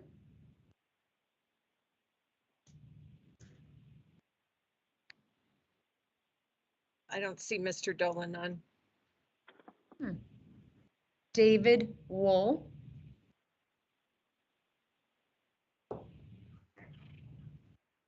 He just muted himself. Mr. Wool, if you can press *6 to unmute yourself.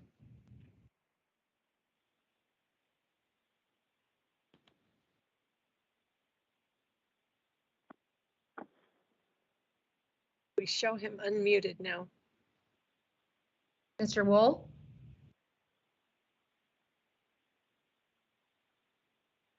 Hi, can you hear me? Yes, we can. Go ahead. You have Okay. 3 minutes. I'm sorry, I had the mute button pressed and the muting on the system. My apologies. Mayor Romero and members of council, my name is David Wall. I am the president of Newport SW LLC. We are an affordable housing development company. I am not being paid to speak, although it is in connection with my employment that I am doing so. I wish to speak in support of the Housing and Community Development Department's proposed affordable housing impact fee subsidy expansion. I previously wrote a letter to the members of council and to the mayor in support of this, and I just want to amplify on it.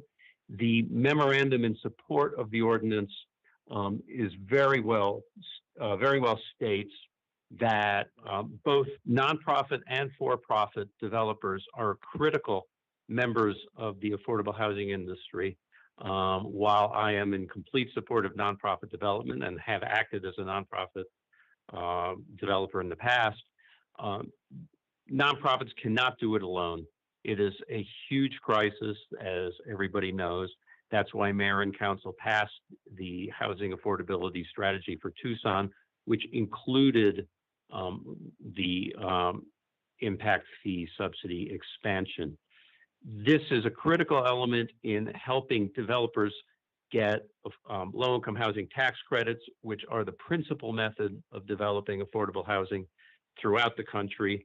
The Arizona Department of Housing's Qualified Allocation Plan gives points for public support, and one form of that support is subsidies for impact fees, which are an increasingly important and costly part of the development process. Anything the city can do to help developers of whatever corporate status they have increase the supply of affordable housing will help ease the crisis and bring more affordable housing to Tucson where it's so desperately needed. Thank you very much.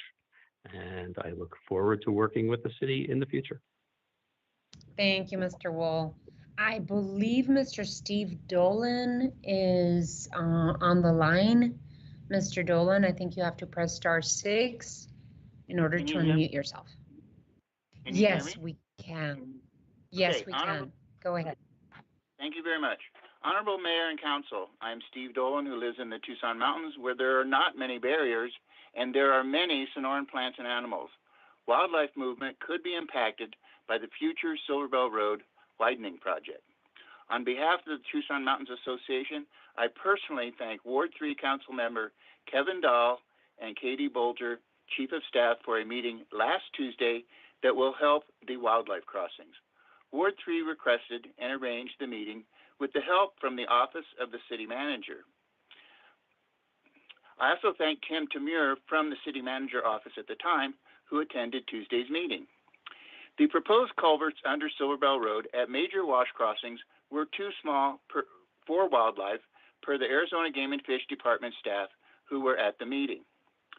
Tucson Mountains Association has protected the wildlife corridors for decades. In the past 3 years, the Bobcats in Tucson Research Project has tracked bobcat movement in the Tucson Mountains, including across Silver Bell Road. The Silver Bell Road project team agreed to change the culvert design for wildlife passage. Again, I thank them and the Department of Transportation and Mobility Deputy Director Robin Rain for the meeting summary of the design changes and other benefits to wildlife. Last Tuesday's in-person meeting at the Ward 3 office of about a dozen people allowed open dialogue and input to work together for collaborative decisions. Thank you, Ward 3.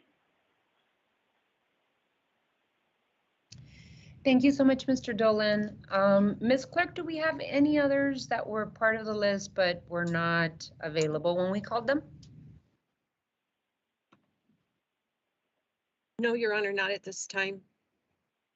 Okay, alrighty, we will move on to item 7 then. Excuse me, Your Honor, Beryl Baker is on the line. Oh, we had. She's for public hearing item 8. My apologies. Yeah, we had her for item 8. That's okay. Sorry. Item 7? That's okay. Consent items A and B. Reports from the city manager on the consent agenda are received into and made part of the record. Ms. Clerk, you are requested to read the consent agenda.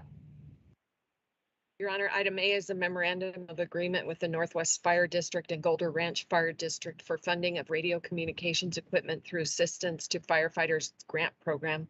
Item B is the labor standards unit to enforce Proposition 206, which will be considered separately at the request of Council Member Dahl. So an appropriate motion would be to forward or to approve item A on the consent agenda. May I have a motion, please? So move. There is a motion. There's a motion and a second. Any further discussion? Hearing none, we need to go to a roll call vote. Mrs. Lee? Aye. Mr. Femers? Aye. Mr. Kozaczek? Oops. Aye. Ms. Santa Cruz? Aye. Mr. Cunningham? Aye. Mr. Dahl? Aye. And Mayor Romero? Aye. The item on the consent agenda is approved by a vote of 7-0. Councilmember Dahl, you wanted to consider item B separately. Go ahead.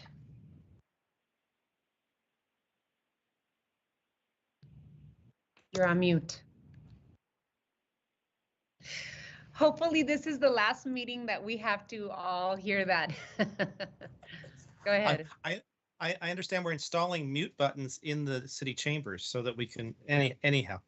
I'm Thank you. going to actually control those mute buttons in the chamber, just FYI. Of course you will. So this item I pulled from consent so we could have a short discussion and basically to ask the city manager to respond to the questions that my office has received from folks who were involved in supporting Proposition 206. And I especially got these questions because I want to point out that from within my very own ward office, I'm fortunate to have CJ Boyd, who was the former campaign manager for that proposition. So he had some concerns that I hope the manager can address. And by the way, it was great that I was able to recruit him as an aide for my office. So, the crux of the matter is why, city manager, you included the unit as part of an existing department rather than to create a new Department of Labor standards to enforce the provisions of this effort. So I've also received a question as to whether companies that are not in compliance will be, the information about that will be made public, much like the Better Business Bureau does when they have complaints about those businesses. So I'd like to turn it over to the city manager. Thank you, Mayor and Councilmember Dahl. I appreciate the question, the opportunity to address it. So there's two parts to that. The first is my recommendation to include in the business services unit, our business services department. I think there might be confusion with regard to the business services department and our economic initiatives function.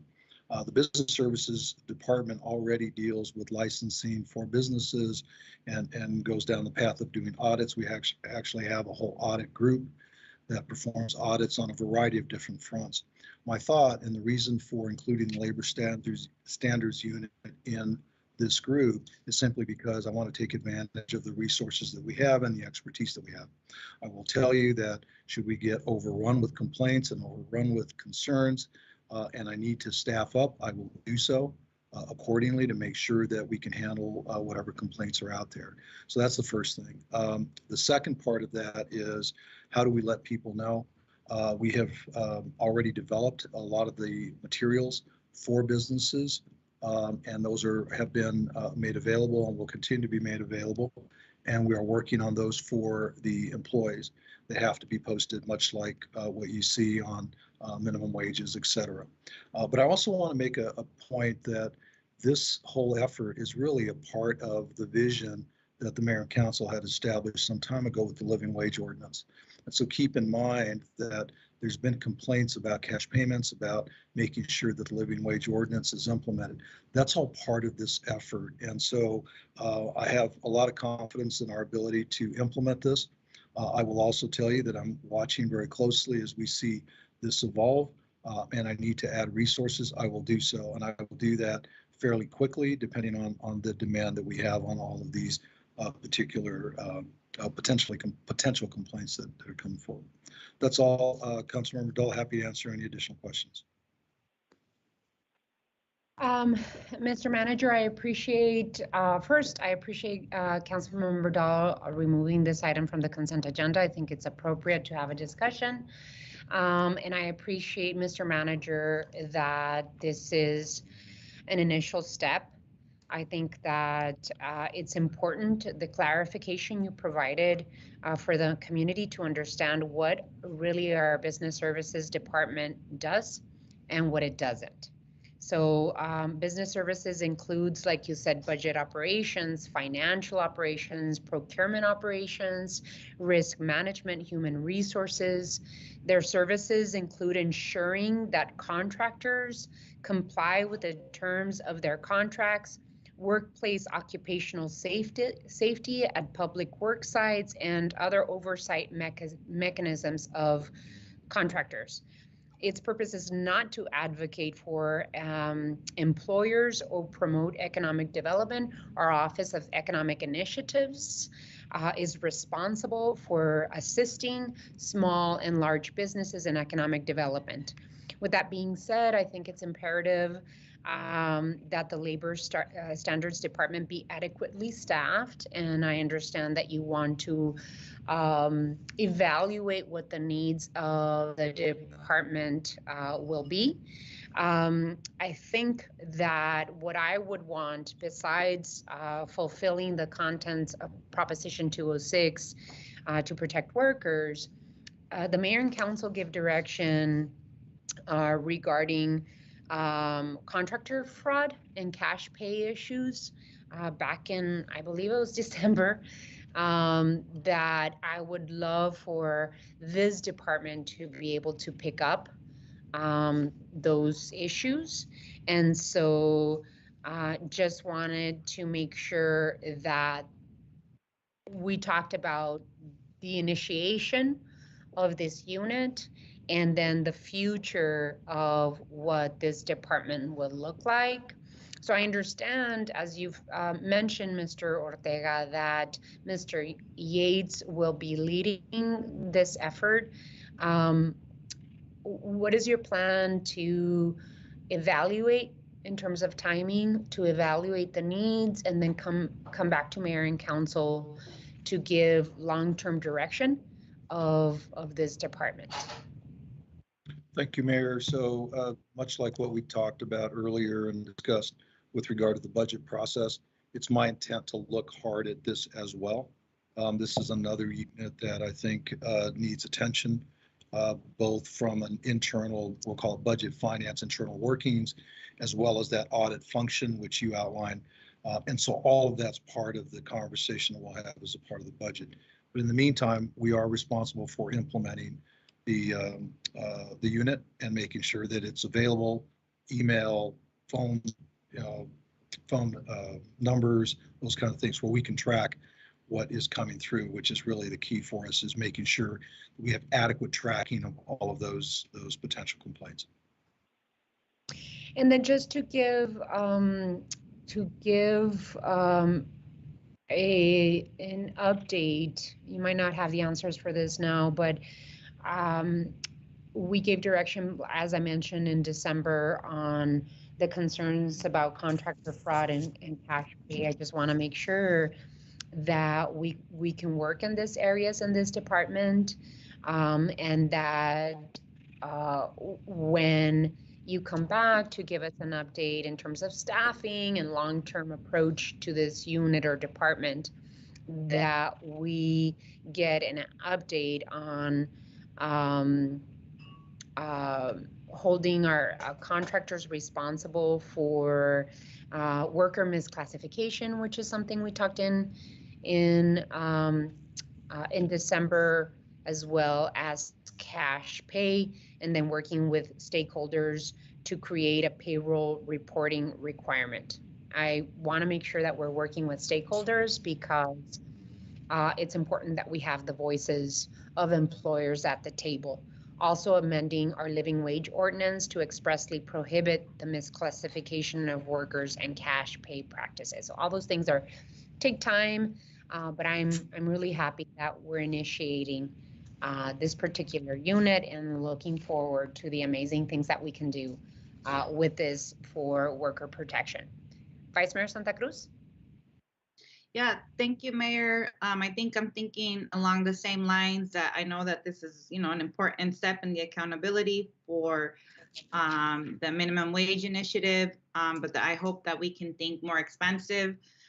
There's a lot of worker-related exploitation and violations, that happened in our community, and that we need a space, to hold employers accountable. And the other thing that I'm thinking about, is just when members in our community use check cashing places. And so how do we think about, just the harm that some of these places, create in our community. And so when there are other types of workers, and I would say just human right violations, that we have a mechanism to investigate and pursue them. So yeah, I'm hoping this is an important first step, but I think we need to think a little broader to really protect our workers in our community.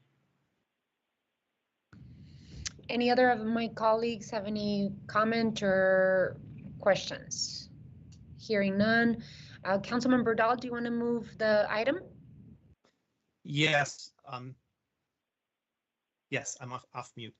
Thank you, Mayor. Thank you. I've asked Mayor Santa Cruz. I share your concerns that we go broader into protecting workers. I would like to, having the questions answered makes it easy for me to do this. I will, looking for the ordinance now. I move resolution number 23452 relating to the Tucson Minimum Wage Act, authorizing the administrative structure to implement the act and declaring an emergency. There's a motion. Second. Second. There's a motion and a second. Any further discussion? Hearing none. We have to go to a roll call. Ms. Clerk? Yes. Mr. Dahl, Aye. Ms. Santa Cruz, Aye. Mr. Fimbres,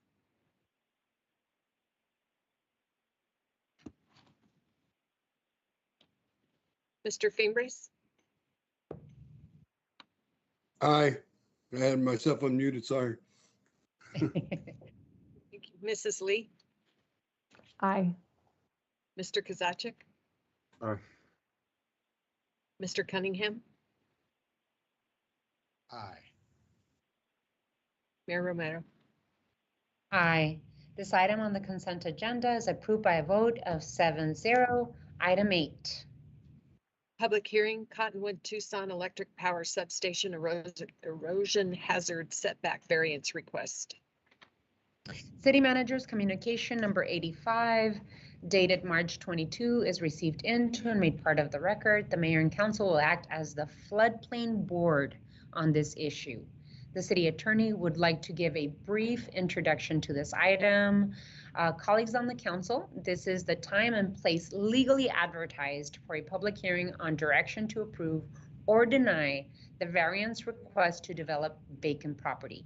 The purpose is to construct an electric substation using a building setback that is less than the erosion hazard setback designated in the Tucson City Code. This public hearing is scheduled to last for no more than 1 hour, and speakers are limited to 5-minute presentations. I will allow Mr. Rankin to give a brief presentation, and then we could go to public hearing. Mr. Rankin? Thank you, Mayor. I think you've summarized the key points in terms of what the item's about and why it's in front of the Mayor and Council. I just thought I would offer a few comments because this is an unusual item to come in front of the Mayor and Council. You don't see this very often. In fact, I can't remember the last time you've been put in the position of determining a variance. And I just wanted to explain that it's a function of our code. Under our floodplain code, there are certain criteria that allow an applicant to seek a variance from the conditions with respect to the setback requirements. And that's what this is. And our code establishes that the Mayor and Council serves as the Board of Adjustment, if you will, the appeals board that hears the variance requests from the floodplain and erosion requirements. The Mayor and Council communication establishes the criteria that are at issue and that are evaluated. And the Mayor and Council's options after concluding the public hearing tonight are to, you could deny the variance request, you can approve the variance request as requested, and or you could approve it with additional conditions such as those that have been recommended by the city's floodplain engineer, which are incorporated into the Mayor and Council communication. So ultimately, if the decision is to grant the variance request, the recommendation would be to include those conditions that are described in the Mayor and Council communication and materials. That's all I have. Thank you, Mayor. Thank you, Mr. Rankin. And so, Ms. Clerk, I believe that we are opening up the public hearing at this time, correct? Yes, Your Honor. Okay, we have one listed speaker. Speakers are limited to 5-minute presentations. Please state your name if you're a city resident and if you're speaking on behalf or getting paid for on behalf of others. Our first speaker is Beryl Baker.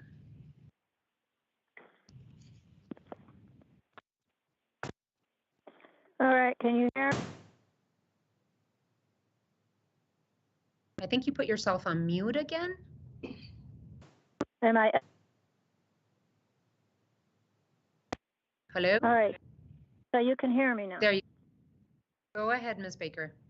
Okay. Before I start, since I'm the only speaker here, I would like to say when I sent in my request, I asked to do both call the audience, which you overlooked me, and this item. How do I do call the audience since you guys overlooked me? The time for allocated for call to the audience. I understand that, is ma'am. I understand that, ma'am. And when I sent in my request, it was for both call the audience and for this item. So you guys overlooked me, and I was too polite to try to interrupt your thing. So how do I get my call to audience since you have overlooked me? Well, you have 5 minutes for the public hearing, and you can always come back to call to the audience. So in other words, I have no, you guys don't have any accountability because you basically overlooked the fact that I was asking to do call to audience. Is that correct? You have 5 minutes for the public hearing, and you're scheduled to speak at the public hearing. I did not see you request a call to the audience, so you can always come back. But then I would like the lady who is part of the city clerk to recheck the emails because they've made a mistake, and I'm asking for a redress on that. Ms. Baker, you have 5 minutes. And at least an apology. Hearing. And I know And you're we just will going on with the public hearing, ignoring what I'm saying, but I think that's really rude of you. Likewise, but we will make sure that this error doesn't happen again.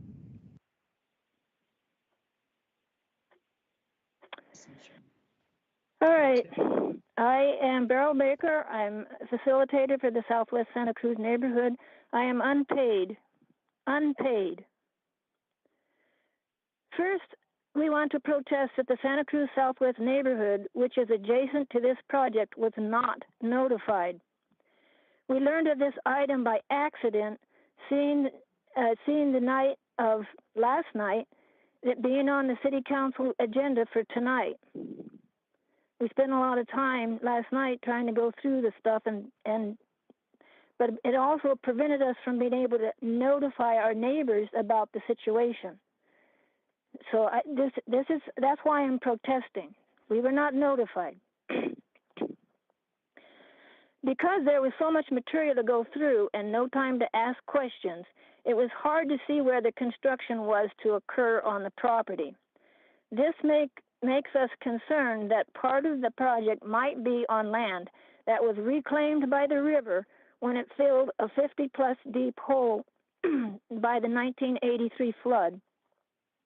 At that time, the area became very unstable like quicksand.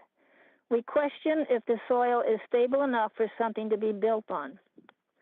For years, our neighborhood people have questioned the health safety of living next to the high tension electric lines which run along the Santa Cruz River in that area. Will this substation increase the health danger to the people living adjacent to the project? Within the communication to the City Council, we quote, there are 12 criteria that must be considered according to the ordinance, end quote. Here are some which express our concerns. Does it, quote, reduce potential harm to life and property in natural hazard areas and from hazards resulting from human activities and development through preventive measures, end quote. Does it create, quote, sustaining and enhancing living conditions in the community, end quote. It certainly does not make, quote, more aesthetically pleasing and active public spaces and sensitivity to historic and natural resources and neighborhood character, end quote. We have lived in this neighborhood for over 45 years with no substation. So we ask why here along the banks of the Santa Cruz, why now when the drive is to get communities off grids and be self-sustainable. We request the City Council deny the variance that would allow the construction of this electric substation at this location. And since I didn't have time to study it any further, that's all I have. But I know that you will ignore me. Thank you for your listening anyway. Ms. Clerk, do we have any other requests to speak for this item? No, Your Honor. Okay, so if not, may I have a motion to close the public hearing, please? So moved. So moved. There's a motion and a second. Any discussion on this item for closing the public hearing? Hearing none. All those in favor of closing the public hearing signify by saying aye. Aye. Aye. Any opposed? Public hearing is closed. Being that this is in Ward 1, Vice Mayor Santa Cruz, did you want to direct your comments on this item? Yes, thank you, Mayor. I wanted to direct my questions to City Attorney Mike Rankin. If you could kind of, in response to what was just shared during the public hearing, could you talk about this phase 1 and the phase 2 and what is the process for getting public input? And is it required, what's the process of reaching out to neighbors about this project, and when do they get to weigh in? Thank you, Mayor, Vice Mayor. And we also have the city's floodplain administrator, Fred Felix, on the call to address any of the technical issues, et cetera, that were raised by Ms. Baker. I will tell you that the process required under the code, which was complied with, included the 15-day notice in advance of the public hearing, which include published notice, as well as directed notice under the code, which I think Fred can address. In terms of the specific technical issues in terms of how it does or does not comply with the criteria, it would really be Fred as the engineer and floodplain administrator who's best equipped to answer those questions.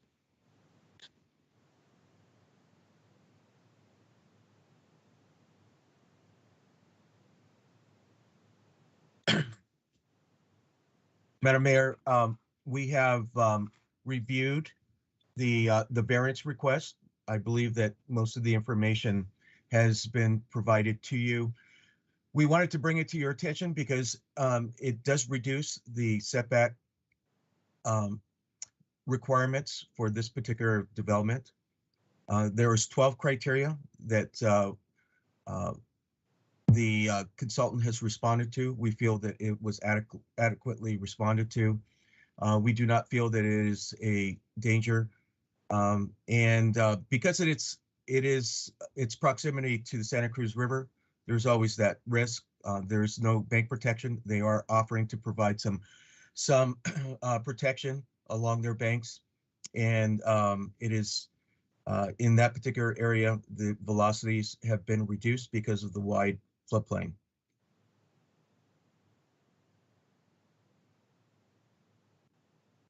And beyond that, Mayor, members of the council, Vice Mayor, I would add that as described in the Mayor and Council communication, the floodplain administrator suggests a couple of additional conditions that would be attached if approval were to be made by the Mayor and Council tonight, which would include that the elevations meet the requirements for a 500-year flood event, that there be yearly inspections made pursuant to an operations and maintenance plan that would have to be provided and followed by the developer, in this instance TEP, and that they would have to make any required maintenance to the embankment that may come to light in, based on those annual inspections and the criteria in the operations plan. Thank you, Mr. Rankin. And then as I understand, initial outreach and proposal of this was done back in 2019, spring of 2019. And we're in a second phase of it, which is asking for this variance. I'm just trying to make sure that I understand, like, and you know, the public understands, like, when is there, and moving this along, if this, you know, gets approved to move along, will there be an opportunity for neighbors to weigh in? So I'll have to ask Fred to chime in when the application came in and when the review started, so he can confirm those dates for you and the nature of the outreach, and ask him to answer that question.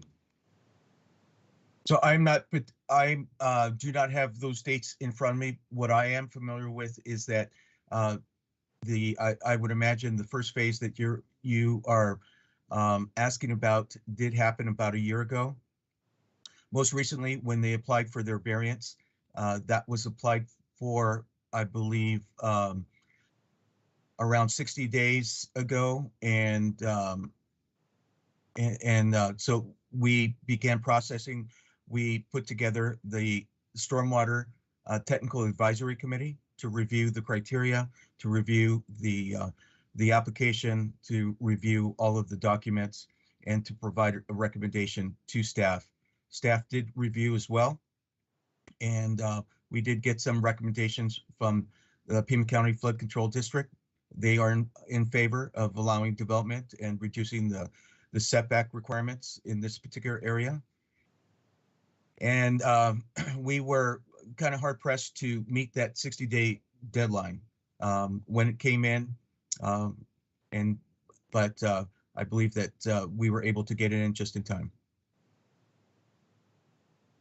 All right, I guess from my notes, what I'm understanding is that prior to the construction of the permanent substation, TP will need to obtain special exception land use permit from the city of Tucson, and that process includes a neighborhood meeting, a presentation to the city's design review board, and then a zoning examiner hearing. And so this is just to kind of keep, you know, I guess keep this process moving along. Is that correct? And Vice Mayor, you're right to call out the fact that this is just a portion of the process. This is just on the floodplain as a requirement. The special exception process will go through its own process and notice. Okay. All right. Thank you, Mr. Rankin. Well, with that, I'd like to approve with the conditions named by Attorney Mike Rankin.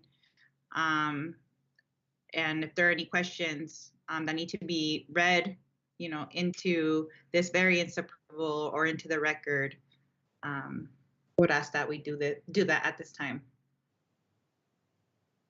So the motion. There's a second to the motion. Thank you, Mr. Fimbres. Mr. Felix or Mr. Rankin, do we need to read anything into the record to forward this variance? I don't believe so, Mayor. I think the motion incorporated the recommended additional conditions. Okay, perfect. So with that, if there's no further discussion, then all those in favor of the motion signify by saying aye. Aye. Aye. Aye. Any opposed? Motion carries. Ms. Clerk, we're good with this item? Just want to make sure.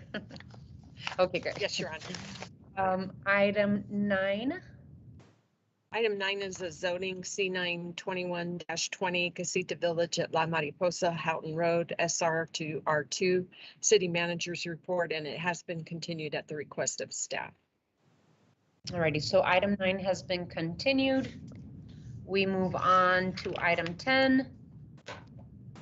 Item 10 is zoning C9-18-05 Fort Lowell Park, Fort Lowell Road, MH1 and R3 to C2, ordinance adoption, ordinance number 11915. City Manager's communication number 78 dated March 22 is received into and made part of the record. This is a request to rezone approximately 4.63 acres from MH1 and R3 to C2 zoning. The rezoning site is currently vacant and located on the south side of Fort Lowell Road, east of Alvernon Boulevard, and the development package shows a proposed climate-controlled self-storage building and outdoor storage of RVs, boats, and other vehicles with 186,000 square footage of gross floor area and a building height of 36 feet. Is the applicant or representative present? Good evening, Your Honor. Yes, I am. Brian Underwood here. Hi, Mr. Underwood. Are you agreeable to the proposed requirements? Yes, ma'am, we are. Alrighty, thank you so much. Ms. Clerk, you are requested to read Ordinance 11918 by number and title only. Ordinance number 11915 relating to zoning, amending zoning district boundaries in the area located on the south side of Fort Lowell Road, approximately 800 feet east of Alvernon Boulevard in case C9-18-05, Fort Lowell Park, Fort Lowell Road, MH1 and R3 to C2, and setting an effective date. What is the council's pleasure? Councilmember Dahl? Thank you, Madam Mayor.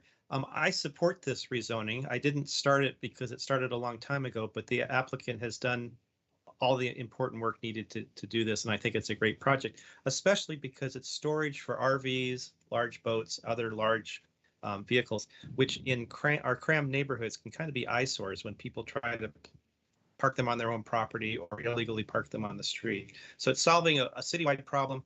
It's a vacant lot, which I think many of the neighbors would like to see filled up so that it's not attractive for trash and problems that vacant lots have in that area. So I would like to move this ordinance. Do I need to read the ordinance? Thank you. No, don't worry. I think it's good direction. So there's a motion and a second. Any further discussion? Hearing none, let's go to roll call. Your Honor, I did not hear a second on that motion. I Cunningham, apologize second. if I missed it. Paul did. For the record, I seconded it. Thank you. Mr. Dahl? So, aye. Ms. Santa Cruz? Aye. Mr. Kozaczek? I hope it's the last time we vote on this corner. It's like the fourth time we vote on this exact piece of ground, but aye. Mr. Fimbres? Aye. Mrs. Lee? Aye. Mr. Cunningham? Well, I seconded it. I suppose the fourth time's a charm. Aye. Mayor Romero? aye. Ordinance 11918 passes by a vote of 7-0. Item 11. Affordable Housing Impact Fee Subsidy Expansion, amending Tucson Code Section 23A-81E1 citywide. City Manager's communication number 83 dated March 22 is received into and made part of the record. Ms. Clerk, you are requested to read Ordinance 11919 by number and title only. Ordinance number 11919 relating to development impact fees, amending Tucson Code Chapter 23A Development Compliance Code, Article 3 Development Impact Fee Regulations, Division 2 Fee Calculation, Section 23A-81E waivers, and setting an effective date. What is the council's pleasure on this item?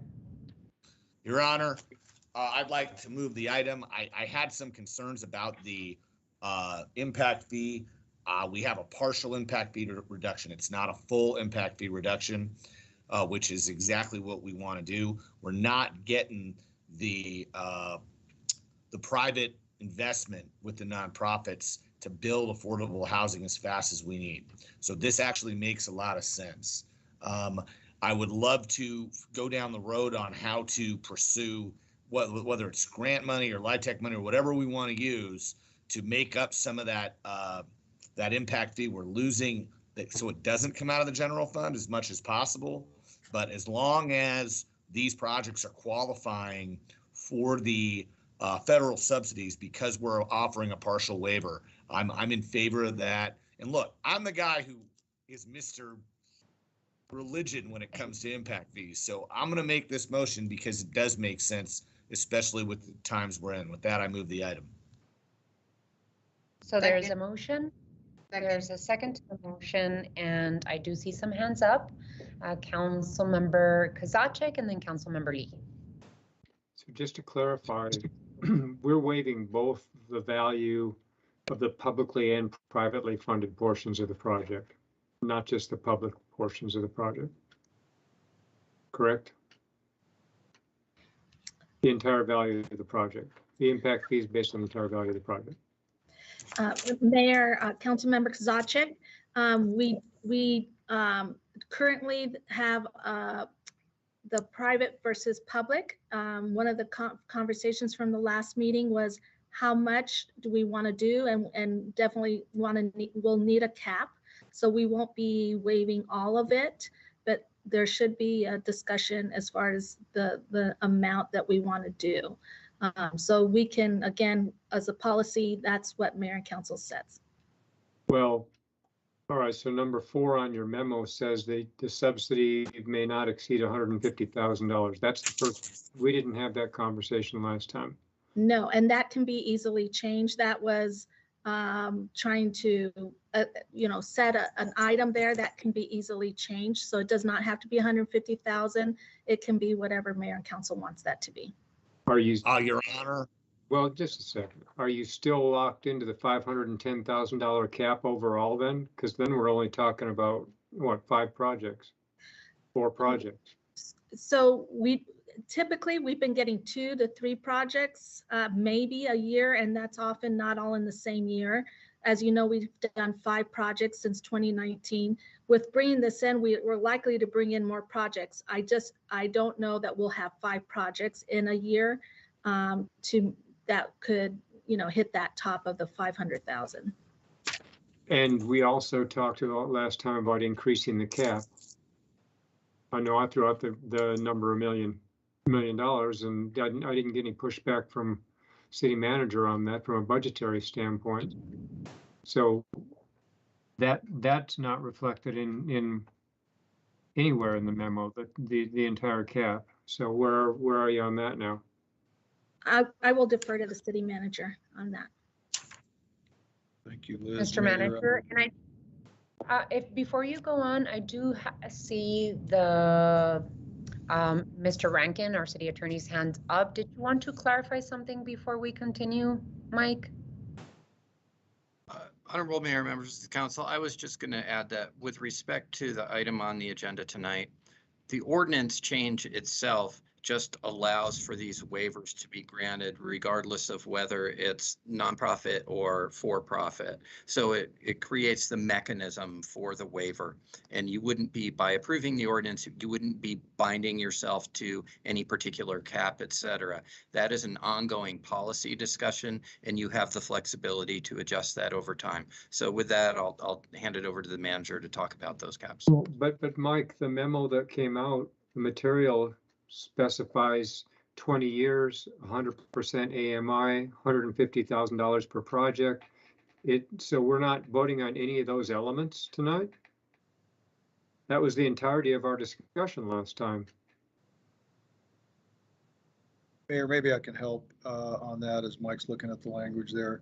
So first and foremost, those are part of the framework for how we bring, we review those applications as they come forward. The bottom line for me has been, as Liz mentioned, we've only traditionally gotten 1 or 2 projects a year. She's expecting and projecting to double that. And so we included $500,000. $500,000. I have no problem with telling you that if we burn through that, because it's a great program, that I will come back to you in a heartbeat and make sure that we've got that those dollars squared away. We're not going to walk away from projects that come through this because we're out of money at this point. We just have not been as successful in the past. And all I'm suggesting is that, so we could turn all lights on, always suggesting at the time is that we started at $500,000. If the council wants to direct me to include that as a part of future budgets, I'll do that. But keep in mind that we're quite a ways off from going through that exercise in terms of actually coming up with the dollars necessary. And I appreciate that. I appreciate that. One of the reasons we're quite a ways off is because we've only been allowing the waiver on the privately funded portion of these projects, which, because most of them are LIHTC and most of them have a series of publicly funded elements in their waterfall for funding, the private section has been a smaller percentage of the total project cost. So we only allocated a couple $100,000 to these in the last year. And so if we really want to get serious about incentivizing affordable housing, I think that we shouldn't limit ourselves to that 500,000. We should put $1 million into this thing, and do the 100% of AMI in the 20 years and move these things. But so at this point, based on this conversation, I'm not quite sure what the motion is really addressing. Just, do we want to allow a waiver for public and private, or are we including these other elements as well? So, Mayor, real quick on dollars. Yeah. Go ahead. Mr. Orpik. I just want to make sure that the questions that Councilmember Kozachik has are clarified, to make sure that we can move forward with the ordinance in front of us, or if we still have to tweak the language, clarify it, and then move tonight on this particular item.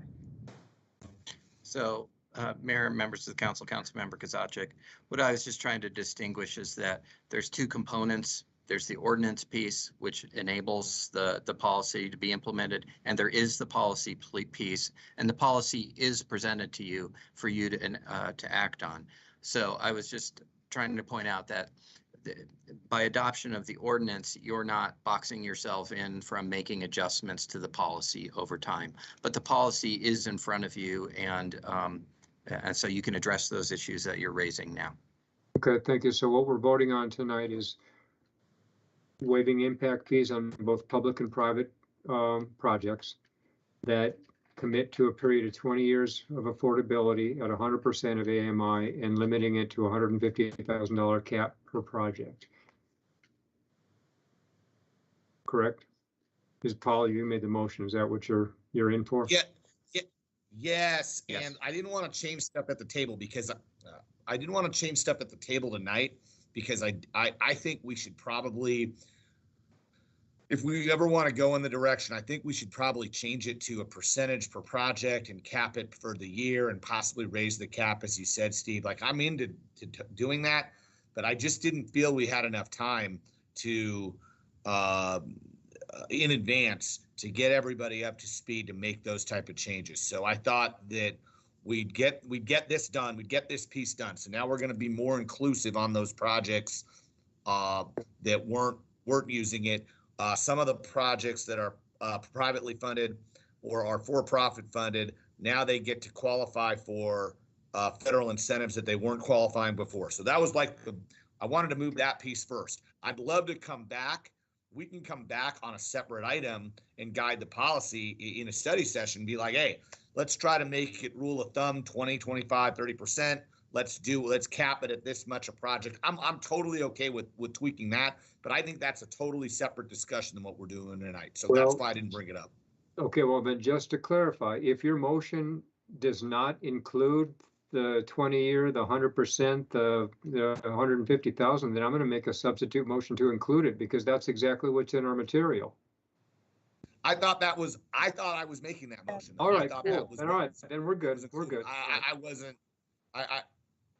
That's what's in the material. I'm under the impression that all we're doing is we're expanding it so more projects qualify. That's all, and that policy is already in there. That's why I'm in support of it, because I didn't want to reduce impact fees at all, remember? Ready, thank you. Thank you, Councilmember Cunningham. I think that the intent is there in terms of what Councilmember Kozachik wants. Councilmember Lee. Thank you, Mayor. Like Paul, I'm a big fan of the value the impact fees deliver to the area. So I was wondering if there is a timeline for those fees, the general fund, to pay for whatever those projects are, how that would work, right? The timeline for that, so that we don't do this development, we waive the impact fees, and then when would the money be available for those impact fee related projects so that those things happen in a timely manner, kind of that thought process. Mayor, Councilor Lee, I think that's a worthy explanation. So first and foremost, the general fund and HERF, which is where we get these dollars, do not hold up these projects. That is not a critical path item. The critical path item is actually getting applications in the door and getting them processed. Just to refresh your memory, about 5 years ago, we would budget, somewhere between $750,000 and $1 million for this program, and we were using $200,000 a year. Just an inefficient use of resource. So the dollars don't go away; we just carry them over.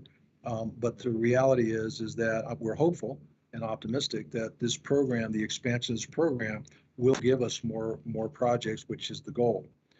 Should I run short and not have projected enough, we'll make sure to come back to you. And we have enough time when these applications, the process that they go through, give us plenty of notice as to when we're going to need those dollars.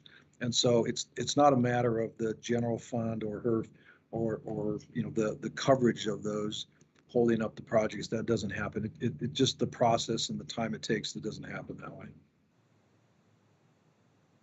Excellent.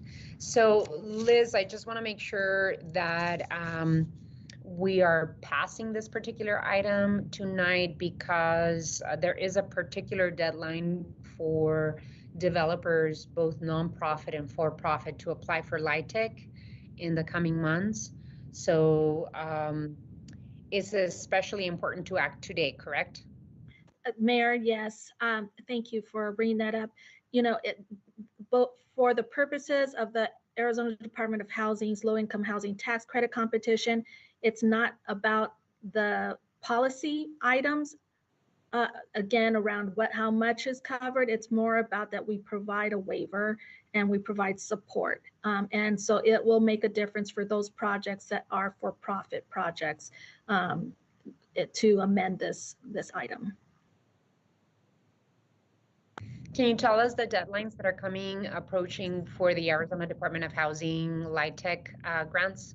Yes, the deadline is April 1st for applications to be submitted. So the waiver would need to be in place if they want to show that they meet those those requirements. Alrighty, I absolutely want to make sure that we move the item today. This is creating an opportunity for us to be able to partner with both nonprofit and for-profit developers and to create more opportunity to build affordable units in the city of Tucson and be much more competitive. Other cities like Phoenix and Tempe and others throughout the state provide this waiver to for-profit affordable housing developers. And so we should be right there and as competitive as possible to be able to create these units. With that, Councilmember Kozachik, and then if there are no other questions, we can go to roll call. A quick question for Mr. Rankin. Because of the April 1st deadline, do we need to insert an emergency clause in this so it's effective immediately? And not in 30 days?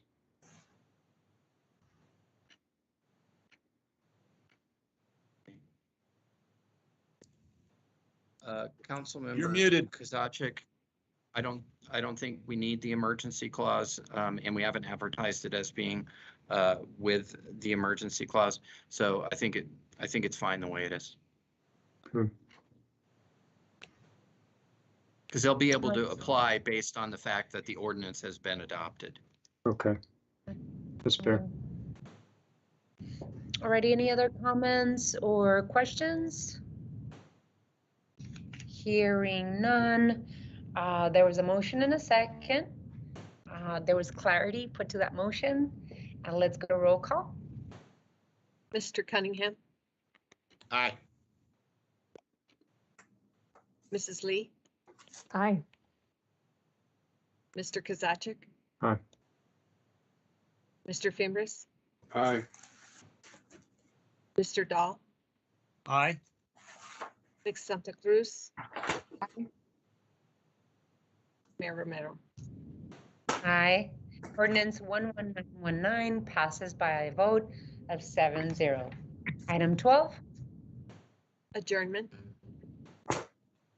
German council will stand adjourned.